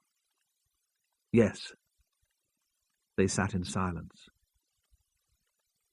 Was he some sort of madman then? Wood demanded at last. First that girl at the Grace Darling Centre, then Amelia. What would they call him in America? A serial killer? Was he one of those? Ramsay gave the proposition serious consideration. No, he said eventually. Really, I don't think so. The murders weren't random. It can hardly be a coincidence that Mrs. Wood was at a meeting at the Grace Darling on the night that Gabriella's body was found there. So you think she might have seen something? She was killed to keep her quiet? It's a possibility, though there are obvious problems with the theory. If she'd seen something obviously suspicious, why didn't she get in touch with us immediately? She was a magistrate, concerned, responsible. There was a pause, and then Wood answered slowly. She was all those things, Inspector. But she was also a woman who enjoyed power. If she had come across information which she could put to her advantage, she wouldn't hesitate to use it. Ramsay was surprised by his honesty and detachment. Bereavement usually made people sentimental. Wood sensed the surprise. We had a successful marriage, Inspector. We understood each other's needs. There was respect and admiration, but not what you could call romantic love. And that's what clouds one's judgment. Did you discuss the Gabriella Paston murder yesterday evening? Ramsay asked. Only briefly. Amelia didn't know about it when she came in. I'd seen a short report on the local news and passed on the details. I knew she'd be interested because of a connection with the centre. Had she ever met the girl? I don't think so. She would have told me last night if she'd known her personally. Do you know what she was doing at the art centre yesterday? I'm sorry, Inspector. I haven't a clue. As I've explained, we led very separate lives. She'd arranged a meeting with a Mr. Lynch, the director, Ramsay persisted. She didn't mention it. The name doesn't mean anything to you? Oh, yes, I recognise the name. I've had business dealings with Lynch, but Amelia wasn't connected in any way. Could you tell me what sort of business dealings? He bought a flat from me. Wood stood up and stretched. The colour had returned to his face. The shock and the hangover were beginning to wear off. In Chandler's Court, just off Hallowgate Fish Quay. I'm an architect, and my firm bought the building and converted it. It was rather a successful venture for us, and we hope to do more of it in the future. Was there anything unusual about your negotiations with Mr. Lynch? Not really. At first he haggled about the price. He tried to bring Amelia into it, said that he'd taken a massive drop in salary to come to work at the Grace Darling, and he thought I should make a gesture by reducing the asking price. What did you say? That his dealing with Amelia was quite separate from his business with me, and that if he didn't want the flat, there were lots of people who did. And he managed to find the asking price? Wood shrugged. Of course. When did he move into Chandler's Court? 2.5 years ago. Where was he living before that? I don't think I ever knew. He'd been renting somewhere since he moved up from London, but I sent all the correspondence about the sale to the Arts Centre. The architect returned to his chair. They sat for a moment in silence. Outside there was the sound of cars pulling up in the street, doors banging, voices, as the team who had searched the hill were directed through the garden to the back gate. "Have you ever been to the Holly Tree restaurant?" Ramsay asked. Wood was surprised by the question, but answered easily. "Yes. It's a convenient place to entertain. I often take business clients there, and Amelia and I went quite regularly, perhaps once a month for dinner or Sunday lunch. Is it possible, do you think, that Mrs. Wood booked a table there on Monday lunchtime?" It seemed unlikely, Ramsay thought, though the question had to be asked. Why would Amelia want to buy Gabriella Paston an expensive lunch? And why not use her own name? As a regular customer, it would guarantee her a better table. It could not be because she wanted to keep the trip to the restaurant a secret. She would be recognized as soon as she arrived. "Quite possible," Wood said. "She went there sometimes with her friends?" "She didn't mention it to you?" "No, but she wouldn't have done. She would have written it in her appointments diary, though. Everything went in there. I'll find it for you." He stood up and left the room, glad it seemed of the excuse for movement. As Ramsay waited for his return, a minibus pulled up in the street, and a file of men in navy anoraks trampled over the gravel and across the grass to the back of the house. Wood came back almost immediately with a thick desk diary which Ramsay opened at November the 30th. A string of appointments was listed in small, neat handwriting. Amelia's day had started with a cancer research coffee morning. There was a meeting of the planning subcommittee at 2:00, tea with D.Y. at 4, and a meeting of the governors of Hallowgate Sixth Form College at 6:30. "D.Y.?" Ramsay asked. "Deirdre Yeoman, another Tory councillor. They met occasionally for moral support and to discuss strategy." Ramsay considered the appointments. They would check, of course, if Amelia had kept them all. She must have gone straight to the Grace Darling after the governor's meeting.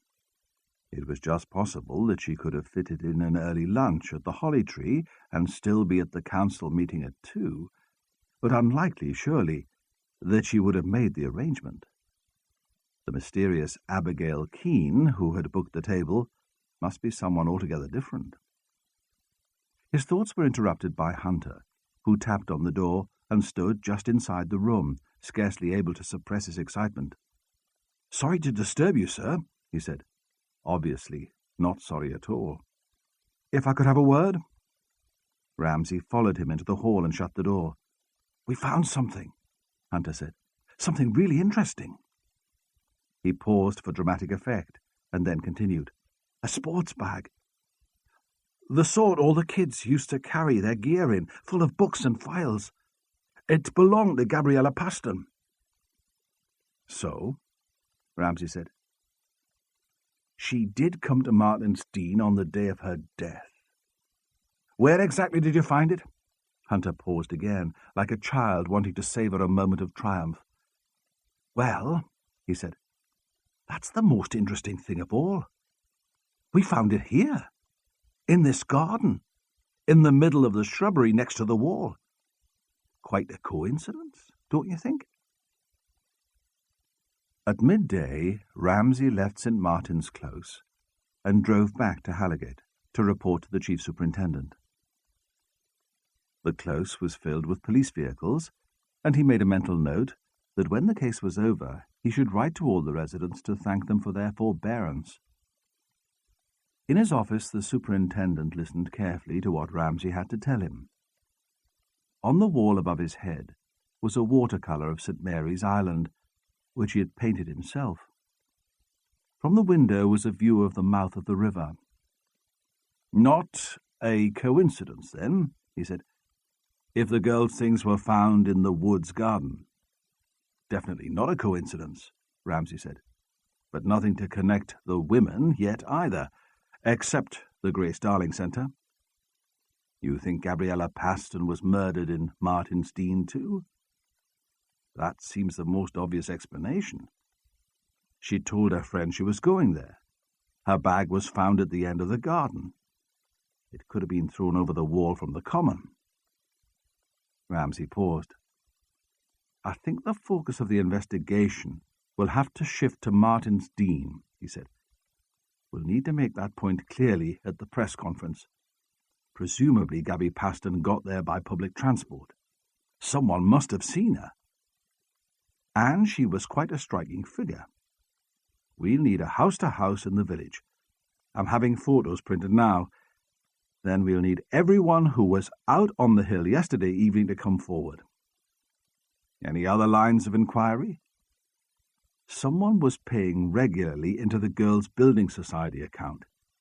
It could have been her family, of course. I'll check that. If not, it would be interesting to know who was giving her the money. You think it could have been payment for services rendered? Ramsay shrugged. It's possible. And she seems not to have sustained any lasting relationships with lads of her own age. She should not be the first drama student to sleep her way through college. Where does Mrs. Wood come into it? At this stage, Ramsay said, I haven't a clue. You don't see Dennis Wood as Miss Paston's mysterious benefactor? It's a neat explanation, Ramsay said. But no, I don't think Dennis Wood's a murderer. There was a moment's silence while the superintendent leaned forward, his arms on the desk. I'd be grateful to get this cleared up quickly, he said awkwardly. Of course. Ramsay was surprised. He had not expected to be put under pressure. There should be no difference in our response to a teenage lad stabbed to death in a pub brawl on the Starling Farm estate as to a magistrate strangled in Martin's Dean. The superintendent was speaking almost to himself, but looked up to check that Ramsay understood what he was saying. Morally, there's no difference at all, but practically, he smiled wryly, practically, there's all the difference in the world. The respectable citizens of Martin's Dean will be affronted by an outrage on their doorstep. They'll take it personally. When you spend that much on a house, you'll expect to be insulated from the nasty realities of the outside world. I get enough flack about dog mess on the pavement. They'll write to their MPs, to the members of the police committee, to me. They'll make my life hell. He smiled again, more gently. I was hoping for a peaceful year before I retire. As I said, I'd be grateful. I'll have a try, Ramsay said, but his voice gave little room for hope. From his cold, depressing office in Hallowgate Police Station, Ramsay phoned the Grace Darling Arts Centre. The call was answered by Joe Fenwick on the reception desk. It was a small piece of luck, but made Ramsay feel optimistic for the first time that day. "Ellen Paston?" he asked. "Is she working today?" "Aye. She got in half an hour ago." "That's fine, then. You'll not tell anyone I was asking?" "Me?" Joe Fenwick laughed. "Man, I'll not tell a soul." Ramsay sent a car to bring Ellen Paston to the police station. It was a gamble, of course. She might just refuse to come. He had been tempted to go to the Grace Darling to talk to her there, tempted too by the prospect of seeing Prue Bennett again. But in the end, he had decided to bring her into the police station. Away from her own home ground, her mother and her work, she might be more prepared to talk. And he thought that she would come. Curiosity would bring her along. He had hoped to find somewhere more pleasant to interview her, thinking she might be persuaded to relax her guard in less formal surroundings. But no other room was available, and he saw her in his office. He phoned for a WPC to bring them tea, hoping to make Ellen Paston feel important, special. She spent her life waiting on others, dominated by her mother, patronized by the customers at the Grace Darling. He felt she would be susceptible to flattery. "I believe you'll be able to help me," he said. "I'd like you to tell me about your meetings with Gabriella." She looked up at him but said nothing. A policewoman knocked at the door, then came in with a tea tray, which she set on the table. She took a chair to the corner of the room where she sat, apparently lost in thoughts of her own throughout the interview. Ramsay poured tea, offered biscuits. "You did meet Gabriella quite regularly?" he said gently. "She kept a record of your appointments in her diary." He held his breath, hoping that he was right and that the E of the diary was Ellen Paston. "Yes," she said at last. "We met. She'd never come to the house, but she wanted to keep in touch." She spoke bitterly. "We weren't much, but we were all she had." "Why didn't she come to the house?" Ellen shook her head, as if it was beyond her understanding.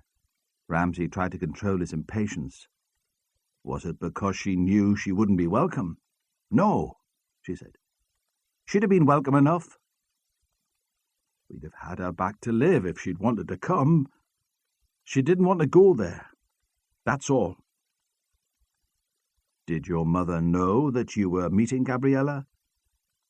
"She knows I saw Gabby at the Grace Darling," Ellen said, "but not that I saw her away from work."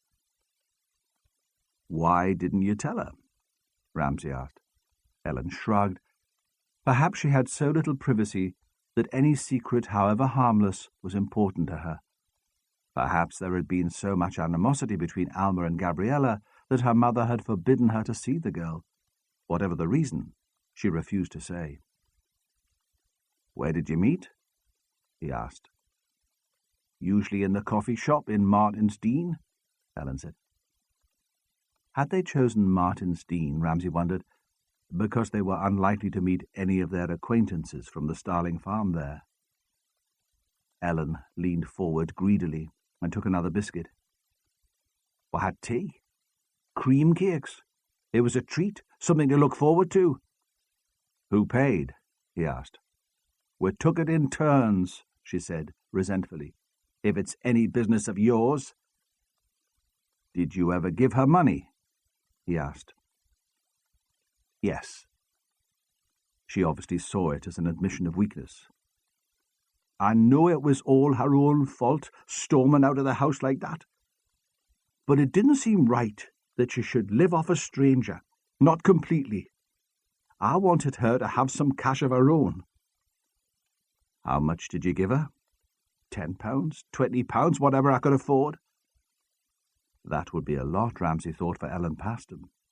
Probably a day's pay. but it didn't explain the £800 in the building society. "Did you ever give her more than that?" he asked, perhaps for her to start a savings account.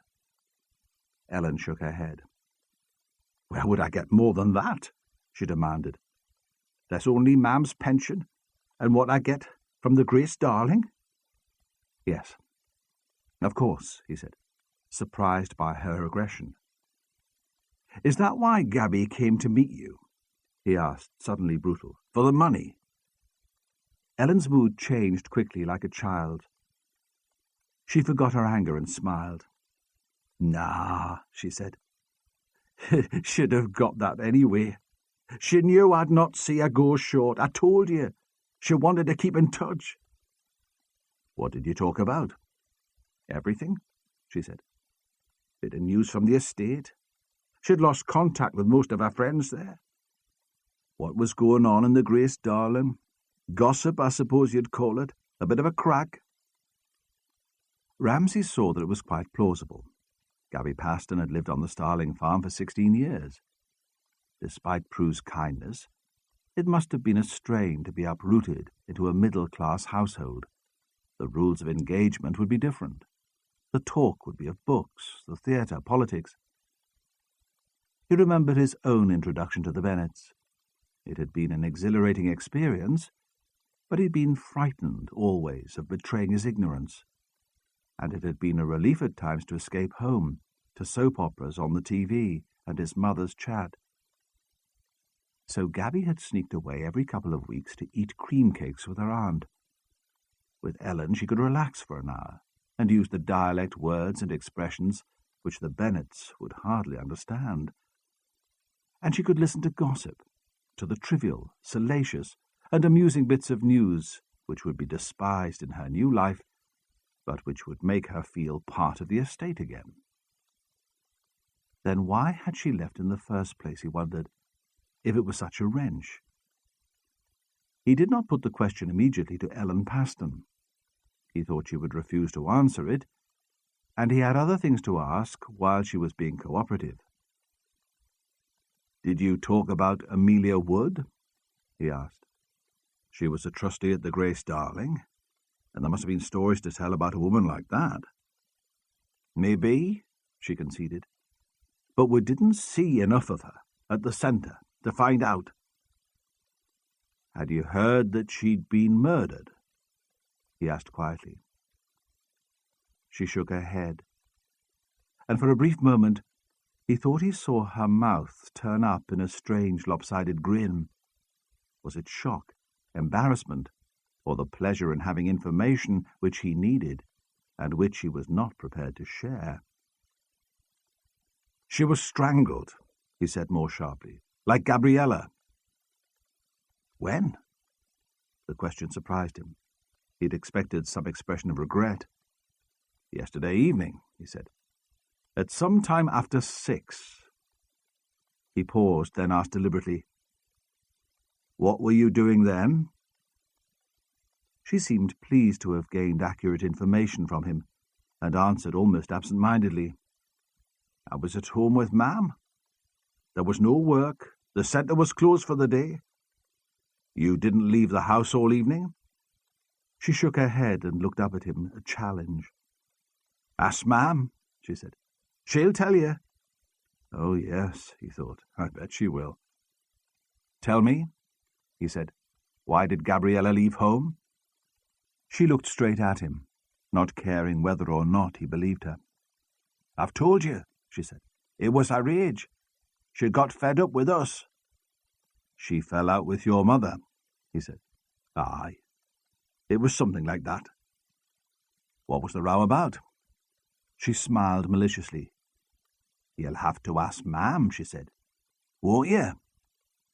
Ramsay did not answer. They both knew that Alma Paston would give little away. "Look," Ellen said, "I should get back. I've work to do." "Don't worry," he said. "I'll clear it with Mr. Lynch, and I'll take you back myself. There's just one more question." He looked directly at the hunched, ungainly figure sitting on the chair on the other side of the desk. Gabriella had £800 in a building society account. Do you know where she got the money? Ellen gave a hard laugh, and he could have sworn that her astonishment was genuine. The mean little madam, she said, and she still took money off me. The resentment was directed not at the fact that Gabriella had money, but that Ellen had known nothing about the account. Joe Fenwick heard the news of Amelia Wood's death on the transistor radio he kept behind the reception desk to liven up the duller moments of the day. The afternoon was always quiet. There were a few old ladies in the small lounge for a reminiscence session, sharing stories of their childhood in the 20s. But Joe thought that most of them were so deaf that they would not be disturbed by the strains of Radio Newcastle coming from the lobby. There was an extended report of the murder during the 2 o'clock news, and Joe thought the information was too interesting to keep to himself. He found Prue Bennett and Gus Lynch in the theatre. They were arguing, in an irritable, petulant way, about the following week's rehearsal of Abigail Keene. Prue thought the whole production should be cancelled, or at least postponed. How could they go on with the rehearsal, she said, pretending that nothing had happened? The information given by Joe, that Amelia Wood had died, only strengthened her argument. They must cancel now, she said. They couldn't go ahead when both a member of the youth theatre and a trustee had been killed. Besides the question of taste, it was a practical matter. They couldn't encourage young girls to come out after dark. Not at a time like this. Their parents wouldn't stand for it. If the parents don't like it, Gus Lynch said crossly, they can arrange to bring their kids to the square and pick them up after the rehearsal. It's not beyond the wit of man to organise some sort of rota. His reaction to Amelia Wood's death surprised Prue. She was shocked and frightened. It seemed to her that everyone connected with the Grace Darling was a potential target. But Gus seemed overtaken by a terrible excitement.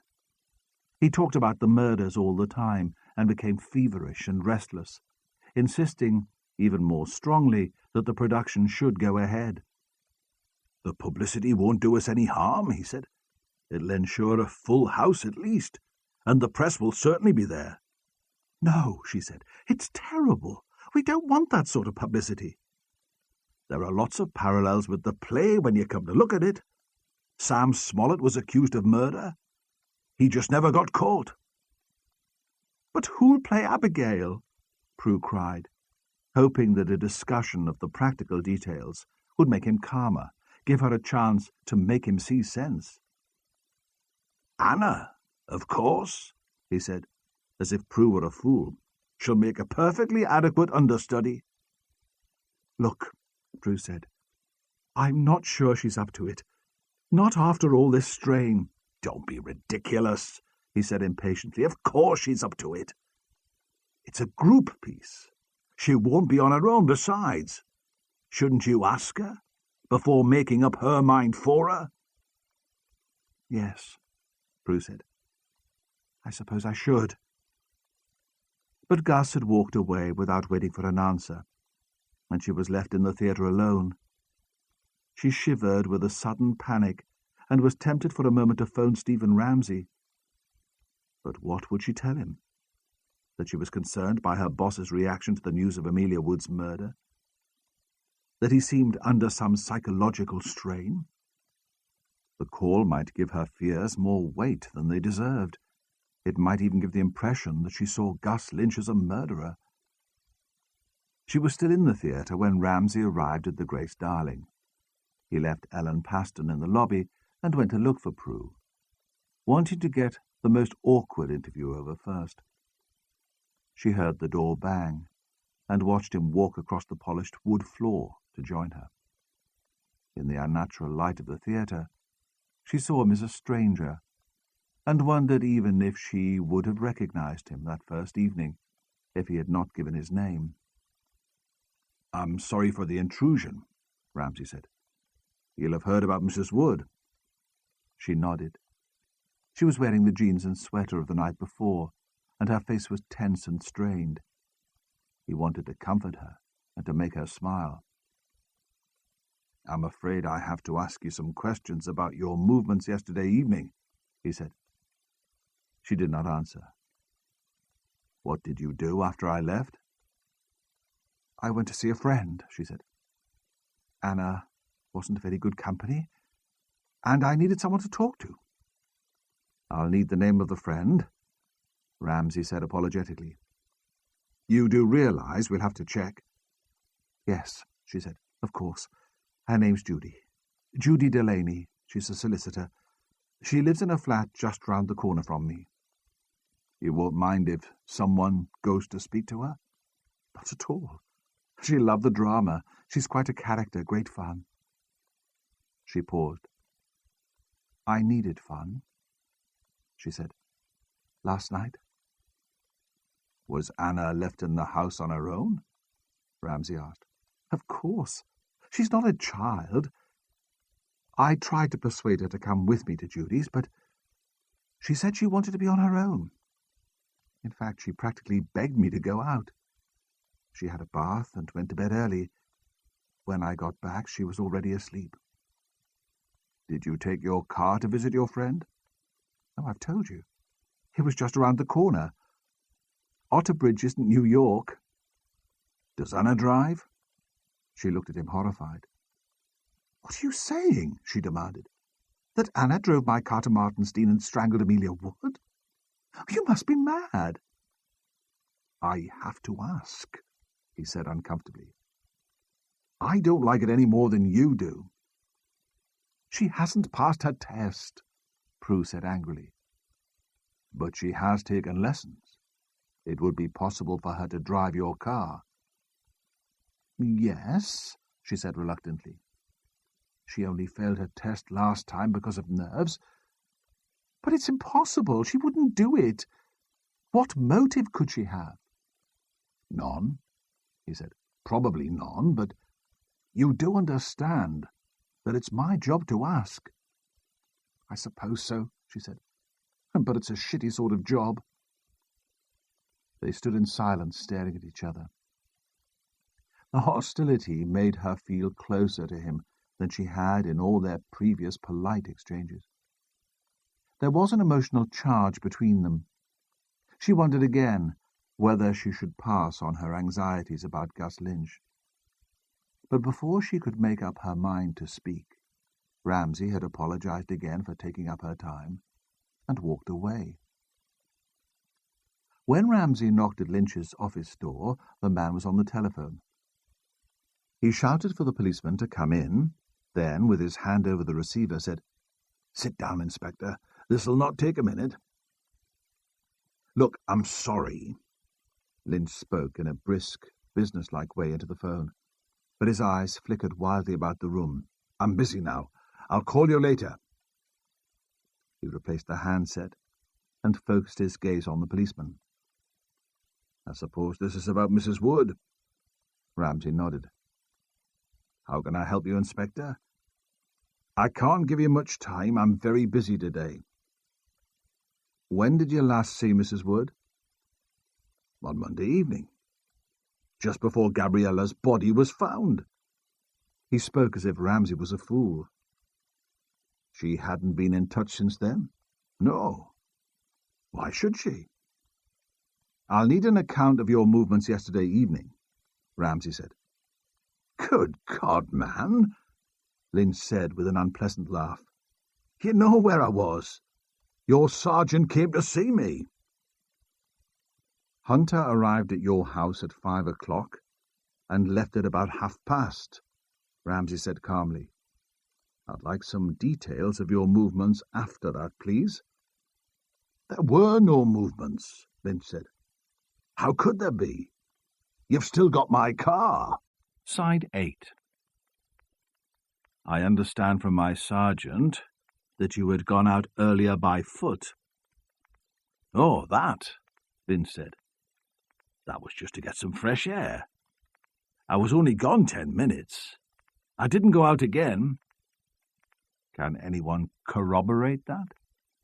Ramsay asked quietly. Of course not. I was in the flat on my own.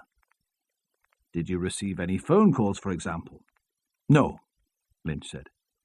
no. He got to his feet, as if he expected the interview to be over. But Ramsay remained seated, and he returned awkwardly to his chair. I'd like you to tell me about your business dealings with Mr. Wood, Ramsay said.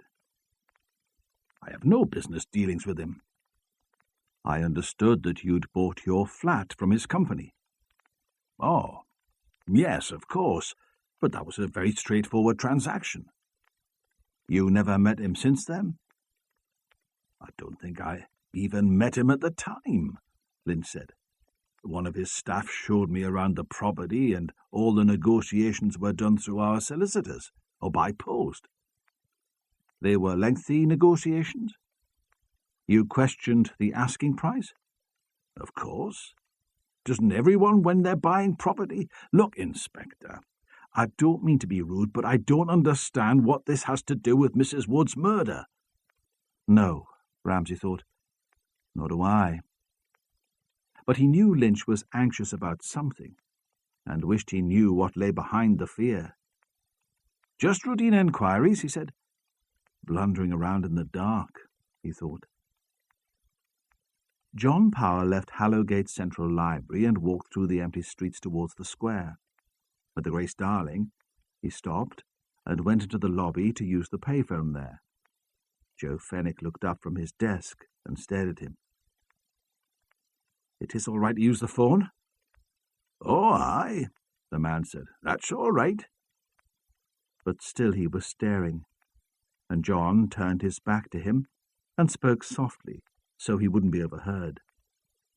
He dialed the Starling Farm Community Centre and asked to speak to Connor. Are you on for tonight? He asked. No.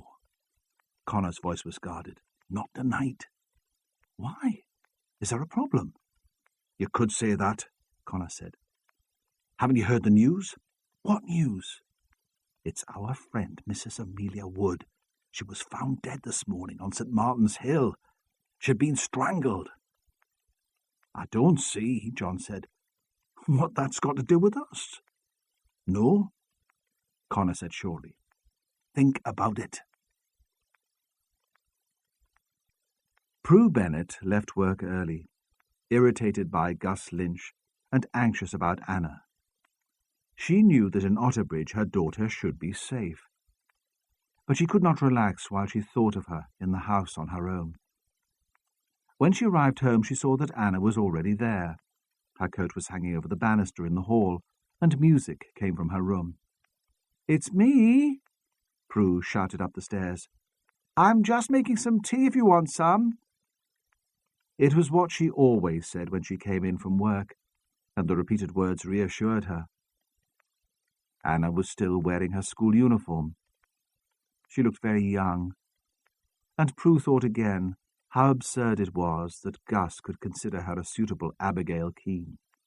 Abigail had to be sexy, sophisticated, confident of her ability to attract. "Amelia Wood's dead," Anna said. "I've just heard it on the radio." Prue looked at her daughter for signs that she was upset.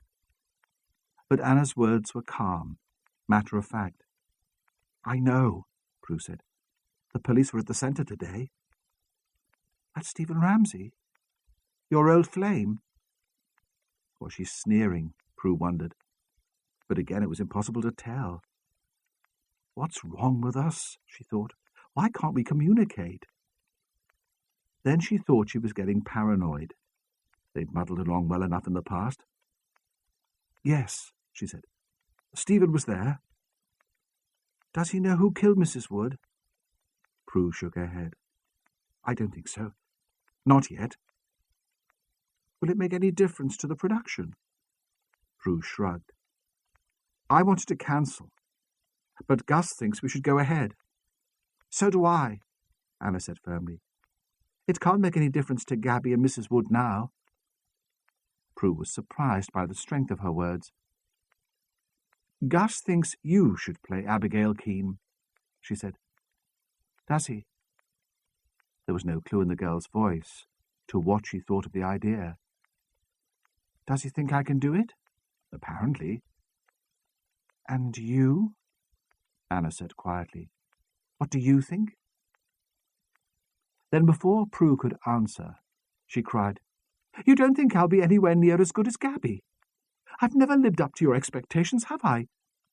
You don't want me to try, in case I make a fool of you. No, Prue said, distressed, wondering if that was what she thought. I didn't mean that. As they stared at each other angrily, shocked by the unusual tension between them, the telephone rang. After speaking to Connor, John Powell hung round the lobby of the Grace Darling, reading posters on the notice board advertising the Contemporary Dance Festival in town, and Shakespeare at the Theatre Royal. He was putting off a decision about what to do next. The evening stretched ahead of him as a prospect of unendurable boredom. Sod Connor, he thought. This was no time to lose his nerve. He was just about to leave the building when Joe Fenwick called him back. Hey, he said. You, young Powell, I want a word with you. What is it? John stood at the door. Come here, bonny lad. I don't want the whole world to hear, and nor will you. What is it? John said again, sauntering towards the desk, refusing to be rattled. What were you doing playing silly buggers in Anchor Street a couple of nights ago? Joe said. I don't know what you mean. He was superior, haughty. It was a faultless performance. Don't come the innocent with me. I saw you and your mates driving like lunatics. What had you been up to, eh? It wasn't your car you were driving. Don't you think the police would be interested? No, John said calmly. I don't think they would. They've more important things to worry about than a few lads mucking about. Besides, I deny it. Deny what you like, bonny lad. But if I see you at it again, I'll be on to your father as quick as you like, or to that Inspector Ramsay. I shouldn't do that, John said. That would be a mistake. He was more worried by the exchange than he let on, but he refused to run away. He wasn't going to be intimidated by an old man like Joe Fenwick. He told himself it was the lack of information which was frightening. If he knew which way the police investigation was moving, he'd have more to work on. He'd know what line to take. He thought then that Anna Bennett might be a source of inside information. Her mother was close to the inspector leading the investigation. It was an outside chance, but he'd always been willing to gamble. Ignoring Joe Fenwick's disapproval, he walked defiantly back to the payphone. Hi, he said, when Anna answered. I think we should meet. He thought it was beneath him to identify himself. He took it for granted she would recognize his voice. He knew she liked him. We'll need to talk about the play. If you're taking over from Gabby, you are going to take on Abigail Keane? Yes, she said, then consciously echoing her mother. Apparently. I'll borrow my mum's car and pick you up, he said, and replaced the receiver before she had a chance to refuse. Anna walked slowly back to the kitchen. She was flushed with excitement. That was John, she said. He's asked me out. Tonight? Will you go? Yes, Anna said, then added sarcastically. If it's all right with you. What can I say, Prue thought. She's 18, an adult. At her age, I was making love to Stephen Ramsay in the dunes at Durridge Bay. Yes, she said. Of course it's all right. I hope you enjoy yourself. Oh, Mum, Anna said impulsively. You don't know how much this means to me. Prue did not know what to say. John arrived at the house later than they had expected, and the waiting only increased the tension between them. When the doorbell rang, Anna rushed off to answer it. Prue wished that she was not so eager. she would be so easily hurt. Through the open kitchen door she heard John say without apology that he was late because he'd had problems arranging transport. Then the front door slammed, and Anna went off without saying goodbye. John knew from the beginning that the evening was a crazy idea. Why Anna Bennett, for Christ's sake? It had started logically enough, with a desire to find out more about the police investigation, but as soon as he got hold of the car, he knew he wouldn't be satisfied with a quiet drink and a chat. He needed danger, like a drug. Her affection for him was a challenge, as Gabby's had been. He wanted to shock her out of it. "Where are we going?" she asked. She had changed from her school uniform into a long black shirt and boots. He could tell she had made an effort for him. She sat primly with her hands on her lap. What had she expected, he wondered? The pictures? A meal in a wine bar in Otterbridge? Did she think he fancied her when he could have had Gabby Paston? Her passivity made him want to hit her. "You'll see," he said roughly. "It's a surprise." He drove fast out of Otterbridge and joined the main road south. He realized it wasn't too late to save the evening, to stop him making a fool of himself. He could buy her a pizza, a few glasses of wine, make her feel good, and deliver her safely home to her mother. But he had never played safe, and he recognized the self-destructive excitement, the lack of control, which made him drive too fast and spend his time with Connor, and which was his only antidote to boredom. "I thought we were going to talk about the play," she said. He overtook a lorry and just missed an oncoming vehicle. She clasped her hands in her lap more tightly. "Not talk," he said. "Talk's not enough. We'll never understand Abigail and Sam by just talking. They took risks. They lived on the edge." "So," she said more loudly, too proud to let him see how frightened she was by the speed. "Where are we going?" "We're going to the races," he said, and braked sharply as they approached a roundabout. She thought she must have misheard, and did not like to ask what he meant. She felt out of her depth. As they waited for the traffic to pass, he said, "What do the police say, then, about these murders? Your man must know. They were at the Grace Darling today. And didn't you say she was a special friend of Inspector Ramsay's?" "My mother was at school with him," Anna said, "but they've not seen each other for years. I don't think he'd confide in her." She paused. "Wouldn't your father be able to tell you more?" "Oh, him," John said. "He'll give nothing away. Not to me." "I never knew my father," she said. "It made me different right from the start, not having a dad. I hated being different." It was a difficult admission for her to make, but he seemed not to hear. "Who do you think killed Gabby Paston?" he asked suddenly. "How would I know?" she said. She shivered. She never wanted to think of Gabriella Paston again. The traffic cleared, and John drove on, down Anchor Street, to Halligate Fish Quay, and over the cobbles past the new flats at Chandler's Court. The fog had returned to the river with dusk. "I'm hungry," John said. He looked at his watch. It was 9 o'clock. "There's an hour to wait yet. Do you fancy fish and chips?" She nodded, and he pulled in under a street lamp close to the Seaman's Mission. They crossed the road together, and she wondered if he would put his arm around her, give some sign of affection. She longed to touch him, but he seemed wrapped up in thoughts of his own and oblivious to her presence. A queue snaked around the inside of the chip shop, and they joined it, standing one behind the other as if they were strangers. Inside the shop it was beautifully warm, and the windows were misted with condensation. The talk in the queue was comfortingly domestic, of family rows and minor illnesses. No one mentioned the murders.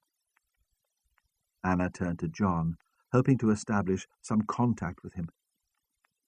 But at the same time a customer opened the door to leave the shop, and John's attention seemed caught by a movement outside. "What is it?" she asked. "Nothing," he said. I thought I saw someone I recognized in the street, but it couldn't have been. Because he thought he had glimpsed his mother running across the road towards Chandler's Court, her raincoat blown open, and he knew that was impossible. His mother would be at home in their dull grey sitting room, waiting for his father to return, and provide a brief vicarious excitement with news of his work. John would not let Anna eat the fish and chips in the car. It was his mother's, he said. She would object to the smell, and not let him borrow it again. They sat, huddled in their coats against the cold, on a bench, looking out over the river, and still there was no physical contact between them. He jumped up impatiently before she had finished, making a ball of the chip papers and throwing it into a rubbish bin. "Come on," he said. "We'll have to go now, if we're going to get any sort of view." She followed him, caught up by his mood of expectation and his restlessness. Suddenly, it seemed the most exciting thing in the world to be out with him, with no idea how the evening would end. This is it, she thought. This is how Abigail Keene felt when she left her stuffy family and went out into the world looking for adventure. He drove up the hill away from the river, past an old industrial estate. Most of the factories were empty, and grass grew in cracks through the concrete. The few units still in production were protected by grills and covered by spray-painted graffiti. John turned into a wide street, which Anna recognized immediately. "This is the Starling Farm estate," she said. She had never been anywhere near the place, but she had seen it on the television. There was the small row of shops, a laundrette, a bookmaker's, a general store, which had been pelted with rocks and petrol bombs. Further up the street, she saw the boarded-up houses, from which even the roof tiles had been looted. Because she had seen it on television, she thought the estate was glamorous. It was like seeing a famous film star walking down the street. "Where are we going?" she asked. "I told you," he said. "To the races." He reached into the glove compartment and pulled out a cassette. The car was filled with music, and she had no chance to ask what he meant. The roads were quite empty and almost dark. Some of the street lamps had been shattered in the previous week's disturbances. Anna thought it must have been like this in the Blitz. She found it hard to believe that behind the blacked-out, boarded-up windows, families were living normal lives. The association with wartime Britain made the place seem exotic, different from anything she had ever known. It conjured up the nostalgia of an age, big band music, land girls, stolen love affairs before men went away to fight. John pulled off the road onto a piece of grass, a school playing field. Once it had been separated from the street by a high wire mesh fence, but the fence had been flattened and lay in a tangled heap to one side. In the headlights, she saw white football goals, a climbing frame. There were dozens of other cars parked in an orderly line, facing the road. John found a space, switched off the music and the engine. In each of the cars were passengers staring at the darkness. Somewhere in the distance a clock struck 10. "We were just in time," John said. His hands were still clenched tight on the steering wheel. "Now you'll see." But still the street was quiet, and she sat, waiting for something to happen. She heard the engines first, revving up somewhere to the right of them, shattering the silence. Then there was the sound of a horn, loud as a starting gun, and the race had started. 2 cars sped past them, bumpers almost touching so close to the audience that Anna could feel the vibration, smell the burnt rubber as they braked to turn the corner. John leaned forward, tense with concentration. It was as if he were competing himself. "This is the finishing line," he said. "They'll do 2 complete circuits of the estate and end up here." "Isn't it dangerous?" she asked. "Of course it's dangerous," he said, not taking his eyes from the road. "That's the point." "How can they afford that sort of car?" she asked. "Living here?" They had passed so quickly that she had not been able to identify the make. but could tell they were big, powerful, expensive. "Don't be dumb," he said. "They're all stolen. It's hotting. Haven't you heard of it?" "Where do you think I got this one?" he wanted to say. "I chose it specially because it looks respectable. But it's stolen just the same. I'm an expert. When I put it back tonight, they won't even have missed it." But he said nothing. Perhaps some faint instinct of self-preservation remained. Before she could answer him, the cars flashed past again. This time there was a gap between them, and he said almost to himself, "That's Baz in front.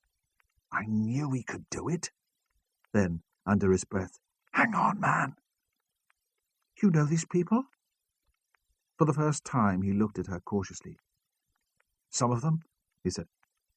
"I went to school with some of them." Then more aggressively, "It doesn't make them different, you know. Living in a place like this." "No," she said. "Of course not. I didn't mean that." But as she watched the tail lights disappear into the darkness, she thought that they were different. Her conventional upbringing reasserted itself. "They're breaking the law," she said. "They're criminals." "Abigail Keene and Sam Smollett broke the law," he said savagely. "We think of them as heroes. It's all a question of perspective." As the race reached its climax, she expected the audience to leave their cars, to gather together at the roadside to cheer and shout, but they remained where they were, insulated from each other by the vehicles. Still she could sense their tension and excitement. John wound down the window to listen for engine noise. "They'll be changing gear at the community centre," he said, almost to himself. "Up the hill to the Keel Row. Here they come!" Suddenly the place emptied into noise and light, with the blaring of horns and the flashing of headlights, to make the end of the race. "Who was it?" she demanded. "Was it your friend?" He looked at her. "Do you care?" "Of course I care."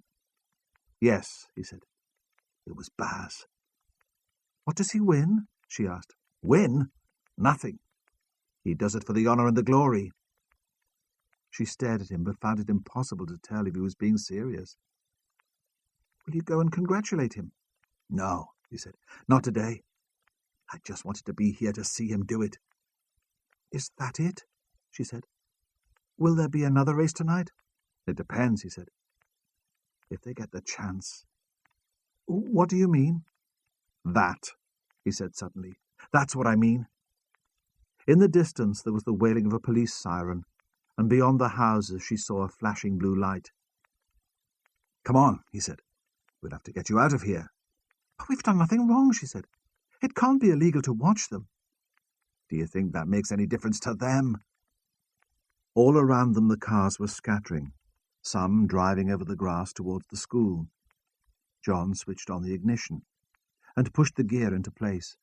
He drove forward with a jerk, swerving to avoid the battered mesh fence, and down the street away from the flashing blue light. He felt drained and exhausted. Was it worth it, he wondered, for a few minutes of excitement? "Look," he said, "I'd better take you home." "I won't say anything," she said. "About tonight, I won't tell anyone where we've been." He shrugged. "It's up to you," he said. "As you say, it's not illegal to watch." "I'd like to come again," she said, "if you're going." He looked at her in surprise, and realized that he was disappointed. He had been hoping to scare her, and she'd been excited.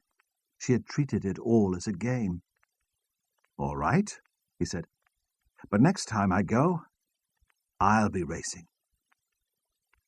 From the kitchen, Prue could not hear the traffic at the front of the house, and she went every so often to the front bedroom to peer down the street to watch for her daughter's return.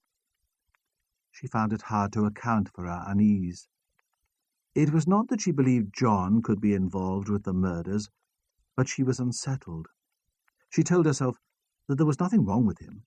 He was bright, from a respectable family. Most mothers would be glad to entrust their daughters to a boy like that. But it did no good, and she could not relax. Absent-mindedly, she cooked and ate an omelette. She told herself She should be pleased by Anna's new confidence. Hadn't she spent the past 10 years wishing she would be more assertive? Yet as the evening wore on, her anxiety increased, and she remained in the front bedroom despite the cold, with the curtains slightly open, so she could look down into the street below and watch for headlights coming up the hill. Because of that, she saw the car quite clearly, registered that it was new, a bright red Polo.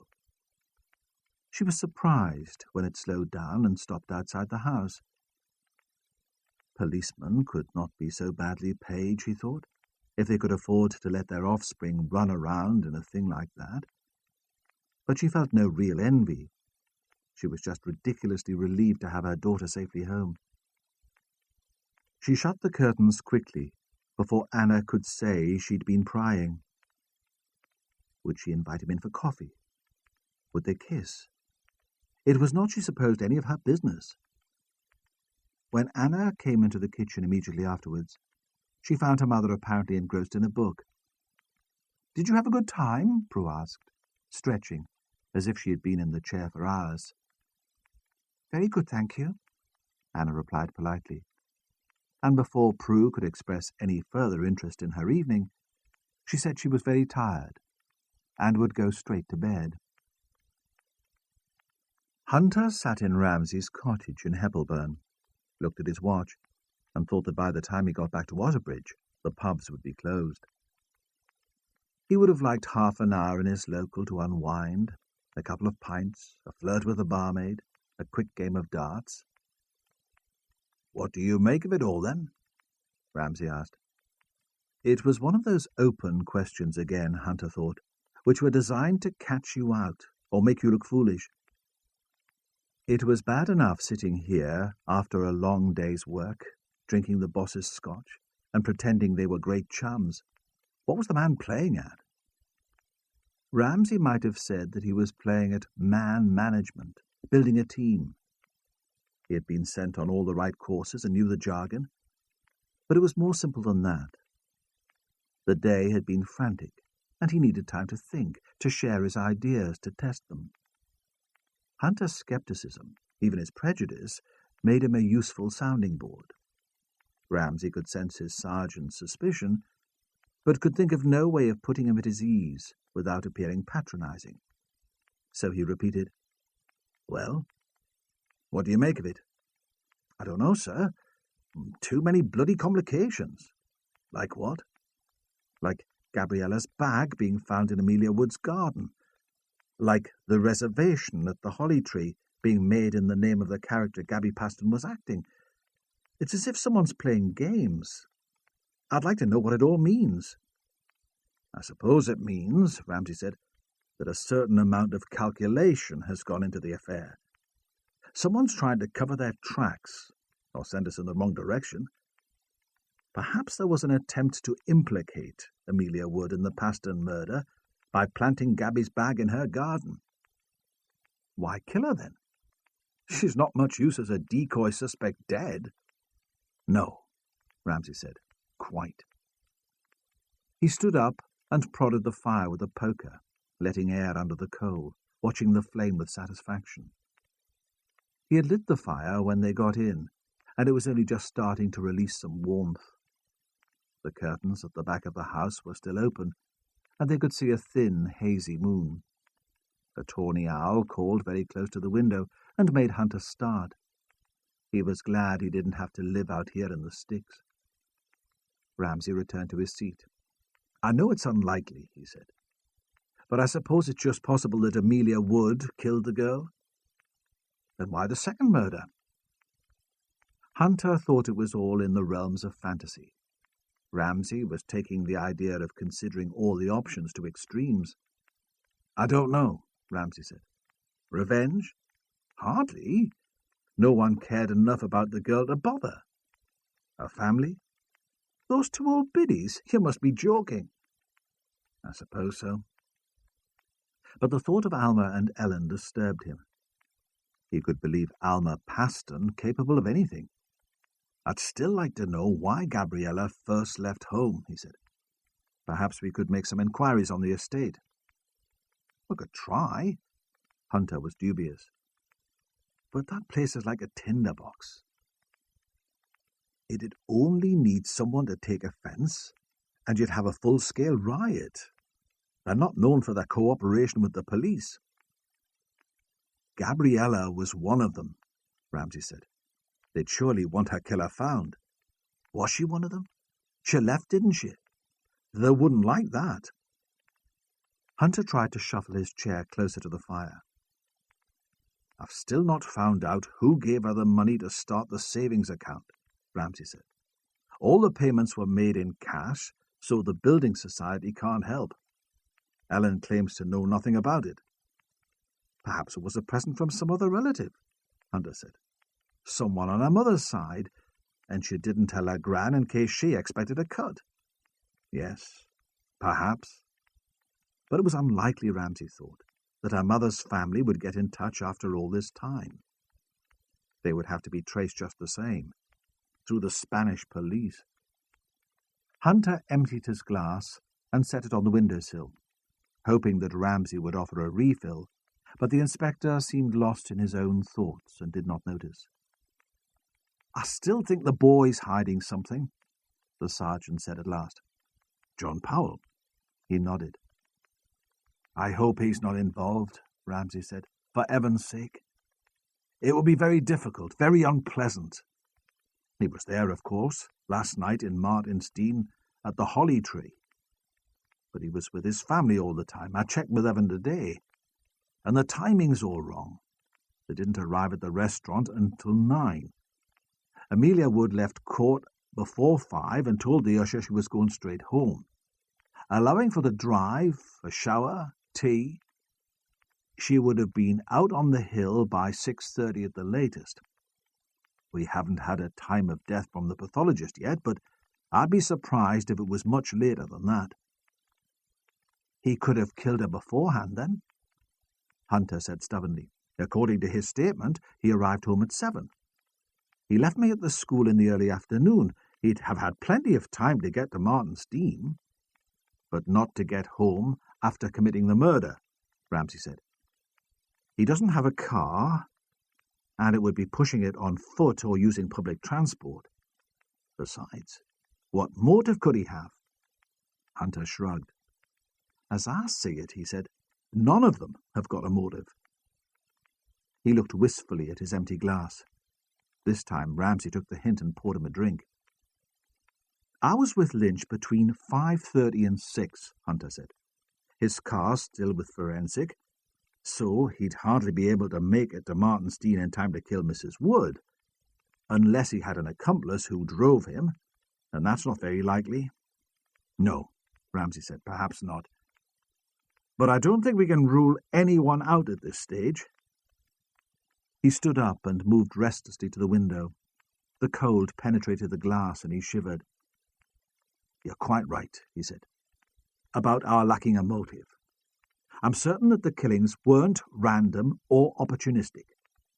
As you said, it's all too complicated and well planned for that.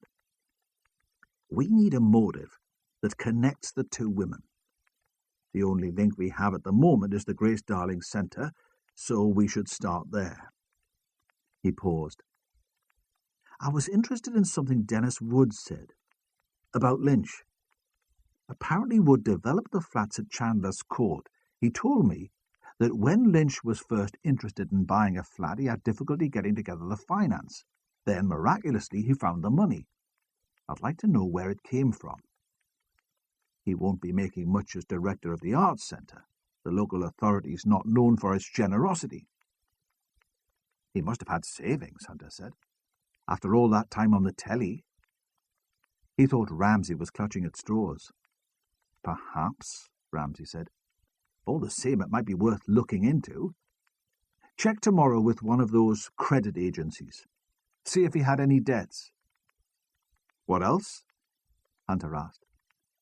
He preferred to be out knocking on doors, making things happen. It occurred to me that Mrs. Wood must have made enemies during her time on the bench.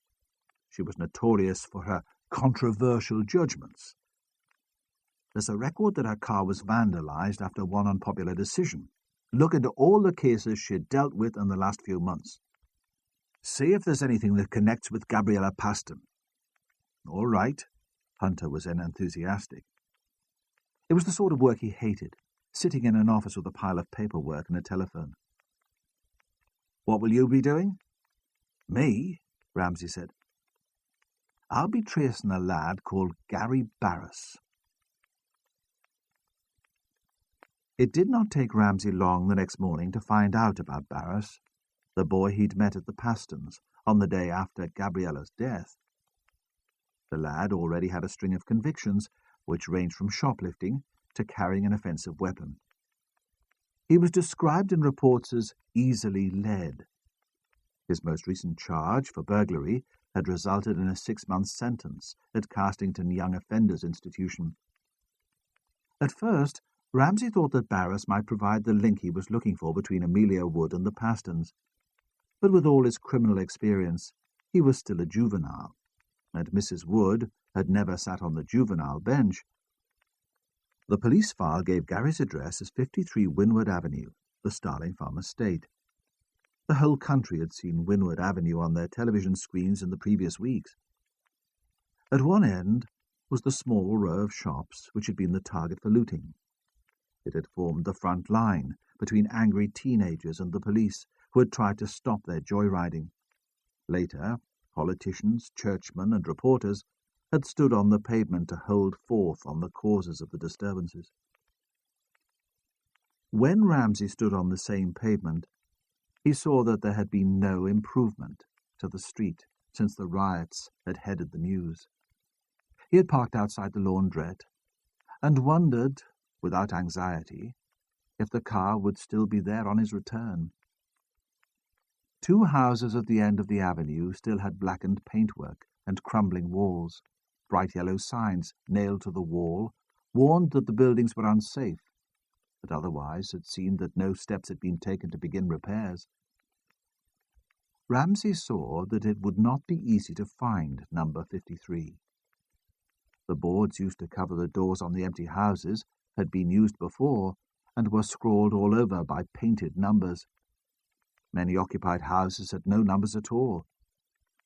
Was it a deliberate ploy, Ramsay wondered, to confuse the police? There was no one to ask for directions, no sign of life at all, except a pit bull terrier, which barked as he walked past, chained to a rusting car. Side 9.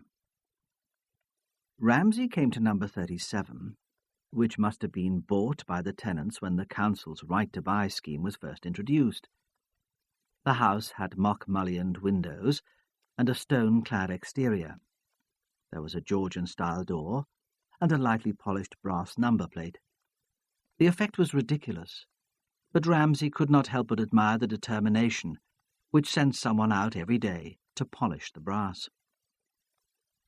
From there he could count the houses until he reached number 53. He stood on the pavement for a moment to check that he'd found the right place. It was hard to believe at first that the house was lived in.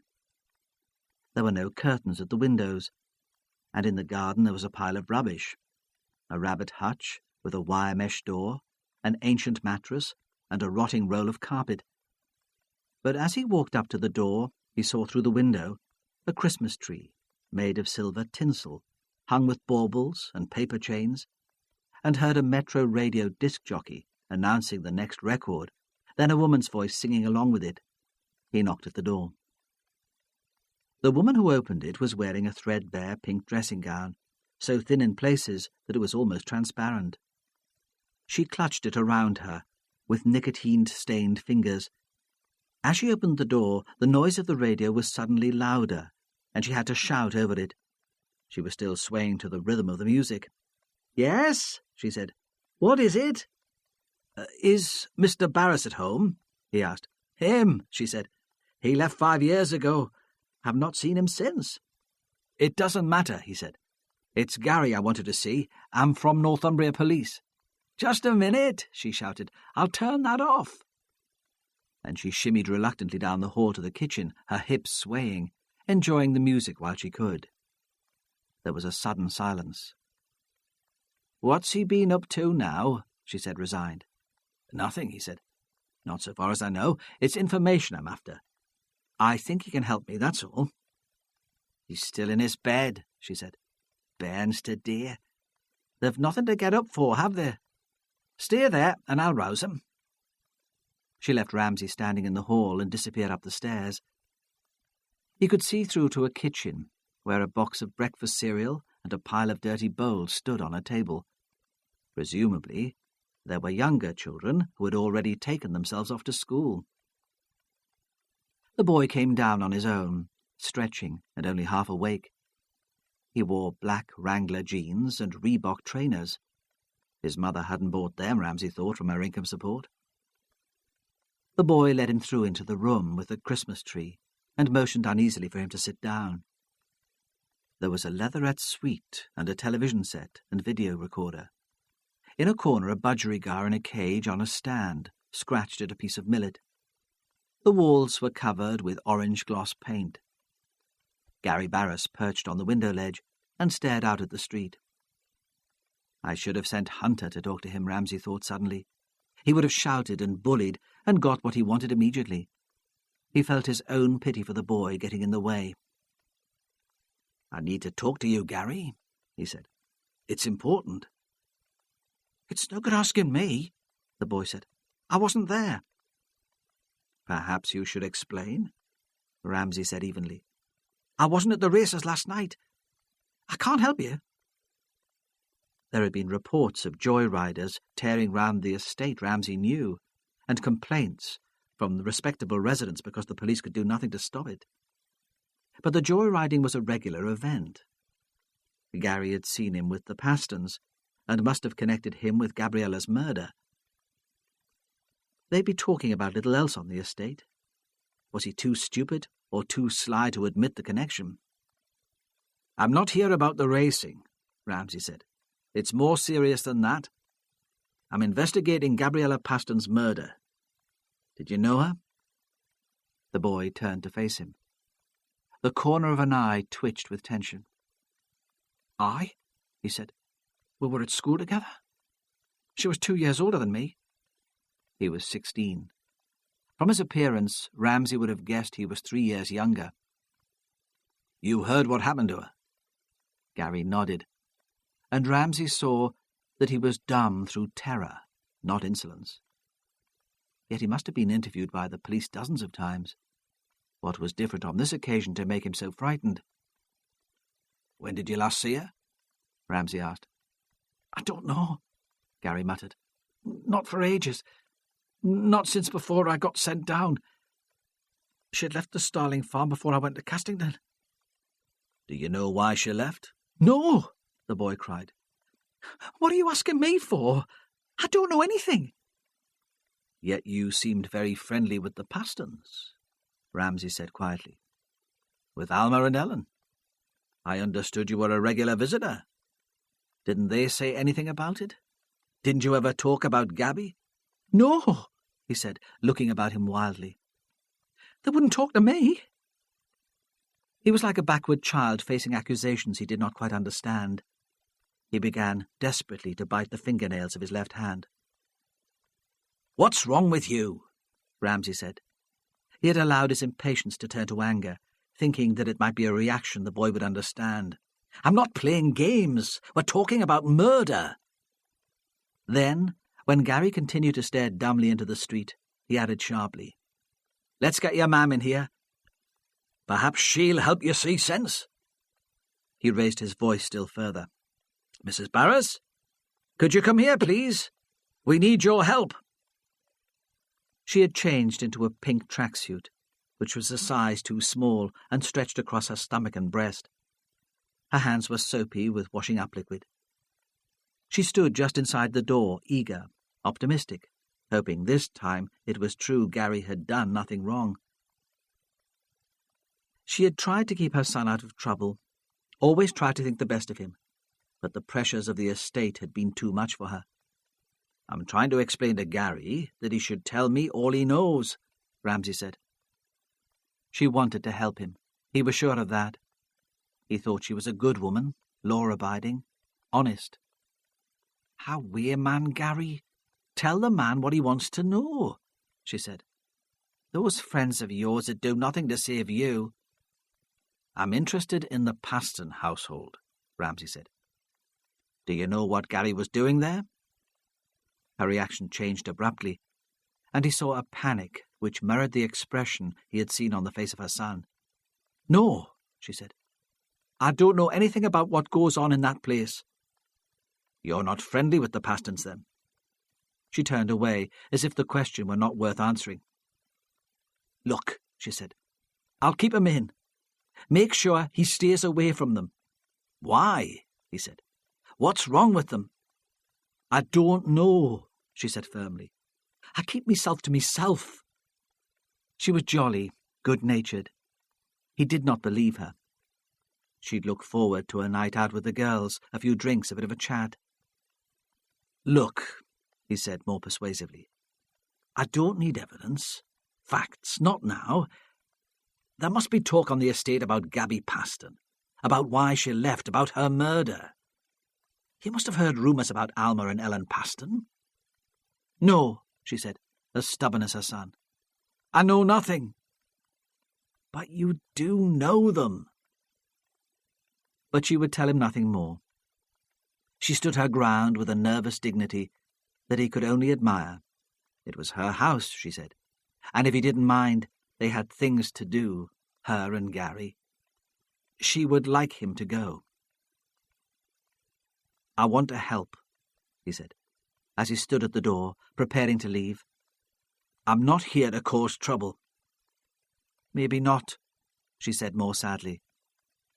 But there's no bugger can help us. Then she smiled at him, hoping there were no hard feelings between them. In Hallowgate Police Station, Ramsay sought out Evan Powell. You know the Starling Farm, he said. What's your opinion of the Paston women? They're mad as hatters, Powell said. The pair of them. In what way? When Robbie Paston died, they took it personally. Thought it was my fault. Thought for some reason that I'd meant to do it. Ellen threw a fit at the inquest and accused me of murder. They started sending hate mail. It came here first. Then they must have found out where I live because it arrived at my home. Nothing subtle, mind. Always the same writing on the same sort of envelopes. And in the end I threw the letters away without opening them. You were sure the letters came from them? Of course. Who else would it be? You didn't prosecute? What would have been the point? It would only have made things worse. Feeling was running pretty high on the estate as it was. Imagine how it would have been if we'd took the bereaved relatives to court. If you remember, it was the time of the Toxteth riots. We had instructions from above to treat with kid gloves, much like now. I didn't mind. The Pastons didn't bother me. I thought they'd get used to the idea of Robbie's death, that they'd learn to forgive and forget. Did they? I'm not sure about that, but they stopped sending malicious mail. I had a bit of a shock when I joined the Choral Society. I walked into the Grace Darling cafeteria and saw Ellen behind the bar. She seemed to haunt me for a while after that. Wherever I'd go, I'd see her. She never approached me, just stood and watched, as if she wanted me to know she was there. But even that stopped when we moved to Barton Hill. Perhaps she's mellowing, with age. Got better things to do with her time. Yes, Ramsay said. Perhaps. He paused. Do they have a big following on the estate? Powell shrugged. There was sympathy, of course, when Robbie died, but that was a long time ago. I wouldn't have thought they'd have much influence now. You don't think they could be stirring up the disturbances on the Starling farm as a way of getting back at the authorities? Powell laughed. I wouldn't put anything past them, he said. But it's a bit far-fetched, isn't it, after all this time? Why would anyone take any notice of them? What power could they have? I'm not sure, Ramsay said. He stood up and seemed about to leave Powell to his work, then returned to the desk. Did John know that you were involved in the death of Gabby's father? He asked. Had you warned him to keep his distance? Powell shook his head. "I never talked about it at all," he said. "I thought if the Pastons wanted to spread the dirt, that was up to them, and I'd explain if it arose. And I've never interfered in any of his friendships.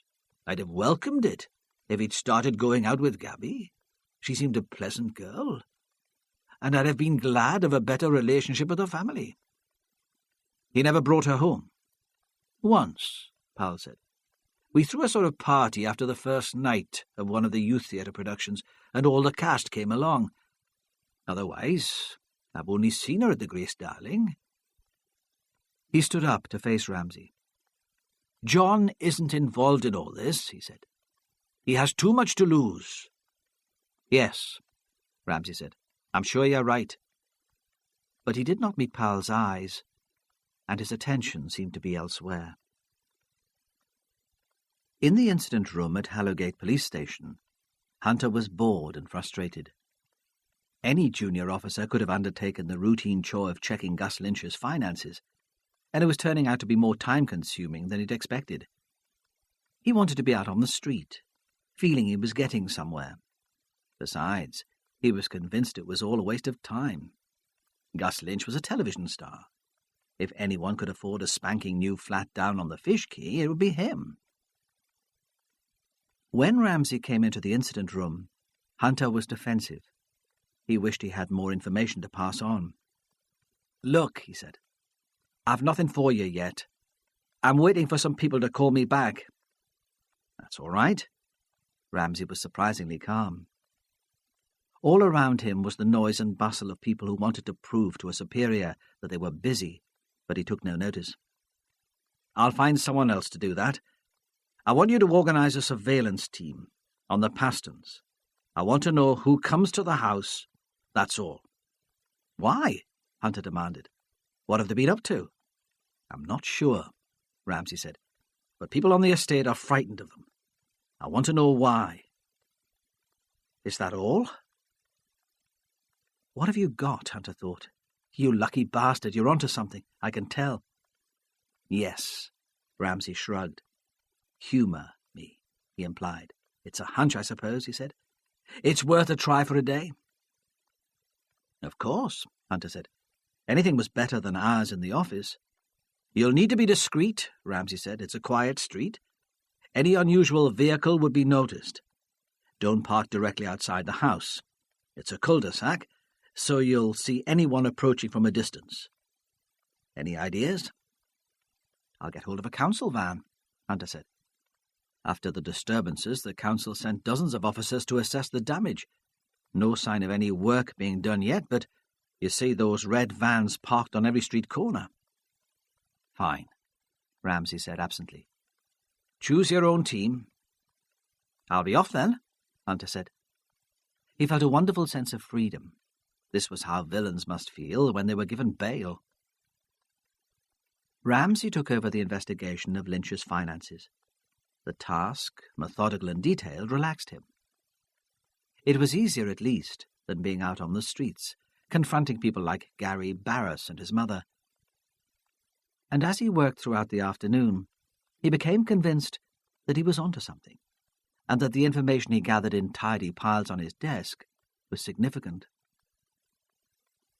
He went off as often as he could to the top, and his politeness and respect, combined with his air of authority, usually persuaded the people he spoke to that they should help him. From the Director of Finance of Hallowgate Borough Council, he learned that Lynch had been in arrears with his community charge 2 years previously. A summons had been sent, and there had been one court appearance. Almost immediately afterwards, the debt had been paid in full. The records of the North East Electricity Board and Northern Gas showed a similar pattern. Lynch had ignored final demands and threats of disconnection, and then, on the same date, had paid up. At around the same time, he had miraculously found enough money to put a deposit on the flat at Chandler's Court. Ramsay thought at first that Lynch's failure to pay his bills might be the result of carelessness, absent-mindedness. He was an actor, an artist. Would he consider the settlement of such routine debt as unimportant? But the coincidence was too strong, and he began to wonder about the source of the dramatic and timely windfall.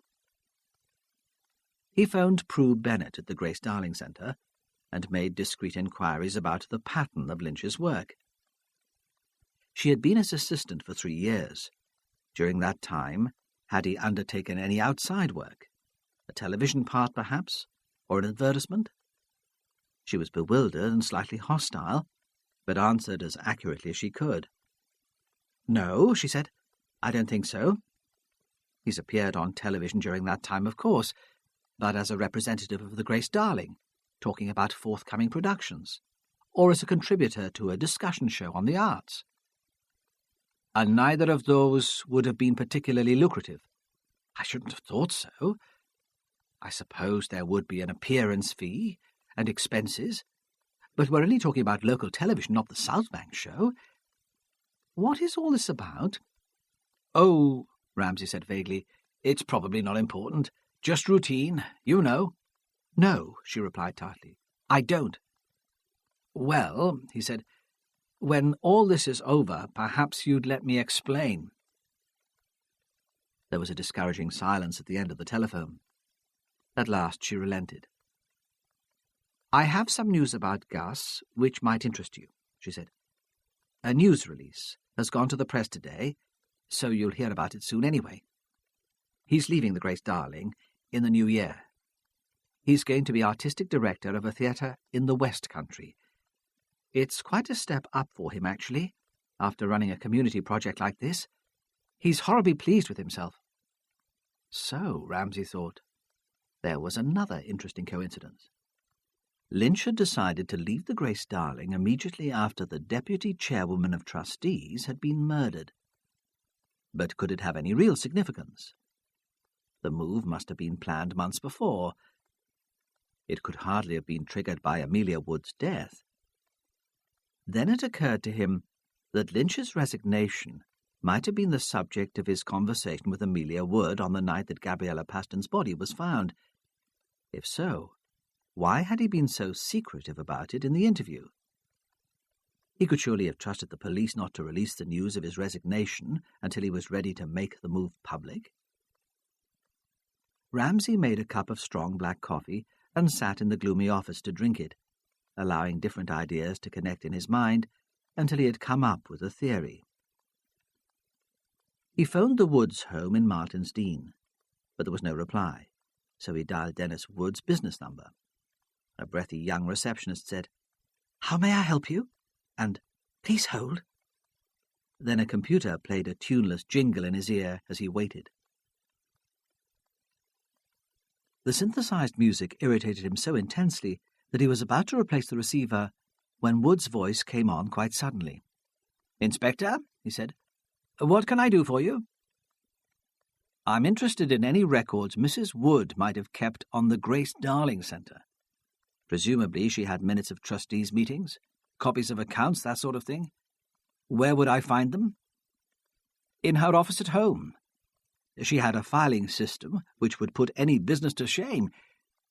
Look, I'm not expecting to be home until later, but you've still got a key. Why don't you help yourself?" So in the late afternoon, Ramsay drove to Martin's Dean. He slowed down in the village past the Georgian Terrace, inhabited mostly now by university lecturers from Newcastle, and past the Holly Tree restaurant, where 2 businessmen were emerging from a late lunch. St. Martin's Close was quiet. The big houses were set well back from the trees. He thought it was not surprising that none of the residents had seen a strange car in the street on the evening of Amelia's death. He let himself into the house and switched off the alarm. The dog, apparently shut up in the kitchen, began to bark, but again the houses were too far apart for any neighbours to hear and worry about intruders. Eventually the animal lapsed into an exhausted silence. The study was a pleasant square room at the side of the house. Along one wall was a set of filing cabinets, and it seemed that, as Wood had said, Amelia's record-keeping had been meticulous. A 3-drawer cabinet was given over entirely to the affairs of the Grace Darling Centre, and Ramsay began at the top and worked his way carefully through the envelope files contained there. Copies of the minutes of trustees' meetings went back to the opening of the centre.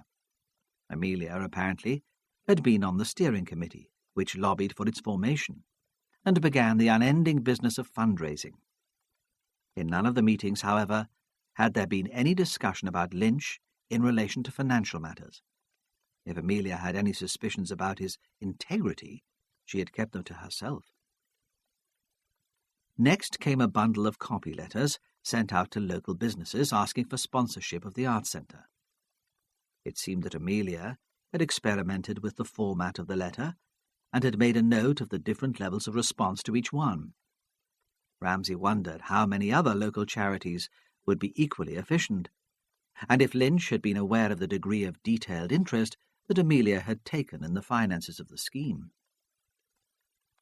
About 3 years previously, the Borough Council had cut its grant to the centre. The council had been threatened with poll tax capping, and the Community Arts Fund had been chopped in half.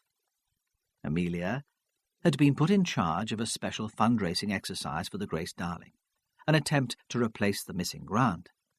She had kept a list of the sponsorship she had achieved during that time. The sums were substantial and had totalled more than £50,000. Amelia had been a persuasive woman. Pinned to the back of the word-processed list of sponsors was a bank statement covering the period of fundraising.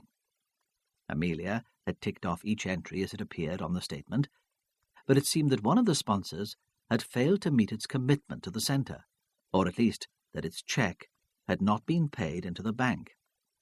A company called Northumbria Computing had pledged £10,000 over 2 years, but there was no record of the amount on the bank statement. Amelia had obviously seen the omission, because beside the company's name on the list was a large question mark. Ramsay allowed himself a moment's self-congratulation. He must be right. The theory devised in his office was almost proved. He was convinced that a fraud had taken place. Then he began to wonder how it had been done. Surely Northumbria Computing would have made its cheque payable to the Grace Darling Centre, not to Gus Lynch personally. How then had he managed to get his hands on the money? And if Amelia Wood had realised that he had stolen from the trust, why hadn't she taken steps to bring the matter to light? If she had taken her suspicions to an auditor, he would discover immediately what had happened to the money. Ramsay could understand that a charity like the Grace Darling would want to avoid damaging publicity, but there were ways to deal with the thing discreetly. He had seen it done before. When Prue Bennett left her office at 6 o'clock, she came across Ramsay in the lobby, leaning on Joe Fenwick's desk, chatting to the porter as if they were old friends. It was clear that he was waiting for her, and she did not know what to make of it. She had persuaded herself that she rather despised him. There was something grubby and unpleasant about his prying into other people's business. Yet now she found his presence reassuring. "I'm glad to have bumped into you," he said, as if the meeting had been quite by chance. "There are 1 or 2 questions I need to clear up." "I can't stop now," Prue said. "Anna will be expecting me. We've hardly seen each other in the last few days." "Perhaps I could come back with you," he said, "if it wouldn't be too much of an intrusion." She would have liked to assert her authority, to tell him to get lost, but she couldn't quite manage it. She was curious, and it was hard to see him now as the sleazy detective she had long imagined. Most of her friends were younger, people she'd met through the theatre. They were enthusiastic, passionate, changing their philosophies to suit the latest trend. They were fun. Ramsay's solidness and constancy was different and attractive. "No," she said. "It wouldn't be an intrusion." She wondered if she should invite him for a meal, then thought that might cause him embarrassment. Perhaps there was some rule preventing policemen eating with the murder suspects. There should be.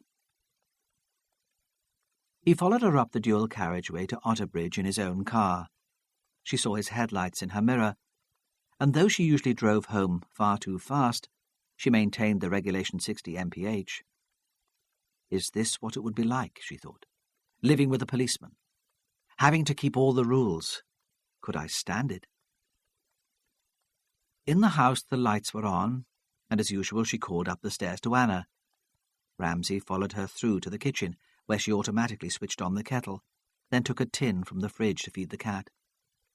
Anna wandered in 10 minutes later, poured herself a mug of tea, and went away without a word. "I'm sorry," Ramsay said. "You wanted some time together." "That's all right," Prue said. "She's not communicating much anyway. I think she's in love." "Who's the subject of her affection?" "John Powell. He took her out last night." She smiled, making a joke of her unease. "You policemen can't be badly paid," she said. "He brought her home in a very smart new polo. His mother's, apparently. My car's 15 years old and held together with string." "It's about money that I want to talk to you," he said. He had intended to stick to a story that his inquiries into the Grace Darling finances were a matter of routine police work, but she was too intelligent to believe that. Even after all these years, she knew him too well. He saw that the only way to obtain her cooperation was to tell her the truth. "I think Gus Lynch might have been stealing from the Arts Centre," he said. "Had you ever suspected anything like that?" She shook her head. "But I'd have no way of knowing," she said. "Amelia Wood had a bank statement which seems to show that any payment to the Grace Darling, grants from the local authority and money from sponsors, was put on deposit and transferred into the current account when it was needed." "Yes," she said. "That's right. I was joint signatory to both accounts." "Presumably each year the trustees would appoint an auditor to go through the books and make sure that any cheque from either account had a legitimate purpose. You had to keep receipts." She nodded. "Of course." "I want to know if there was another account," he said quietly. "A secret account that the trustees didn't know about and the auditors never got to see."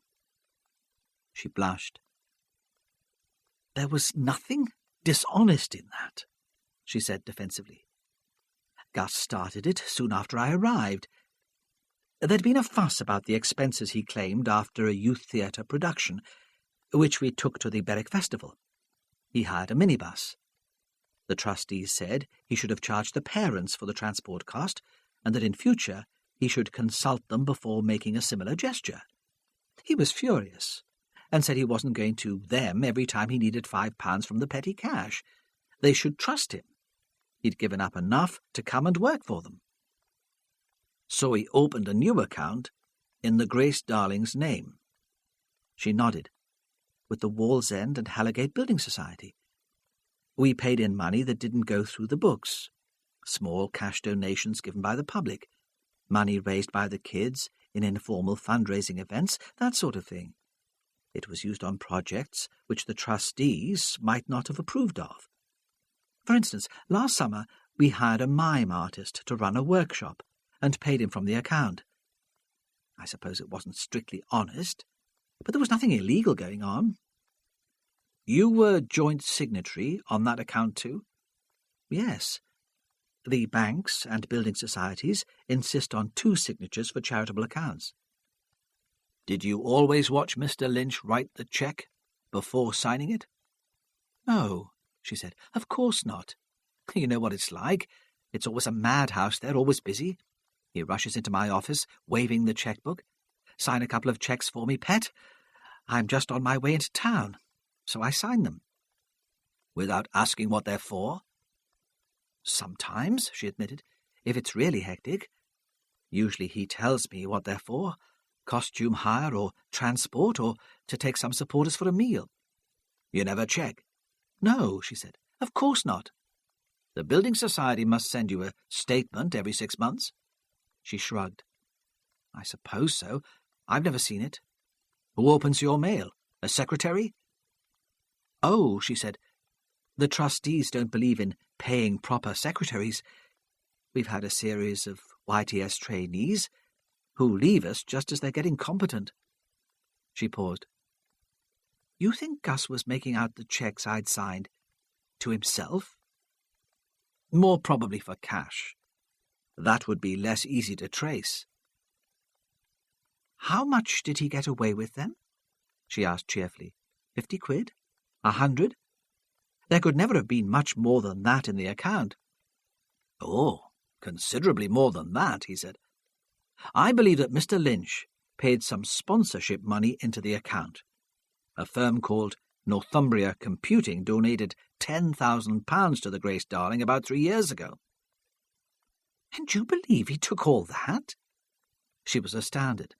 Not all at once, Ramsay said. I think he withdrew it in cash over a period. And I signed the bloody cheques, she said. What a bastard! There was a silence. In her room, Anna was playing lyrical and sentimental music. Prue took a knife and a board from a drawer and began violently to chop an onion. It isn't the theft itself which is of most concern at the moment, Ramsay said. It provides a motive, you see, for Mrs. Wood's murder. You think she found out about it? Prue stood, poised for a moment with the knife in her hand. Do you think that's why he decided to look for another job? I think it's almost certain that she suspected he'd been stealing, Ramsay said, almost to himself. She'd have heard from her husband that he wanted to buy the flat in Chandler's Court. She might even have been on the bench when Lynch was charged with non-payment of the community charge. So she went through the bank statement herself to check. But it all happened years ago.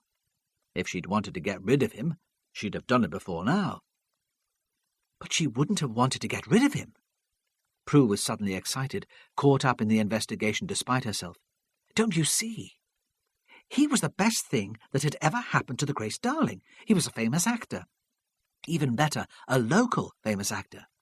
It meant that we got all the publicity we could handle. It meant that the Grace Darling was successful when other similar projects were closing down. It would be worth 10 grand to her to keep him. So you're saying that she used the information that he'd been stealing to put pressure on him to stay? A sort of blackmail? She nodded. It's certainly very significant that he only decided to announce his resignation on the day after she died, Ramsay said.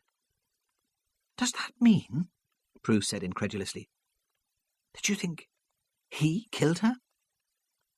There's no evidence, he said slowly. We need more than motive. He knew this was all a mistake. He had no right to discuss the case with Prue. He had never been so unprofessional. But he was certain he could trust her discretion. She had information he needed, and he continued. Besides, there's Gabriella Paston. Where could she fit into all this? Is there any way, do you think, that she could have discovered the fraud? I don't know, Prue said. I think Gus gave her a contribution towards her RADA audition expenses from the Building Society account, but she'd surely have no way of knowing where it came from. Unless... She hesitated. Yes? Unless Ellen told her. Ellen Paston? She's a dreadful snoop. I've even caught her going through the mail on my desk. It would be hard to keep anything in that place secret from her. And we know that Gabby met Ellen regularly. It's marked in her diary. It's all coming together, he thought. At last. Gabby and Ellen met for a gossip. Of course Ellen would pass on her suspicions. There was no more juicy gossip than dishonesty of a famous man. And then Gabby must have acted on it. Surely the contribution towards audition expenses wasn't all she received from Lynch. There was the £500 which started her savings account. It couldn't be coincidence that both murder victims had blackmailed the director. All the same, Prue said, I can't believe it of Gus Lynch. He wouldn't have the guts. She stood up and rinsed mushrooms under the tap, then returned to the board to slice them. You do understand, he said awkwardly, that this is all confidential? I'm sorry. I've put you in an unfair position. You have to work with the man, but I must ask you to keep it secret. Oh, she said lightly, I've always been good at secrets. Are you going home? To your cottage in Heppelburn? I should like to see it sometime. No, he said. Back to the police station. There's still work to do. It won't be long, I hope, now. He touched her shoulder clumsily, but there was no invitation to his cottage, and she thought she had made a fool of herself. He was only interested in her as a means of clearing up his case. Side 10. Back at Hallowgate Police Station, Ramsay wondered why he had not asked Prue to come to Heppelburn. He would like to have shown her the cottage. He was busy, but he could have made some vague, friendly gesture. He decided that a sort of superstition had prevented him. He did not have a good record in protecting the women he came close to in murder cases. He wanted to keep her safe, and when the investigation was over, he would make his move. The telephone rang. It was Hunter, reporting on the surveillance operation outside the Pastons' house. He had called it off now, he said. The van would cause suspicion if it were parked there after dark, especially if it was there in the morning with all the wheels still on. How did it go? Ramsay asked. He thought his interest now was academic. Gus Lynch must be his most likely suspect. It was like St. James's Park on Derby match day. Kids in and out all afternoon. And one of the visitors might interest you. Who was it? He tried to sound excited to humour Hunter. John Powell. Now what do you make of that? By the next morning the weather had changed. The wind had gone westerly and was mild and damp, carrying squalls of rain. In Hallowgate Police Station, Ramsay and Hunter had a meeting with the superintendent. From his office at the front of the building, they saw the bright splash of colour of the yellow oilskins worn by the men driving forklift trucks on the Fish Quay against the grey of the river. Ramsay stared out at the scene below him and found it hard to concentrate. So, the superintendent said, what are we going to do about Gus Lynch? I'm not sure. Ramsay knew he must appear indecisive and tried to gather his thoughts. I'm tempted to bring him in for questioning on suspicion of fraud, but technically that's awkward, because the Grace Darling trustees have never reported a crime. The matter's complicated, of course, by his high profile. You've not got enough to charge him with murder? Ramsay shook his head. There's nothing to put him in Martin's Dean on the evening of Amelia Wood's death. We had his car, and so far no one's come forward to say that they gave him a lift. Of course, someone might be protecting him. But until we have something more substantial than motive to link him to the murders, it would be too risky to bring him in. They all knew the problem. Once the pace clock started ticking, there was only a limited time before a decision had to be made whether to charge or release a suspect. And if Lynch was released after questioning, Ramsay would have shown his hand and given the actor the opportunity to cover his tracks. That's why he hadn't asked to see the slush account records. Of course, we do have substantial evidence to implicate Lynch in the Paston murder, the superintendent said. Her body was found in the boot of his car. Yes, but Ramsay's voice was uncertain. Paradoxically, it was only the body in the car which made him question their case against Lynch. An intelligent man would have found somewhere to dump it. But perhaps it was all an elaborate counterbluff, or the result of the sort of panic which leads to inaction. There's nothing we can do without more evidence, he said, taking a decision at last. We can't even talk to him informally about the missing funds without giving too much away. We need proof that he was in Martin's Dean on Monday lunchtime and Tuesday evening, either a witness or forensic evidence. He's well known. You'd think he'd be recognised. We've taken the clothes he was wearing on Tuesday for testing, but there's no result yet. I presume you've checked his alibi that he was in the pub in Anchor Street on Monday lunchtime? The superintendent spoke apologetically, implying he was sure they had checked, but they must realise that he had to ask. "Yes," Hunter said. "He was definitely there, but the barmaid thought it was early, about 12. And we know from Ellen Paston that Gabby was still in Hallowgate then. She was seen running through the market." "She might have been killed somewhere in Hallowgate, of course," Ramsay said, almost to himself. "We know she never reached the Holly Tree. It's only supposition that she got to Martin's Dean.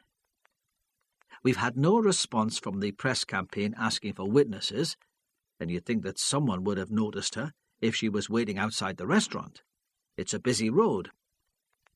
"So we're agreed, then," the superintendent said, "that we make no move to question Lynch, at least over the weekend. We can reassess the situation on Monday. We should have something back from forensic by then." He looked up at them. "What about this other business on the Starling farm?" he asked. "Is that relevant to the murder inquiry, or is it just something you've turned up in the course of the investigation?" "It's hard to say at this stage, sir," Hunter said. "But I'd like to get a search warrant to find out what is happening in the Pastons' bungalow. There's something going on in that place. There were kids running in and out all day. If you ask me, it's a right Fagin's den." The superintendent raised his eyebrows. "You have evidence for that?" "Look," Hunter leaned forward earnestly. "I've been asking around the station, talking to officers who know the patch. They've suspected for ages that someone was organising these car thefts, getting rid of the stuff stolen from them, from the kids who nick it. 12 lads went to that house during the course of our surveillance yesterday. Some were carrying boxes and bags.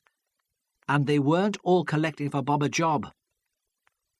But 2 single ladies? They wouldn't know how to go about it." Ramsay was sceptical. "Why not?" Hunter demanded. "Robbie must have carried out a similar business from the same premises." Ramsay was silent. He thought Hunter's Fagin analogy was a good one. There was something Dickensian and grotesque about Alma Paston. "I suppose it would be an excellent cover," he said. "Who would suspect them?" "You do realise how sensitive this could be," the superintendent said. "It's not only that the estate's so tense at the moment, and any heavy-handed police operation could provoke worse violence. It's the Pastons. Memories on the Starling farm go back a long way. They all remember Robbie Paston. They thought he was a bastard when he was alive, but his death turned him into a folk hero. If news gets out that we've been harassing Robbie Paston's defenceless mother and sister, the whole place will go up. We'll have to tolerate a bit of unlawful receiving until the mood there improves. There's no way I can authorise a search." "But there could be more to it than unlawful receiving," Hunter said. "We've been looking all along for a link between Gabriella Paston and Amelia Wood. Something more than their involvement with the Grace Darling. Perhaps this is it. If the Pastons were dealing in stolen goods, Gabby must have known. Perhaps that's why she left home. She didn't want to be involved any more. She knew she had too much to lose. And on the day of her death, Amelia Wood convicted Tommy Shields, a bloke from the estate who was selling nicked car radios. He wouldn't tell Evan Powell who was organising the racket, but perhaps he said something in court which gave Mrs. Wood an idea what was going on." "I don't know," Ramsay said. "That's not very likely. What would Amelia Wood know about it?" "All right," Hunter said, unabashed. "Perhaps not. But there's the John Powell connection. That must be significant." "Powell?" The superintendent looked up sharply. "Evan's boy?" Ramsay nodded. "He was one of the teenagers who visited the place yesterday." "This would explain why John Powell kept Gabby Paston at arm's length," Hunter said. "Everyone said she fancied him, but he pretended not to be interested. He wouldn't want her tagging along, talking to his mates. If she knew what was going on at the bungalow, she could soon put 2 and 2 together." "And if she did," Ramsay said slowly, "we've got another motive for murder." "We have to get into that bungalow," Hunter said excitedly. "See what's going on there." "No," the superintendent said sharply. "And certainly not today, at the start of the weekend, when all the wild boys on the Starling farm will be tanked up and ready for trouble. I'll not take the risk. You can continue making discreet inquiries. We'll see how the mood is on the estate at the beginning of next week. I'll reconsider my decision then." Hunter opened his mouth to argue, but the superintendent interrupted him. "I'm sorry, it isn't up for discussion. Besides anything else, there's the weekend overtime to consider. We're already over budget." He smiled, but it was only half a joke. "Have a break," he said. "You could both do with a rest. You'll come back to it fresh on Monday." They stood to leave, and Hunter was already out of the room when he called Ramsay back. "Stephen," he said, "I'd like a few words." Ramsay shut the door and returned to his seat. "I'm worried about young Powell's part in all this," the superintendent said. "You must see that it has wider implications. If he's on the fringe of some teenage gang stealing cars, that's one thing. Of course, we prosecute. Charge him with all the others. It'll be embarrassing for Evan, but there's no alternative. It's happened before." He paused. "What are the wider implications?" Ramsay asked, to help him out. "The possibility that Evan Powell is in some way involved. That's the nightmare, either personally or by covering up for the lad." "Why should he be involved personally?" "I don't know. He took a lot of stick from the Paston family and the community after Robbie's death. At the time I thought he handled it well, but perhaps it affected him more than we realized. Then there's the possibility that all the facts of Robbie Paston's accident didn't come out at the inquiry. If he's been hiding something for all this time, he could be dangerous." "Yes," Ramsay said. "I see. What do you want me to do about it?" "Talk to him. Talk to the boy. Try to get a picture of what's going on there. And if I find out that Evan or his son is involved, we deal with it. Out in the open. There's no other course to take."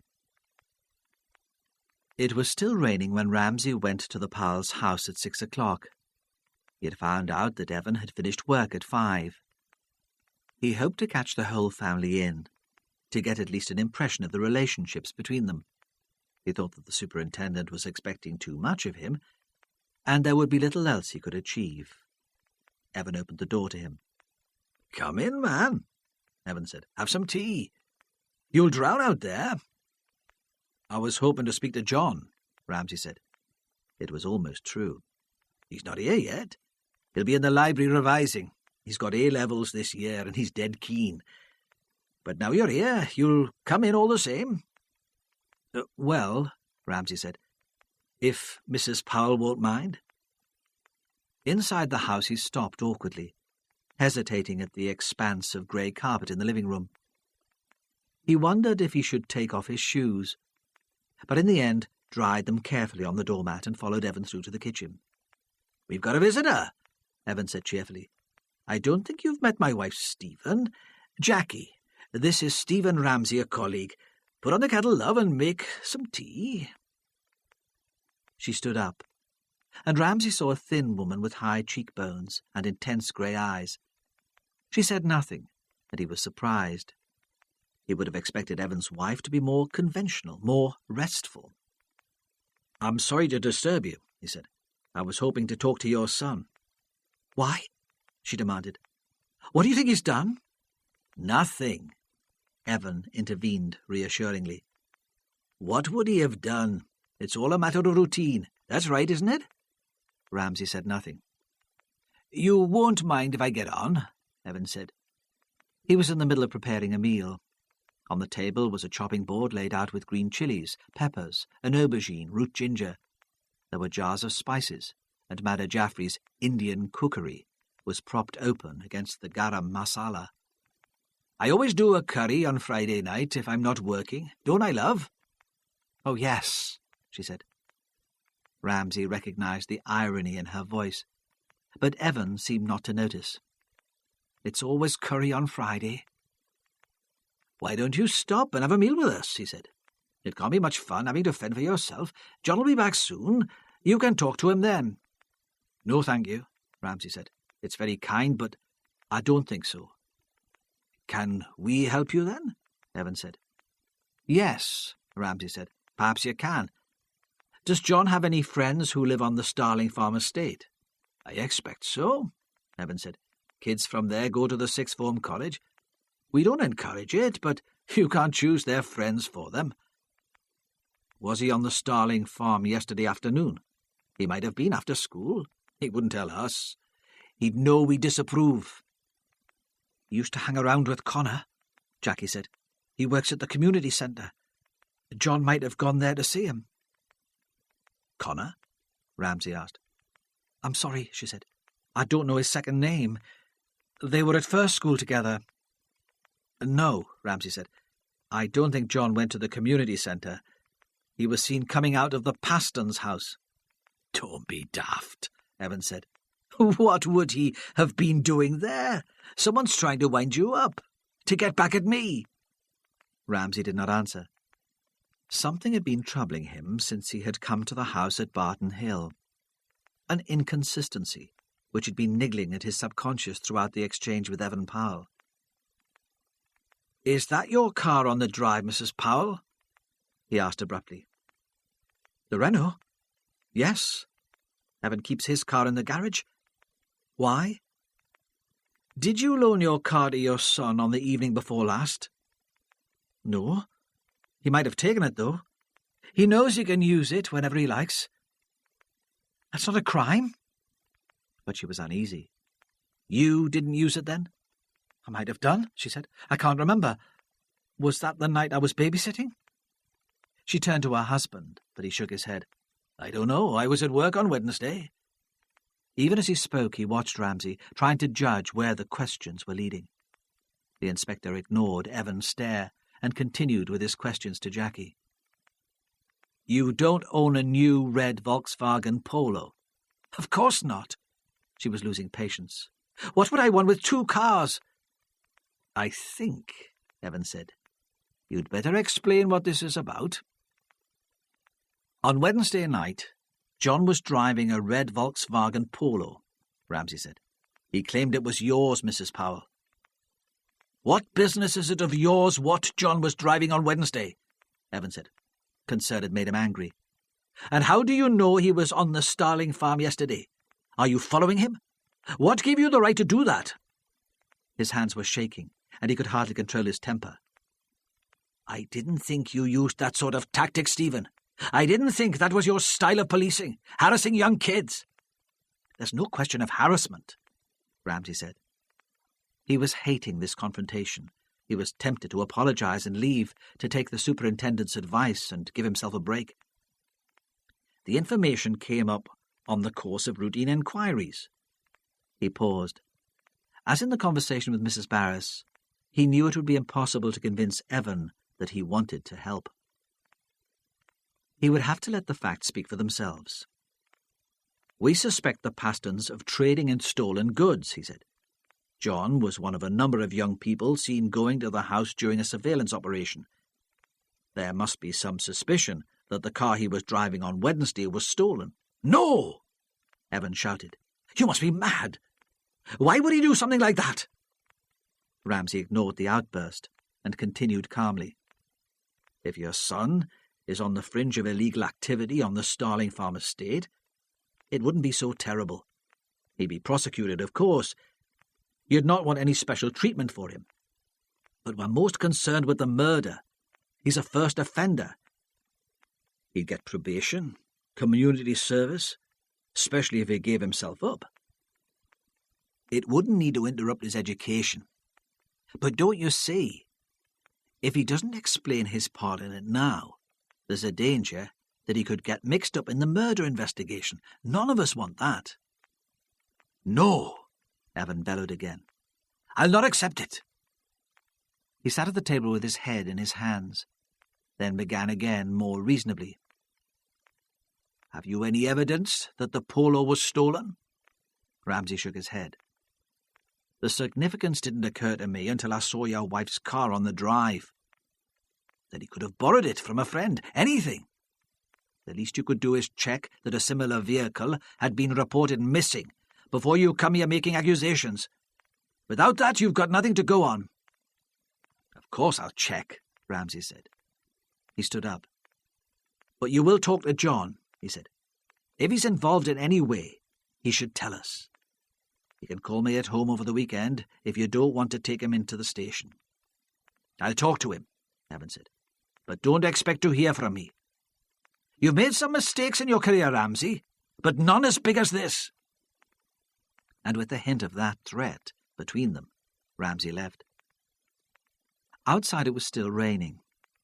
Ramsay ran from the house to the car, but put his foot in the gutter and still managed to get wet. In the doorway, Evan stood and watched until he drove off.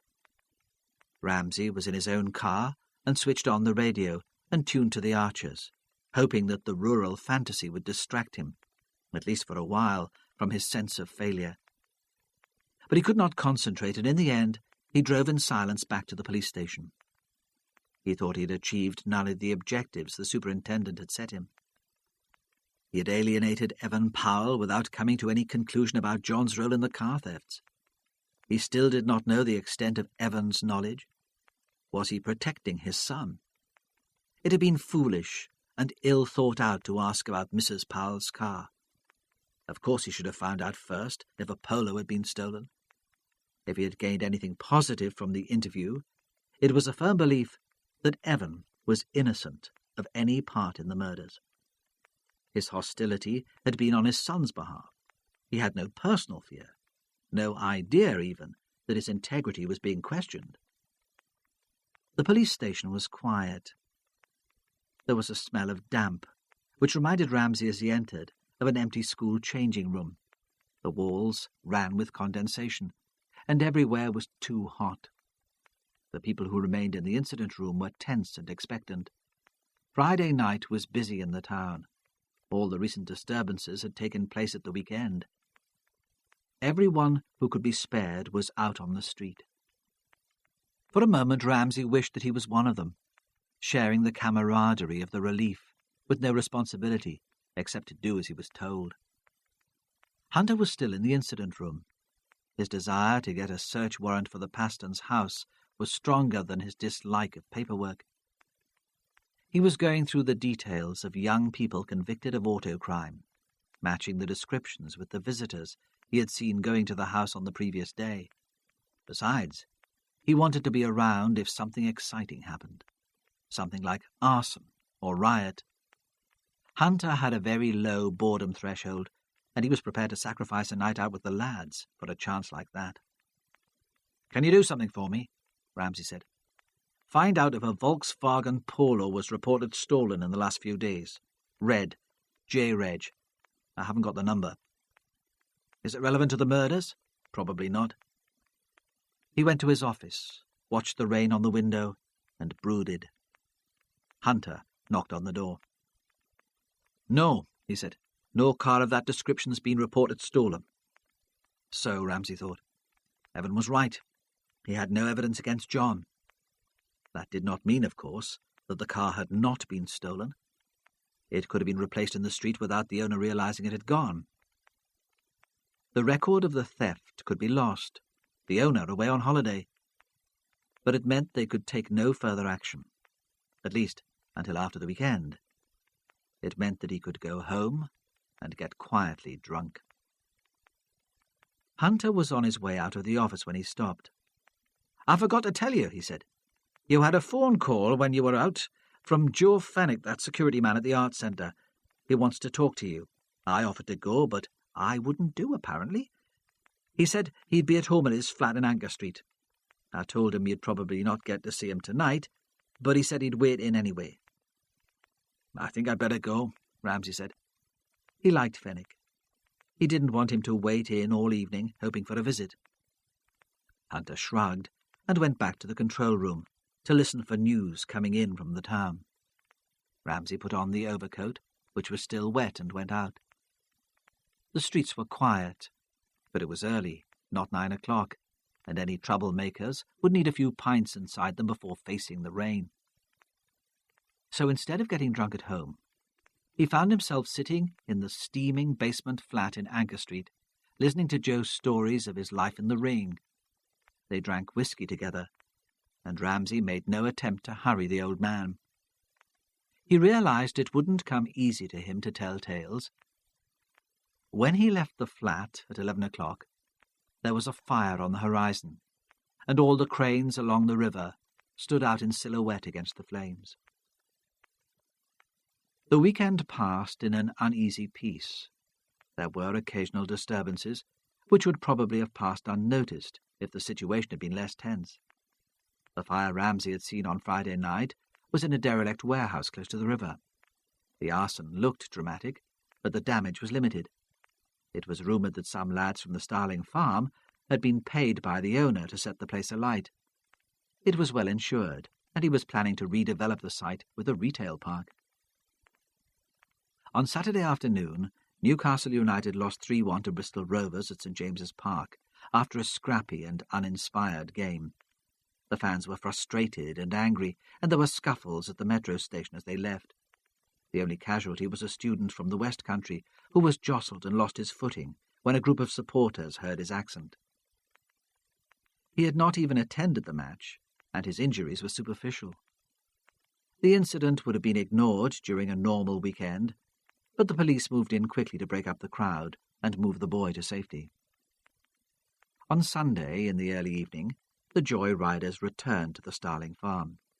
There was more racing in the street, and a spectacular show of handbrake turns performed to the audience, who had been charged £1 each for a grandstand view. The police waited for the crowd to disperse before moving in, thinking that there would be little resistance if the spectators had had their money's worth. The episode ended in good humour, and the policeman on the ground began to think that the worst of the tension was over. Ramsay followed the developments at a distance. On Saturday morning he drove to Halligate Police Station and haunted the incident room, waiting for news. Still no witnesses had come forward to confirm that Gabriella Paston had actually arrived at Martin's Dean, despite a piece in the Journal and on local television. Sorry, sir, a young woman DC said. It's as if she disappeared. And Lynch's car? The blue Volvo? Did anyone see that? The policewoman shrugged. One witness thinks she saw a blue saloon parked on the edge of the hill that day, at the lay-by, where one of the footpaths begins. She tapped into the computer. Her name's Hilda Wilkinson. I'm not sure how reliable she'll be. She's an elderly lady who was walking her dog, and she seems pretty absent-minded. She can't tell us the make of the vehicle, never mind the age or registration number. Go and talk to her again, Ramsay said. Why would she remember a car? She probably doesn't drive, and it would have no interest for her. But she might remember someone she met on the hill. If she's a local, she might know if it was a stranger. She might even have tried to engage them in conversation. Don't put ideas into her head. But if she comes up with a description like this, let me know immediately. He spoke quickly and precisely, and watched as the DC wrote in her notebook. Ramsay went to the CID room, and then to the canteen to look for Evan Powell. He needed to re-establish contact. There were still questions to be asked, and after the conversation with Joe Fenwick, the questions had become more urgent, but he was told by a colleague that Powell had taken the weekend off too. Ramsay tried to phone him at home several times, but there was no reply. At lunchtime, he decided he might as well be at home. He worked the afternoon in the garden, leaving the kitchen window open, so he could hear the phone if it rang. The rain had stopped, but the air was misty and damp.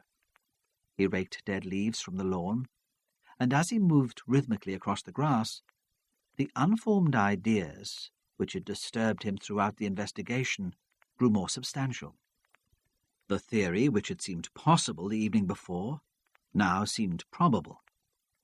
But he felt none of the satisfaction which usually marked the approaching end of the case.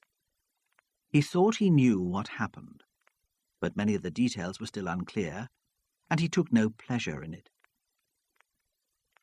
By 4 o'clock, all the light had gone, and he went inside. He took a basket of laundry into the living room and ironed shirts as he watched the football results come through on the television. He had no interest in sport, but still felt a tribal allegiance to the team his family had supported since he was a child, and there was an irrational disappointment when he learned they had lost. He wondered what his mother would think if she could see him. When Diana had divorced him, Mrs. Ramsay had wanted her son to move back home so she could care for him properly. His room was still ready for him. She thought it inconceivable that a man could fend for himself. He couldn't tell her that Diana had never ironed a shirt in their married life, that he had usually been the one to cook, that he wouldn't have wanted it any other way.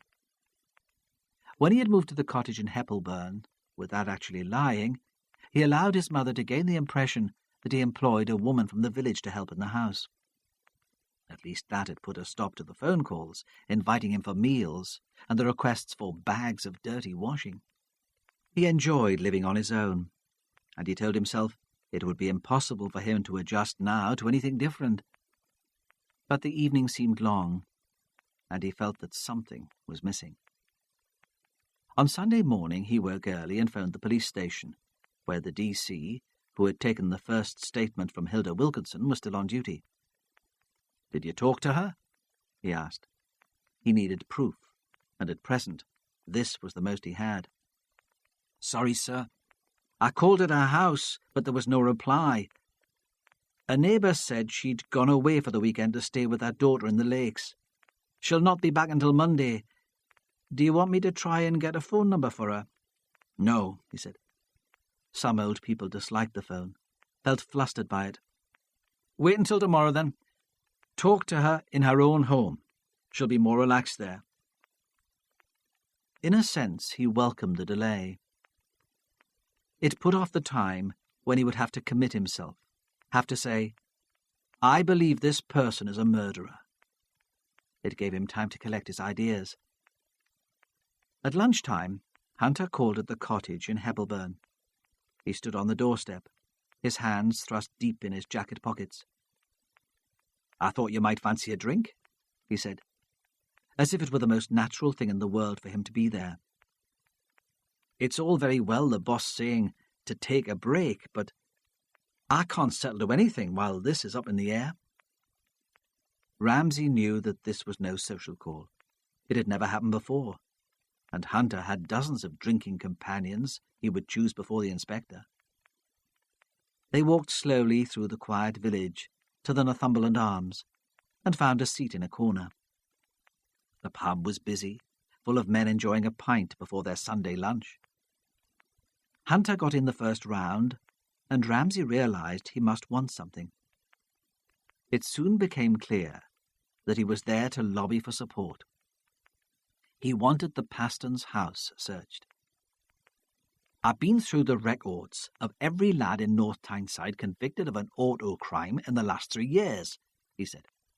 "I'm sure that at least 6 of the boys who went into that house on Thursday have been done for taking without consent. I've the list of names here." "If you took a random sample of kids you bumped into on the street in the Starling farm, you'd probably come up with the same result," Ramsay said mildly. "But you will support me?" Hunter demanded. "There's been no real bother on the estate this weekend." Ramsay shrugged and went to the bar for another drink. He supposed it would do no harm. He had to keep his options open. "Well?" Hunter said. "I think it would be useful to know what's going on there," Ramsay said cautiously. That was good enough for Hunter. Having got what he came for, he bolted his pint and left, saying his mam would be keeping his dinner for him. Ramsay remained in the pub on his own until closing time. The afternoon stretched ahead of him, empty and uninviting. He went to bed early, and was woken from a deep sleep by the telephone. It had been ringing too in his dream, and he was only half awake as he picked up the receiver. "Yes," he muttered. Ramsay? The dream had been pleasant, mildly erotic, and he struggled to capture some memory of it. Stephen, a woman said, I'm sorry to disturb you. I didn't know what to do. It was Prue Bennett. How did you get my number? He asked foolishly. It was the first thing to come into his head. He was ex-directory, and he had been certain that it would be a work call. I phoned your mother, she said. Not now, earlier this evening. It's taken me a couple of hours to find the nerve to phone you. I didn't know what else to do. I was frantic, and the police station wouldn't give it to me. Ramsay looked at the clock by his bed. It was 2 o'clock. What is this all about? He asked impatiently. It's Anna, she said. She's missing. She hasn't come home. Have you reported her missing to your local police station? Of course, she cried, hours ago.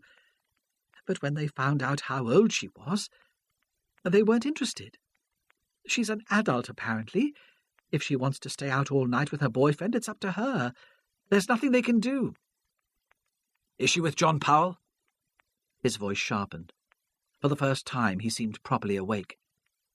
I don't know, she said helplessly. I think so. Look, he said, do you want me to come over? I'm not sure what good it'll do, but I'll come if you like. Yes, she said, relieved. And he realized that was what she had wanted from the start. Please come, as soon as you can. When he arrived at the house in Otterbridge, he caught a glimpse of her face pale in the streetlight, peering between the curtains in the living room. Had she been looking out for him, or was she still keeping a vigil for her daughter? Perhaps she had been disappointed to see him emerge from the car instead of Anna. But when she opened the door to him, there was only relief. Oh, Stephen, she said, it's so good of you to come. She put her arms around him. He held her for a moment, astonished that it felt so natural. Her hair smelled as it always had, and memories of their summer together came flooding back. You look washed out, he said. I'll make you some tea. He saw that she was almost hysterical with anxiety. He led her like a child to the kitchen, sat her in the rocking chair and put on the kettle. The room was still warm, but she was shivering. Your mother remembered me, she said, after all this time. He did not know what to say. He wondered what his mother would have made of the call. She would be imagining romance, wedding bells, grandchildren. He poured out mugs of tea, handed one to her, and sat beside her. Side 11. What happened? Ramsay asked. When did Anna leave? This afternoon at about 3:30. Prue looked at him over the rim of her mug with dark eyes. It seems days ago. We had a late lunch together. Then we started talking about the play she's in, The Adventures of Abigail Keene. There's another rehearsal tomorrow. She looked at the kitchen clock and corrected herself. Today. It all started off quite amicably. We discussed some details of her performance. I heard her lines. She's taken over Gabriella Paston's character, and it's a big part to learn in the few weeks before the show. Then it all got more abstract and high-flown. It was almost as if she was trying to pick a fight. She assumed I was critical, that I didn't think she could be as good as Gabby. It was my fault, she said, that she couldn't play the part. I'd been too protective. Her childhood had been too cozy. She didn't have the experience. Prue paused and looked up at Ramsay. I suppose in a way she was right. But I only did what I thought was best. Of course, he said. Did she walk out then? No, not straight away. I said that it didn't sound like her talking. It was more like Gabby or John Powell. That's when she really flew off the handle. What was wrong with John Powell, she said. I'd made it quite clear that I disapproved of him. Didn't I think she was mature enough to choose her own friends? That's when she stormed out of the house. She didn't give you any idea where she was going? Prue Bennett shook her head. but I had the impression that the whole quarrel was manufactured, and that she'd already planned to meet him. She wanted an excuse to go, an excuse to get back at me. But I wouldn't have stopped her going out with John. I don't particularly like him, but she's old enough to make up her own mind. She didn't have to go through all that. I don't know what's got into her." "Perhaps she's growing up," he said, "very quickly. After a slow start. Isn't that how teenagers are supposed to be? Moody, confused, rebellious?" "I suppose so. I can never remember being like that." "No," he said, "nor can I. Perhaps we were unusually sensible." She smiled for the first time. Then her mood changed again suddenly. "I'm so frightened," she said. "Gabby was playing Abigail Keene, and now she's dead. What if the same has happened to Anna?" She looked at him, desperate for reassurance. "I don't see," he said carefully, "how the play could have anything to do with it." "Really?" she said. "Really?" He hoped he could live up to her trust. "Have you tried phoning the Powell's house?" he said. She shook her head. "I never knew John's number, and their ex-directory too." "I know the number. Do you want to ring them? Or would you like me to try?" "You do it," she said. I wouldn't know what to say." He stood in the cold and dusty hall and dialed the number, but though he let it ring and ring, there was no reply. "Evan must be away," Ramsay said. "I know he's got a weekend off work. If he were there, he'd have answered it." "That's a good sign, isn't it?" she said. "That John's not there. It means they must be out together. A party, something like that. At least Anna's not on her own. She's not phoned, because she wants to prove she's independent." She was brighter. Since Ramsay's arrival, she had lost the desperate, haunted look. Now she seemed almost optimistic. Perhaps he was right, and it would do Anna good to be rebellious for a change. Ramsay was non-committal. "Look," he said, "I think you should get some sleep." "No," she said. "I couldn't. What if Anna turns up? If she phones and needs a lift?" "I'll be here," he said. "I'll wait until morning."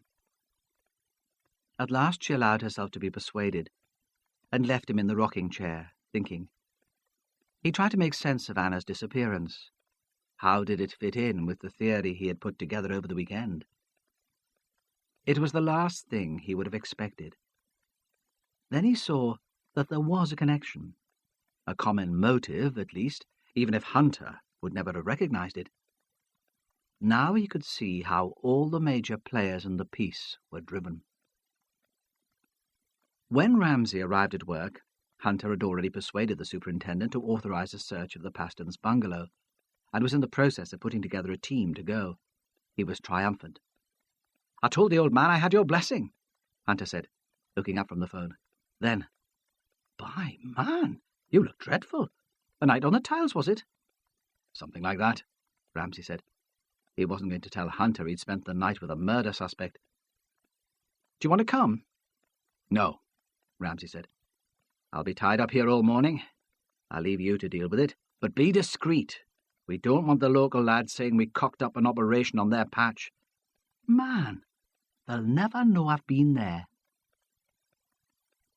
Alma Paston never missed her cooked breakfast. She thought it set her up for the day. She was sitting at the kitchen table, eating a last slice of fried bread when the doorbell went. Ellen was standing by the sink, running cold water into the frying pan. Her face was flushed with the cooking. "How are you then, Henny?" Alma said impatiently. "It'll be one of the bairns. I heard the cars out racing yesterday. Let's see what they've got for us." Ellen left the pan in the washing-up bowl, wiped her hands on her apron, and looked out of the living-room window to see who was there. "It's a policeman," she shouted back to her mother. "Not the tall one that came here. The other one, Hunter, who was at the Grace Darling. What does he want?" "Well, we'll not find out while he's standing there. Let him in. He'll have some news about Gabby, likely." Alma heaved herself from the chair and stood, almost wedged in the doorway between the kitchen and the hall, to watch what was going on. She thought there was the chance of a bit of banter. She was looking forward to putting the young policeman in his place. "Come on in, young man," she called over Ellen's shoulder. "What'll the neighbours think if they see I've got a gentleman caller?"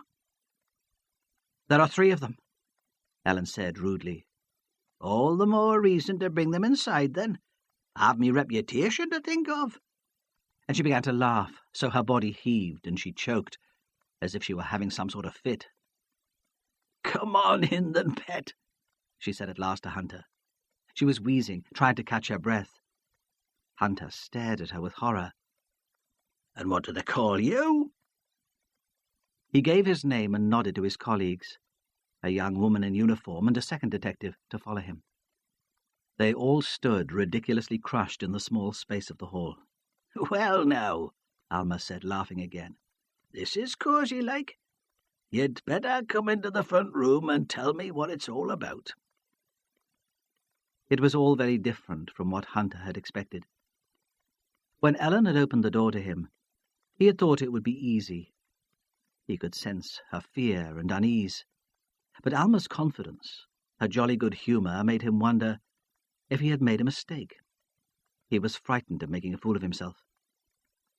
"Why don't you put the kettle on?" Alma said to Ellen. "Take Mr. Hunter's friends into the kitchen and make them some tea, while I find out how I can help 'em."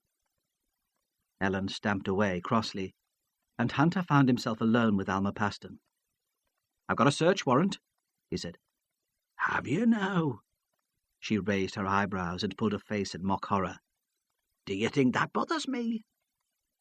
"I think it'll bother your daughter," he said. "Oh, Ellen." She dismissed the woman. "She never was up to much. Not like Robbie. Now there was a lad." "Is that when all this started?" Hunter said. "When Robbie was a lad?" "All what?" she demanded. She looked at him with a theatrical disappointment. "I'd thought better of you," she seemed to be saying. "I thought you'd have realized I was too canny to be taken in by a trick like that." He was affronted by her impudence. "We have reason to believe that you are in possession of stolen goods," he said angrily. "We have a warrant to search these premises, and I'll ask my colleagues to begin the search now." He went to the door and nodded through to the kitchen, where they were standing awkwardly, watching Ellen make tea. "Reason to believe?" Alma said.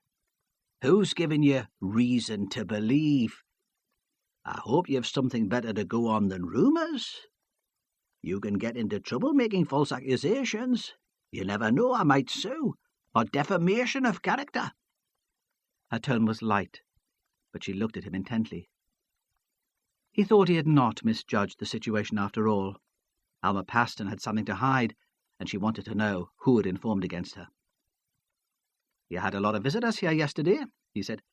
"Could you explain to me, please, the purpose of their visits?" "Bairns," she said. "They're just bairns. They know I can't get out, and they came to keep me company." She leaned forward and thrust her face towards his. "There's a lot written in the papers about the Starling farm, Sergeant," she said. "You'd think it was a den of wickedness, but they're the salt of the earth, the people on this estate. They look after their own." She smiled at him, not caring whether he believed her or not. "Don't mess me about," he said, losing his patience at last. "We were watching the house. Most of the lads that came here yesterday were convicted criminals. They weren't here to make your tea and weed your garden. I can give you a list of their names if you like." There was a pause. He realized that she was intelligent, and that she was coming to terms with the fact that he knew more than she had suspected. "Why not?" she said quietly. "Why don't you do that, Sergeant? And at the top of the list, why don't we put a special friend of mine? Such a nice lad, well brought up. From such a good family, and bright too, bright as a button. You'll never guess some of the schemes he's dreamt up to make himself a few bob." She leaned forward again. "If you've been watching the house, Sergeant, I'm sure you know who I'm talking about. You know his father." She laughed triumphantly. And he understood now what lay behind her confidence and good humour. She had no anxiety about her own future. She did not care at all what would happen to her if she were caught. All that mattered was that John Powell was brought down with her. "Is this what all this has been about?" Hunter demanded. "Revenge?" "Evan Powell took my son," she said. "I've taken his, in a way." She levered herself to her feet and lumbered to the door. "You'll find what you're looking for in the loft," she shouted out to the 2 police officers who had begun to search her bedroom. "No need to wreck our home, is there? It'd upset Ellen, you see. She's that house-proud. And the money's in the commode by my bed." She walked back to Hunter and patted his hand. "The Red Cross brought it. But I never used the thing," she said. "I've still got all me faculties." She laughed again. "You'll have to come to the station to make a statement," Hunter said sullenly, withdrawing his hand. He knew he'd been used. "That'll be a treat then, Henny, a ride in a police car. I've always wanted one of those. Will you let me start the siren?" She returned to her chair and stared at Hunter through narrowed eyes. "I could say that it was all young Powell's idea," she said. "That I was just keeping the stuff for him, that he bullied me into doing it." "How did you get him involved?" Hunter asked. He knew this was out of order. He should wait to begin the interview until they were in the station with the tape recorder running, the WPC present. But he knew damn fine that Alma Paston would say nothing in front of witnesses unless she felt like it, and she was well able to look after her own civil rights. "He involved himself, Hinny," she said. "I'm not a witch." "Who brought him here?" "A friend of mine," she said. "A lad from the estate." "What's his name?" She shook her head. "You'll not expect me to tell you that," she said. "I've told you. It was a friend. A good boy." "Why did John Powell do it?" Hunter cried. "A lad like that with everything to lose?" "It was the excitement," she said. "The danger. My Robbie was just the same. I could tell that the minute Johnny was in the house. I recognised the signs. It was like my Robbie all over again. I knew once he started he'd never be able to stop." "So you encouraged him to steal cars?" "I bought what he had to sell," she corrected him. "Mostly radios, of course. But you'd be surprised the stuff that gets left in cars." She shut her eyes and continued in reminiscence. "I did a nice little line in designer raincoats and jackets for a while. Burberry, Berghaus, you know the sort. You can get a good price for a famous label if it's in decent condition, even second-hand. The lads and lassies around here appreciate quality." "How did you sell it on?" he asked. "You never leave the house. Did the customers come here?" She opened her eyes and looked at him disapprovingly. "I'd not be such a fool," she said. "Sarge!" There was a shout from the hall. The DC was standing on a short stepladder, with his head stuck through a square hole in the roof. "I think this is what we're after."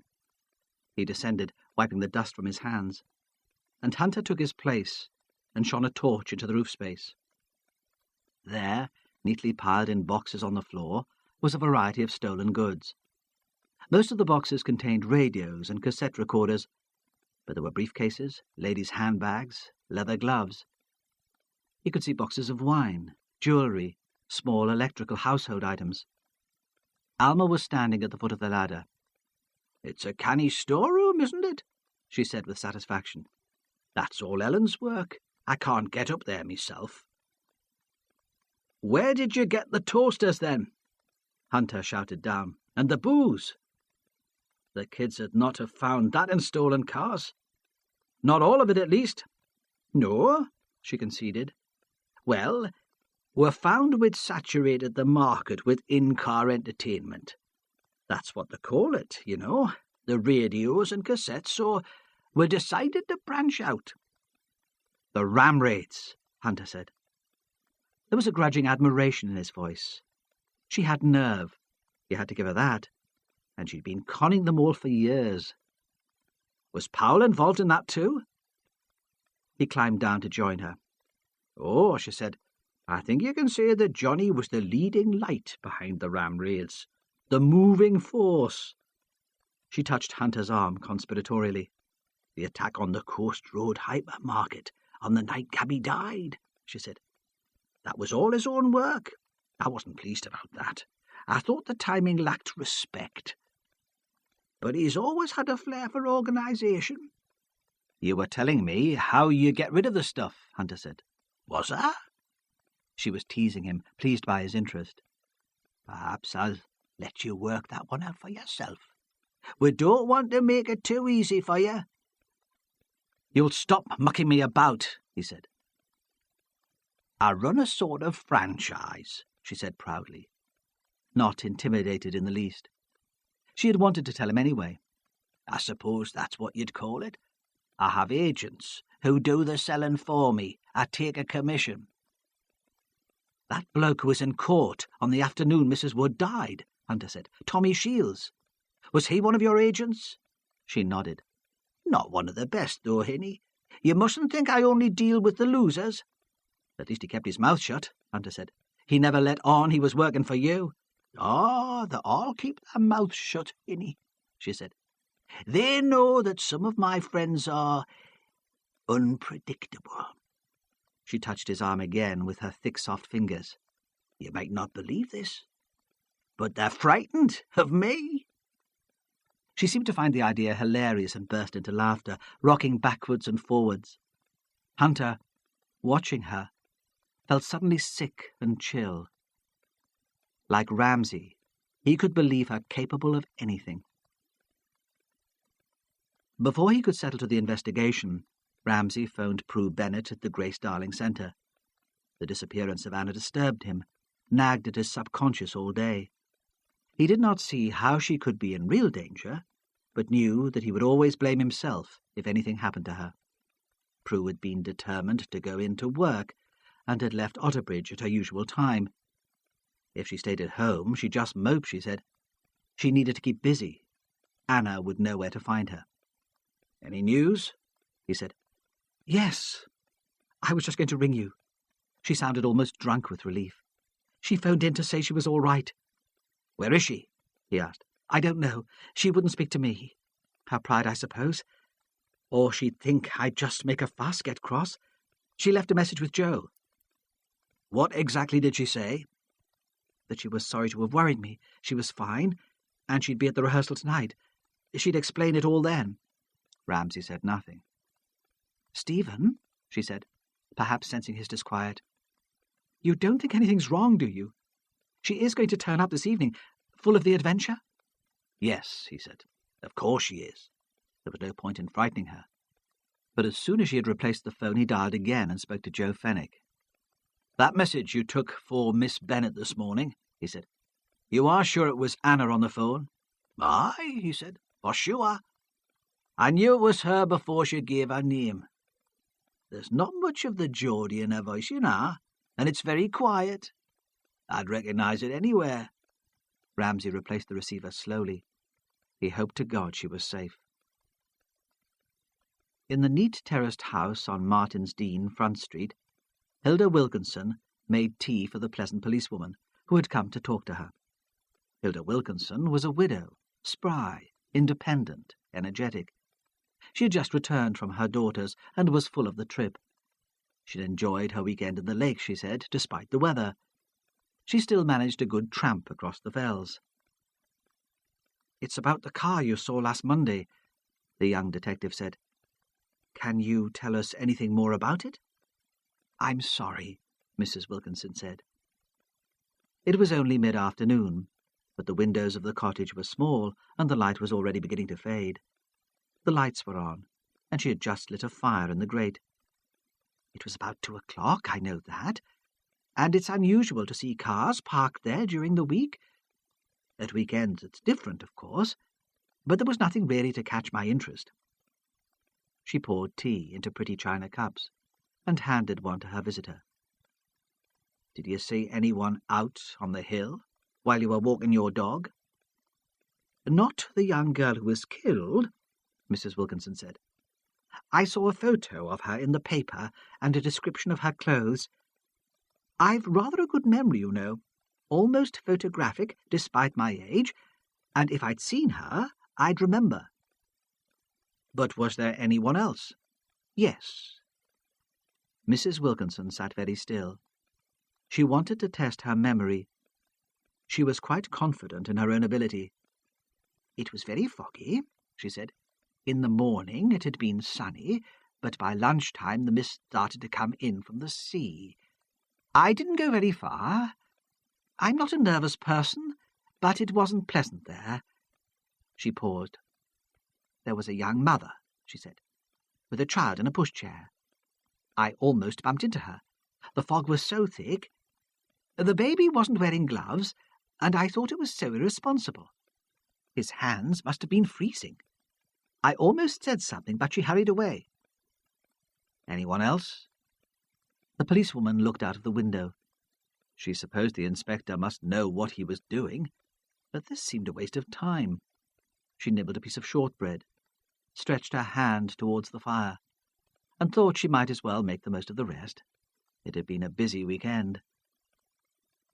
There was Eleanor Darcy, the old woman said, but I don't suppose you'll be interested in her. She walks on the hill every afternoon. She'll not have remembered anything. She's rather confused, poor dear. Still on the committee of the WI, but not really up to it, I'm afraid. I'll take her address, the policewoman said, just in case. She jotted the information in her notebook and stood to go. Wait a minute, Mrs. Wilkinson said. She was suddenly excited. There was someone else, not actually on the hill, but on the road close to where the car was parked. Now, let me think. She shut her eyes and then began a detailed description which tallied almost exactly with that given to the policewoman by Stephen Ramsay the day before. By early evening, the news of the Pastons' arrest had spread over the Starling Farm estate. Neighbours, who hadn't seen Alma Paston in the open air for years, described her departure in the police car. Man, you'd have thought she was the Queen, waving and bowing. Ellen held an umbrella over her, so she'd not get wet. And the size of her! They tried to squeeze her into the back of the car, but she wouldn't fit, and in the end she had to go in the front beside the driver. It started as good-natured gossip. There was little resentment. Most of the people in the street had guessed what the Pastons had been up to, and thought they had been lucky to get away with it for so long. They'd had a good run for their money, the neighbours said. You couldn't blame the police for doing their job. Alma Paston had never been popular. They were too frightened of her. It got nasty later. When the trouble was over, they blamed Connor for that. He'd always been a hothead, a firebrand.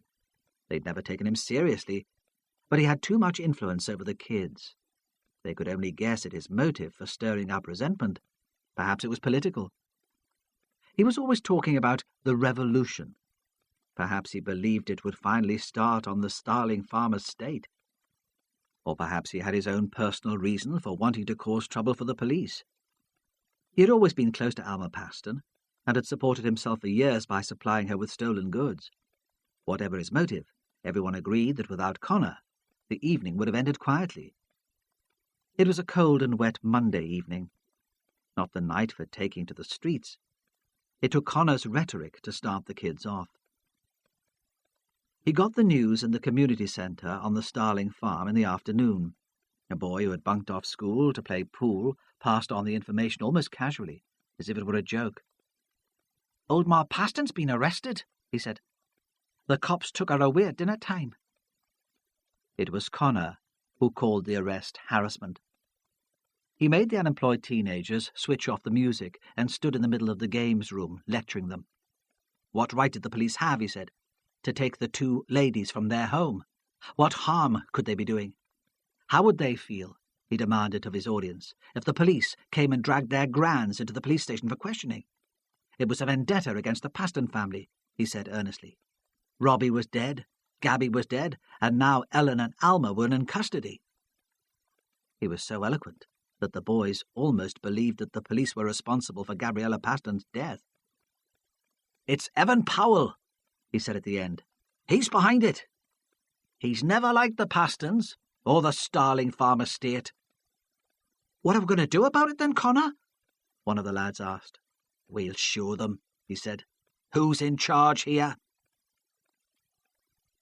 At the police station, Alma Paston was remarkably frank, despite the tape recorder, and the policewoman sat in the corner. Ellen seemed so confused and frightened that she was almost incoherent, and Hunter soon gave up on her. He'd never been known for his patience, but Alma told them everything they wanted to know. Ramsay sat in on the interview and watched her dominate the conversation. "Oh, yes," she said. "I can give you names. It was John Powell, Hinny. He brought in most of the stuff, and he was behind the ram raids too." She repeated the boy's name at every opportunity, like a talisman or a chant, looking at the machine on the table as she spoke to make sure it was recording. Later, Ramsay sought out Evan Powell to tell him of the allegations made against his son. "I tried to phone you yesterday," he said at first. "You must have been away." "Yes," Evan said. "Jackie's been off colour lately. I thought we could do with a weekend on our own. I took her to a place we know in the Dales." So the house had been free for John and Anna, Ramsay thought, but he said nothing. The boy's illicit night of love-making with a girlfriend hardly compared with the other things Evan would have to accept. Evan looked tired and drawn, and Ramsay thought that the weekend could not have lived up to expectations. He had expected a romantic second honeymoon, and had been disappointed. "How can I help you?" Evan said. He spoke warily but without hostility. Perhaps he thought Ramsay was there to apologize for the bad feeling between them on Friday night. "Hunter arrested Alma and Ellen Paston this morning. Their house is full of stolen goods. Apparently they have been dealing for years." "Why are you telling me?" Evan said, though he must have guessed what it was all about. "Their statement implicates John." "No," Evan cried. He leaned forward across his desk. "Don't you see? It's their way of revenge. They're lying to pay me back for Robbie's death." "I don't think so," Ramsay said. "It was revenge of a sort. They encouraged John to get involved. They knew that would hurt you more than anything. But he was there. Hunter saw him. And he was seen by Joe Fennick in Angus Street on the night of the Co-op ram raid, driving a car similar to that used by the thieves." "That's impossible," Evan said. "He was home all night." "Are you sure?" Ramsay said. "Couldn't he have left the house without your knowing?" Evan said nothing. "We'll have to talk to him," Ramsay said. "You do realize that? Have you seen him today?" Evan shook his head. "He left for school before we got home." "He's not in school," Ramsay said. "We've checked." The news that John was absent from school seemed to affect Evan more than the possibility of his arrest. He had put all his faith in his son's academic success. He saw it as a passport to a brilliant future. Now he put his head in his hands and shut his eyes. All the fight had left him. "He'll be at the rehearsal at the Grace Darling tonight," he said. "If you don't pick him up during the day, you'll find him there. Whatever happens, he'd not miss that." "You don't know what plans John had for the weekend?" Ramsay asked. "Did he mention a party? Friends he might visit?" Evan shook his head. "He told me he'd be working," he said. "And fool that I am, I believed him." "Yes," Ramsay said. "I see." He would have liked to offer some comfort to Evan, but knew that kind words would only make things worse. "I'll check at your house first," he said, "just to make sure John's not gone back there. You don't mind?" "No," Evan said. "I'd be pleased. You can talk to Jackie. She might know where he is." He paused. "I'd rather she heard about all this from you than from the press." "You could come with me," Ramsay said. "Take some time off to be with her." "No," Evan said. "I can't face her, not yet. I'd lose my temper. Say things I'd regret." He looked up at Ramsay. "You will go yourself?" he said. I'd not trust anyone else. Ramsay nodded. But when he got to Barton Hill, the house was empty, and there was no reply when he knocked at the door. Over the weekend, Gus Lynch thought with relief that at last Jackie was getting the message that their affair was over. During the week following Gabby Paston's death, there had been no peace from her. She had phoned him almost continually. At home, he had switched the telephone to the answering machine, and at work he refused to take her calls. Joe Fenwick was usually on the switchboard and had come to recognize her voice. She never gave her name. "It's that woman again," he would say.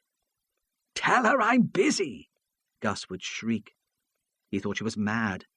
She would ruin everything. "Tell her I'm in a meeting and I can't be disturbed." "She won't believe you're still in a meeting." "I don't care what she believes." On Wednesday night she had come to his flat.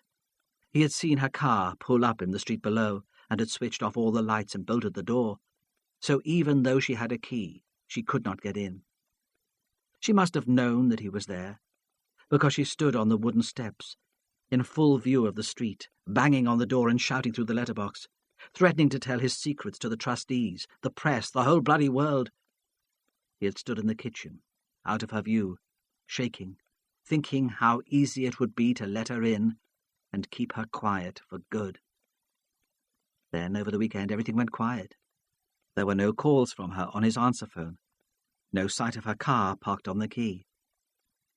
On Sunday morning, when he went into Halligate to buy the papers, he felt that at last the worst was over. For the first time, he thought there was no danger he would be followed. In the new year, he would leave the area to begin his new job, and he could leave the nightmare of the last few months behind. He even allowed himself a little optimism and excitement. There were for sale posters stuck in the windows of his flat, and he saw them as a symbol of change. They proved that the episode at the Grace Darling was a temporary aberration, and soon he would take up his life properly again. The phone calls started once more on Monday.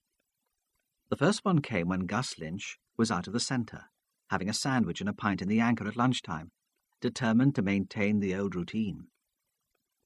Joe Fenwick put it through to Prue, who couldn't persuade the caller to say what she wanted. "There was some woman on the phone for you just now," she said to Lynch when he returned. "She was in a phone box somewhere, and wouldn't leave a message, but she was really upset, almost hysterical. I said you'd be in all afternoon." "Oh, thanks," he said. He wondered how she could have been so stupid. "That's just what I need." Prue ignored the sarcasm. She was still thinking about Anna.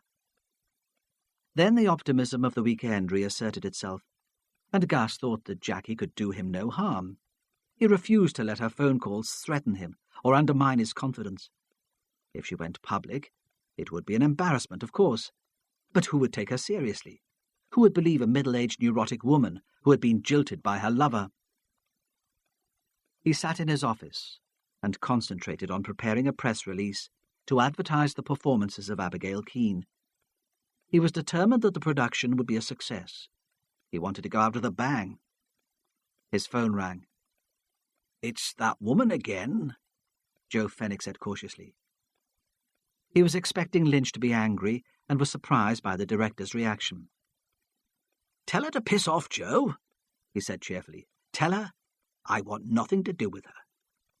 It's one of the problems with being famous, old son, being pestered by women you've never met in your life."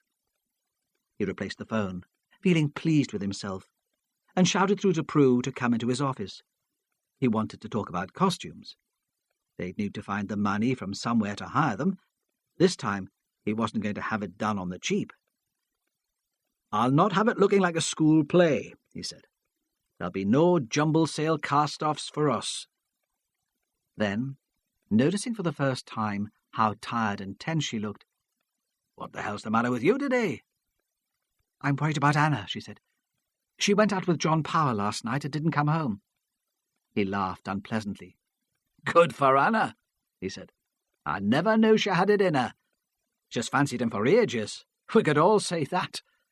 Now that Gabby's out of the way." "That's a dreadful thing to say." Prue snapped. "Anna was Gabby's friend. She wouldn't have done her any harm." "Of course not, pet. But it's not done Anna any harm either, has it? She's got the leading role. And her man. Good luck to her. I only hope they get off the nest long enough to make it to rehearsal." And he laughed again. Side 12. The disturbances on the Starling farm got out of hand because no one was expecting them. It was a rainy Monday evening, and the weekend had been quiet. The possible trigger to trouble, the arrest of the Pastons, no longer seemed to apply. The women were given bail in the late afternoon and delivered home by a kind constable. He accepted Alma's offer of tea and stayed and chatted to her for half an hour before returning to the station.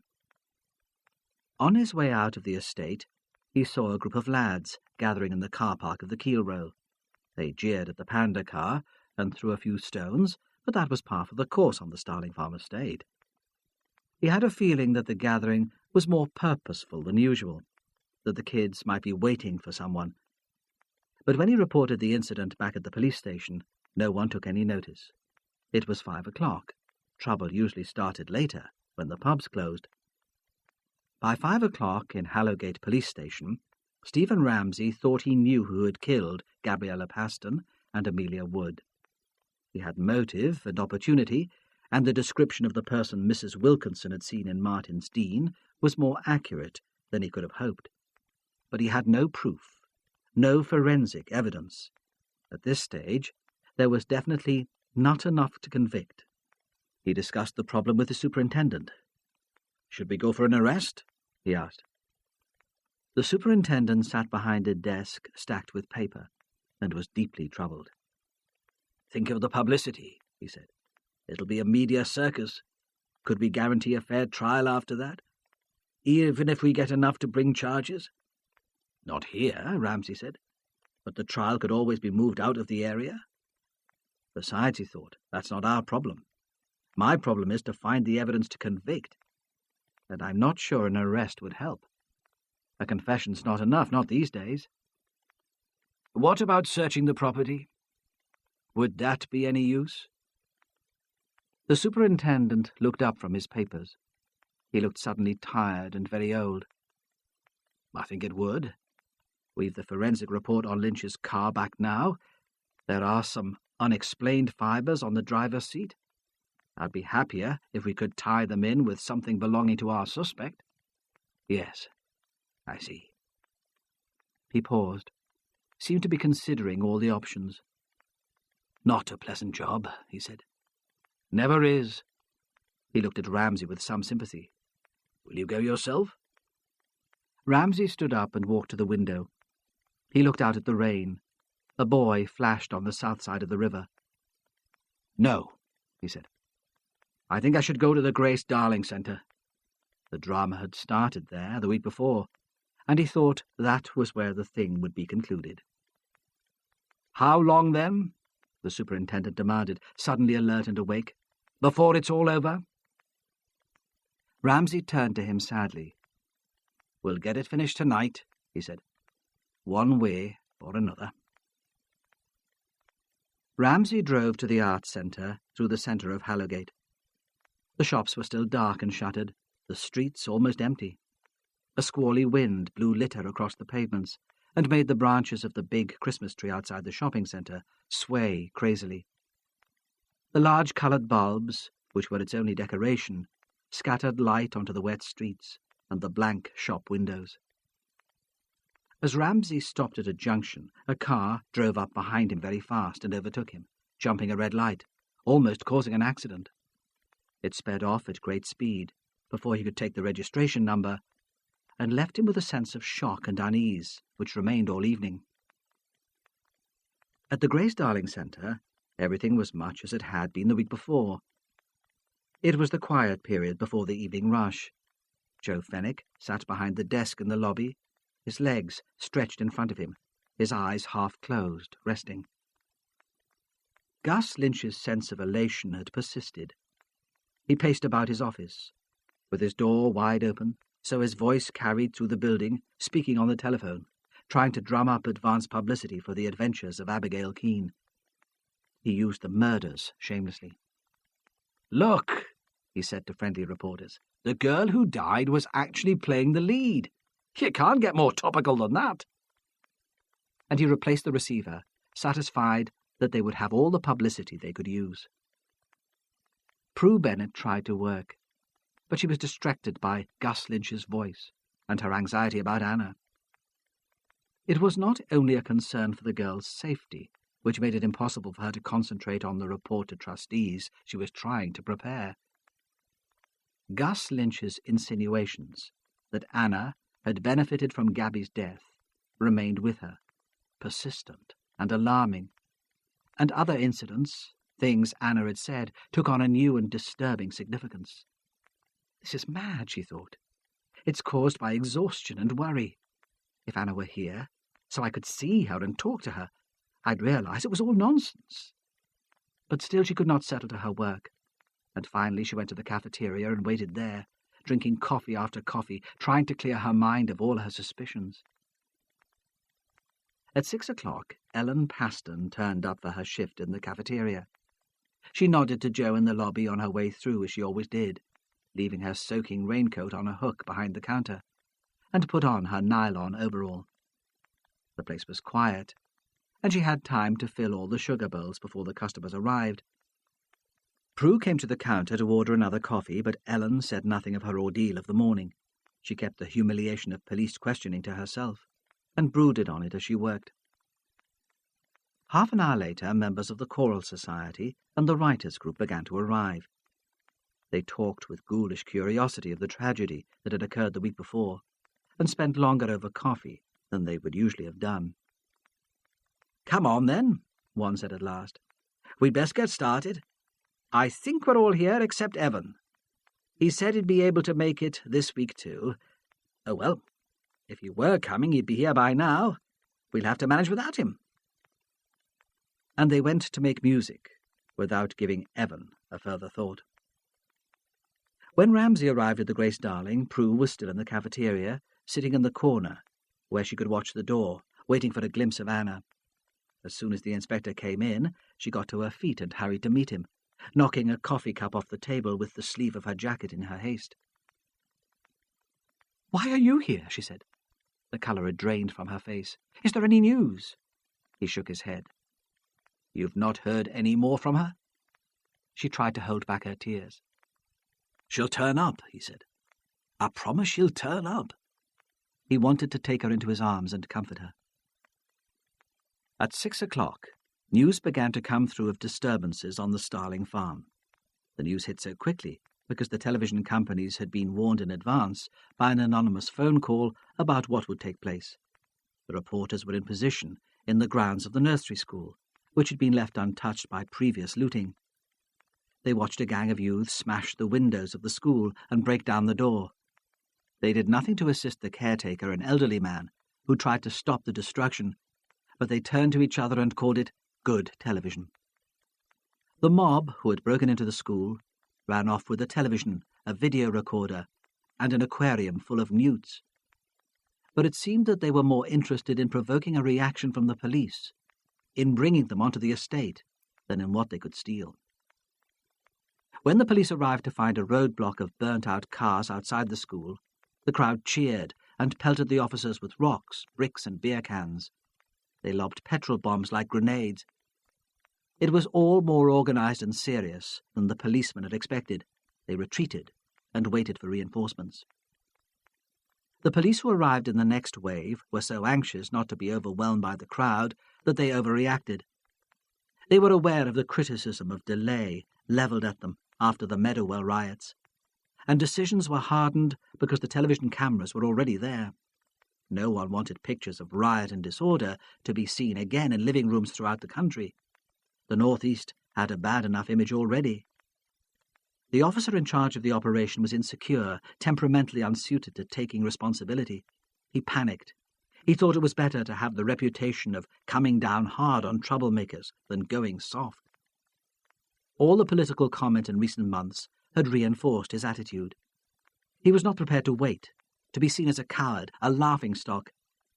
His men arrived in armoured buses, wearing riot helmets, carrying shields and batons. They were greeted by an even louder cheer from the crowd, and that seemed to provoke the officer in charge beyond endurance. He told his men to go in hard immediately, and the young people behind the roadblock, many of whom were only there as spectators and stood laughing and drinking beer, were surprised by the attack. It was over very quickly and brutally. The riot police weighed in without proper supervision or preparation.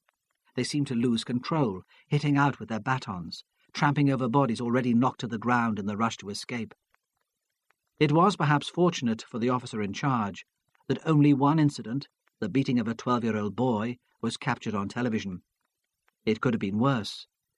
The rioters retaliated aimlessly, set the school alight, then scattered on foot and in stolen cars. At the Grace Darling Centre, Gus Lynch eventually agreed reluctantly to cancel the rehearsal.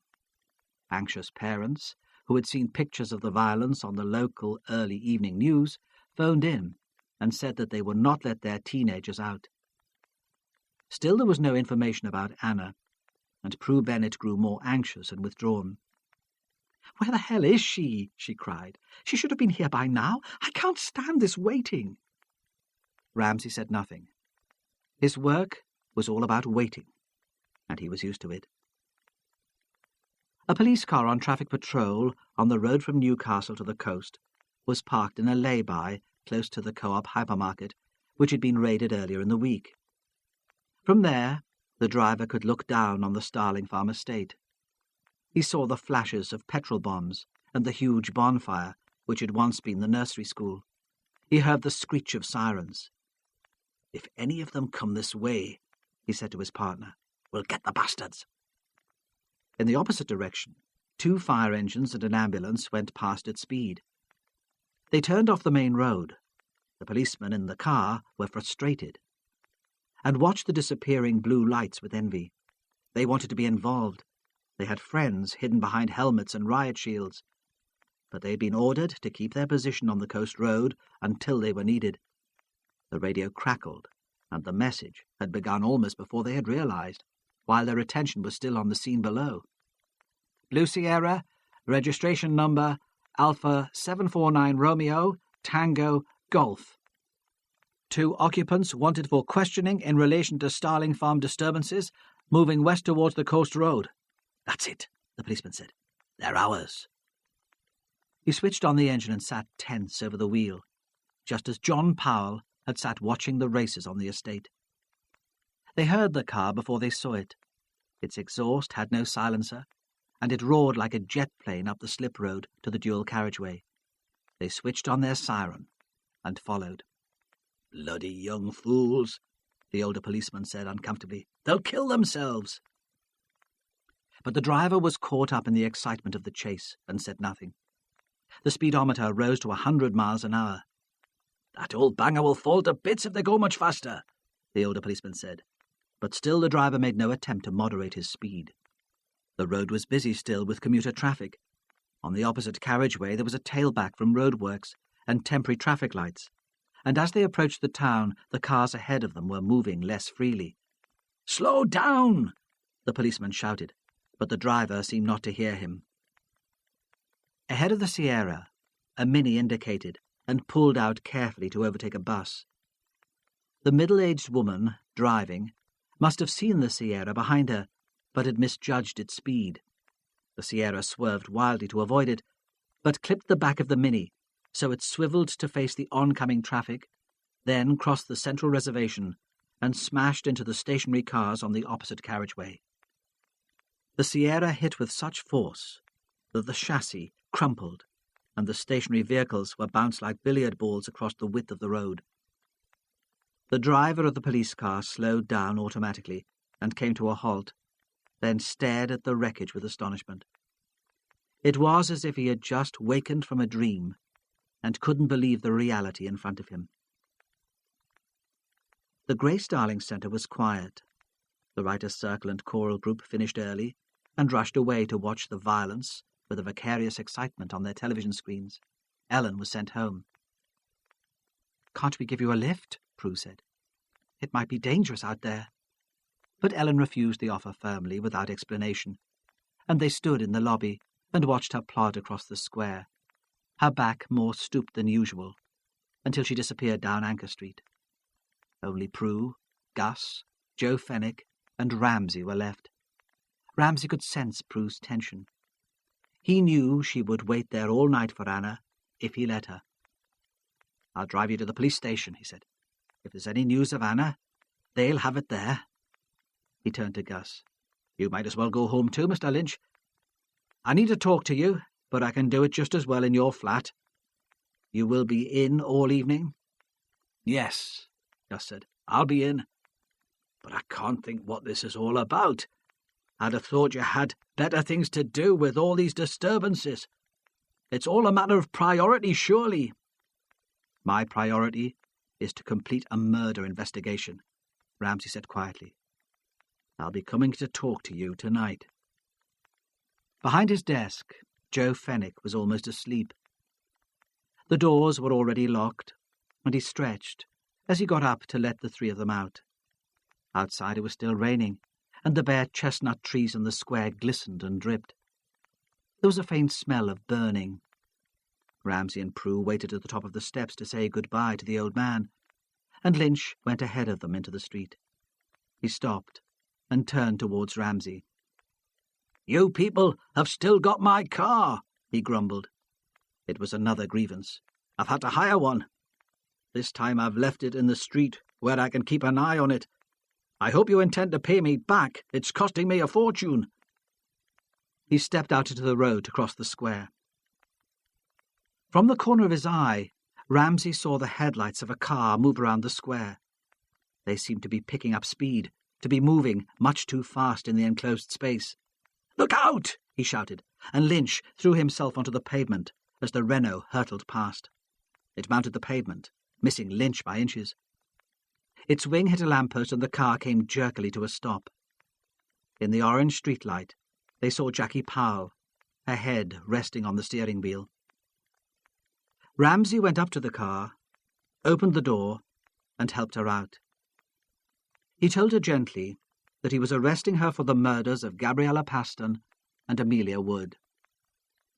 As he stood on the pavement to radio for help, he saw a small, bedraggled figure walk across the square from Anchor Street. It was Anna Bennett. She saw Prue and ran into her mother's arms. They sat in the kitchen of the house in Otterbridge. It was almost midnight. Ramsay had sent them back in a police car and promised to come later to explain it all to them. Anna was wrapped up in a toweling dressing gown in the rocking chair. When Ramsay arrived, Prue made a fuss of him, took his wet coat, offered him tea, a drink. "Whiskey," he said, "if you've got it." "Anna's been explaining what happened," Prue said. She couldn't take her eyes off her daughter. She sat on the arm of her chair and stroked her, as if she needed to make sure she was really there. "Perhaps you'd better tell me," Ramsay said to the girl, "if you can face going through it again." "I think it was a kind of madness," she said. "I don't know what got into me." "You met John Powell," he said. She nodded. "We went to the Starling farm," she said. "The kids there race stolen cars." "And you?" he asked. "Did you take part?" "Not the first time," she said. "The first time I just watched, but when I went on Sunday afternoon I joined in. John was driving. I just sat beside him. I had my eyes closed most of the time, but it was so exciting." "And after the racing?" Ramsay said flatly. "What did you do then?" He wanted to tell her that she was a stupid fool, that her mother had been frantic with worry, but he knew that Prue wouldn't have wanted that. "I asked John to take me home," she said defensively, "but he wouldn't. He was going with some friends to a sort of party in one of the boarded-up houses on the estate." "You could have phoned me," Prue interrupted. "I would have come to fetch you." "I know," Anna paused. "It was pride, I suppose. I couldn't bear phoning up, begging to be collected like a child. And I wanted to be with John." "So you went to the party with him?" She nodded. "I didn't enjoy it much. It lasted all night. I just wanted to go to sleep. John drank himself senseless and was in no state then to take me home." "What happened in the morning?" Ramsay asked. "I said I should go to school, But they all laughed at me. What did I want with school, they said. I told them I'd have to phone my mother. She'd be frantic. She'd have the police out looking for me, and it would only cause trouble. So John took me to the community centre, and I used the phone there. You were still in the community centre when Connor got the news that the Pastons had been arrested? Ramsay asked. She nodded. Connor told John to run away. He said the police would be onto him like a shot. They'd cause a disturbance to distract them and give John a chance to get away, but John said he wasn't running anywhere. I think in a way he would be glad to be caught. He knew he was out of his depth. It had all got out of hand. She looked directly at her mother. I tried to leave then, she said, but Connor wouldn't let me. He said I would only give them away. I was a sort of hostage until it was all over. She shivered. I think he must be mad, she said. I heard him plan it all. The petrol bombs, the looting. He phoned some friends from Newcastle to join in. Did you go out onto the street with them? She nodded again. How did you get away? When the police came, it was dreadful, chaotic. I don't think Connor had expected it to happen like that. They weren't interested in me by then. I walked up to the centre. I knew Mum would be worried. Of course I was worried, Prue cried. I was worried all night. But she put her arm round her daughter's shoulder, and there was no anger in her voice. What will happen to John? Anna looked at the policeman. You don't really care, Prue interrupted. After all he's done. There was an accident on the coast road, Ramsay said. The stolen car which John and Connor were driving was being followed by the police. It was speeding. John was the driver. As you say, he didn't seem to care what happened to him. He hit a Mini and was spun into the oncoming traffic. Is he dead? Ramsay shook his head. He's very ill. They think he's got spinal injuries. And Connor? He was killed immediately. There was a silence. Anna stood up, as if she were exhausted, and said she was going to bed. The adults watched her leave the room. I suppose the police will be blamed for that as well, Prue said bitterly. Ramsay looked at her, surprised. It must be a new experience for her to consider herself a champion of the police force. We've got the disturbances under control, he said. There was a danger that they'd spread when news of Connor's death got out. But there were only a few skirmishes on the Starling farm. There was worse trouble in the west end of Newcastle, but that's all quiet now too. Prue stood up and brought the whisky bottle to the table. So the murders of Gabby and Amelia Wood had nothing to do with Joy riding after all, she said. No, he said, not directly. Yet there was a link, he thought, between the crimes of Jackie Powell and her son. They were motivated by the same sense of dissatisfaction, the same inability to live in the stifling atmosphere of conventional family life. Why did she do it? Prue cried. What could she have against Gabby? Jackie Powell was Gus Lynch's mistress, Ramsay said. You never guessed? I knew there was someone. He made jokes about her. The little woman, he used to call her, the bored housewife who needed his attentions to bring out a bit of excitement. She's been more demanding lately, but I never realized it was so serious. Oh, Ramsay said. She took it very seriously. She saw it as an escape. She couldn't stand the thought of being on her own with Evan after John left for university. She thought that when Gus moved out of the area, he'd take her with him. Of course, he never had any intention of doing that. How did you know? Prue said. You weren't surprised, were you? When she went for Gus? You were looking out for her. Yes, he said. I thought she must be desperate by then. She hadn't been home all day. I guessed she would try to see Lynch. That's one reason why I spent so long at the Grace Darling yesterday evening. He poured himself another whisky. I didn't expect violence, though. I should have realized that was a possibility. But how did you know she was having an affair with Gus? He didn't tell you. No, Ramsay said. Joe Fenwick told me. He asked me to his flat on Friday night. He'd seen them together once in the centre, and when she started phoning, he realized who she was. He didn't realize, of course, how important the information was, but he thought I should know. I still don't understand, Prue said. Why she would want to hurt Gabby. They can't even have known each other. Not well. I know she'd met Gabby at the party at Barton Hill, but they had nothing to do with each other. Jackie Powell was protecting Gus Lynch, he said. Gabby was blackmailing him. She was worried she might not get a grant for drama college. She used the information she had to get money out of him. She knew about the missing funds? He nodded. Did he set Jackie up to it? She cried. What a bastard! No, he said. Really, I don't think so. He found it strange to be defending Gus Lynch. What happened that lunchtime? Prue asked. Do you know? Ramsay nodded. Once Jackie Powell had begun to make her statement, there had been no stopping her. The tension of the previous week had been released in a stream of words. But before he gave Prue the details, he wanted to explain why he had made so many mistakes during the course of the investigation. It took me so long to work out what happened, because I had the perspective all wrong, he said. I knew the thing had been planned in advance. The fact that the table at the Holly Tree had been booked the day before proved that. But I thought the murderer had planned it. In fact, of course, Gabby set it all up, using the name of Abigail Keene. She sent Jackie a letter inviting her to lunch. If you're going to try blackmail, it's best, I suppose, to do it in a civilized setting, and she'd expect Jackie to pay.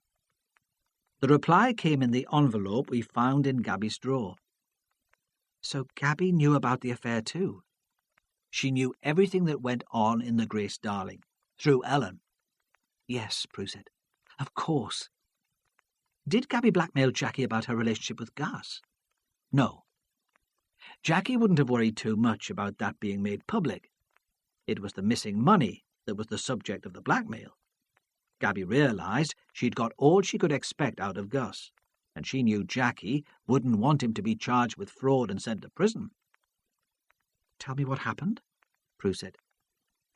Jackie had no transport. Evan's car was in for service, and he was using hers. So she borrowed Gus Lynch's car. She had the keys. He'd given her a spare set so she could get into the flat. She met Gabby at the bus stop, and they walked over the hill towards the Holly Tree. It was foggy that day, if you remember. They were very close to the road, but no one could see them.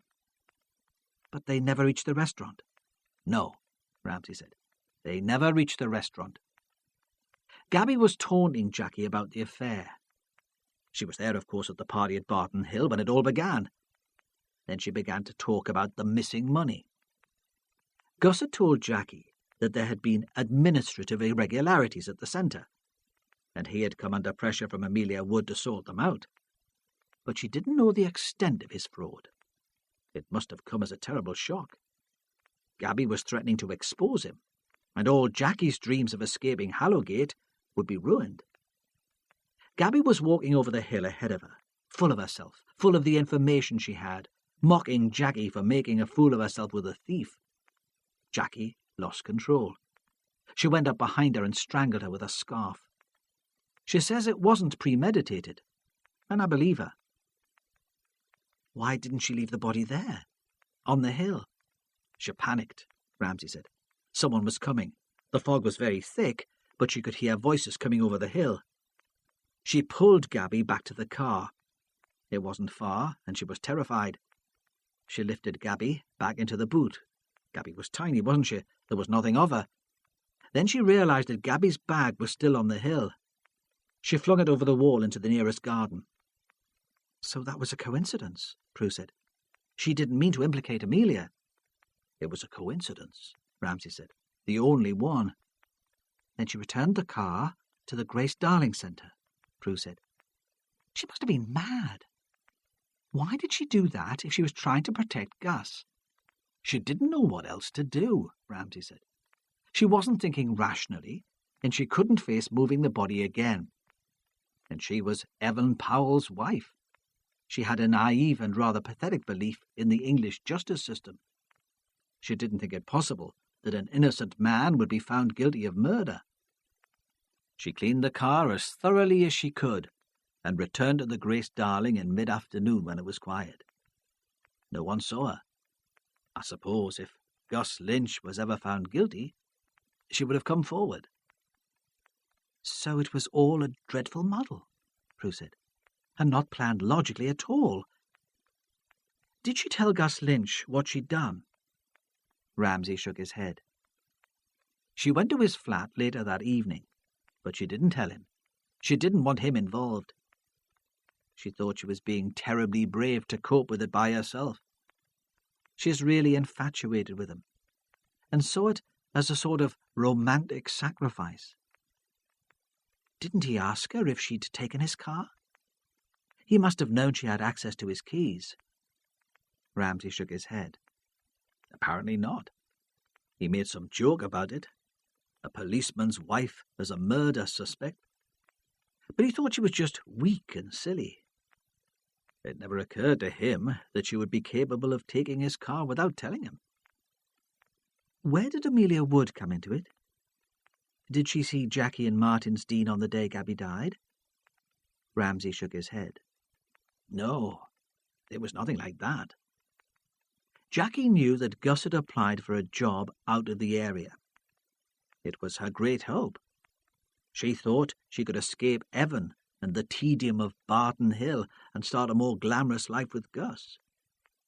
John would be leaving home anyway, and wouldn't need her any more. On the day after Gabby's death, Gus had a phone call from his agent, pressing him to sign the contract and make the move public. But the night before, he'd had a visit from Amelia Wood. She'd made it clear that she wasn't going to lose him from the Grace Darling without a fight. If he persisted with his intention to move, she'd make his theft public. And who would want him then? Lynch didn't know what to do. He told me that he went out into Halligate to meet Mrs. Wood from court, intending to plead with her again to release him. But just as he was about to approach her, she was called back by the usher. He went home without speaking to her. Ramsay paused. He was depressed. He phoned Jackie Powell for comfort, sympathy. He got rather more than that. She went out and killed her. Ramsay nodded. Again, I don't think it was terribly well thought out. Gus Lynch had told her where Amelia Wood lived, and that she was on her way home. She parked in the same place as she had the day before, and walked over the hill to the back of the Woods' house. She intended to go in and confront Amelia Wood. But while she was waiting there, trying to make up her mind what to do, the woman came out with the dog. By that time, Jackie Powell was under tremendous stress, and in her unbalanced state, she saw it as a sign, an answer to her prayers. She followed Amelia into the Dean and killed her, in just the same way as she'd strangled Gabriella. The dog barked, and there must have been a struggle, but there was no one on the hill to hear. He paused and poured himself another drink. She left the body where it was. It was dark, and there was no one on the hill to disturb her this time. She walked back to her car. Nobody saw her. He paused again. Then she drove on to the supermarket and did the week's shopping. I can't imagine the state she was in. She needed to explain her absence from the house, I suppose. When she got back to Barton Hill, her son was there, and her husband decided they should go out for dinner at the Holly Tree. She must have been frantic, having to go back to Martin's Dean, knowing Mrs. Wood's body was still on the hill. Even I could tell she was unhappy, but it never occurred to me then that she might be involved. She was just Evan Powell's wife. Perhaps that was the problem all along, Prue said. She wanted to be more than a policeman's wife. I can understand that. But you wouldn't have committed murder. No, Prue said. I wouldn't have committed murder. She paused. Did Lynch suspect what she'd done? I don't think so for a moment. He wouldn't have the imagination. Wouldn't consider his little woman capable of it. All he could think about was himself. And if he had suspected, I think he'd have come to the police. He'd not want to be implicated in murder. She looked at him over her glass. You never thought it was me, did you? Or Anna? He shook his head sadly. No, he said. I never thought it was you. He realized that wasn't quite true. And at the beginning of a murder investigation, he suspected everyone. He wasn't a good judge of character, especially of women, and he couldn't afford to trust his instincts. Look, he said, you'll be tired. None of us slept much last night. I'll go now and let you go to bed. Should you drive? She asked. After all that booze? Aren't you over the limit? I think I can risk it, he said. No, she said softly, grinning, so he saw her as a schoolgirl again. We can't have you breaking the law. Perhaps you should stay. You have been listening to Killjoy by Anne Cleeves, read by Gordon Griffin.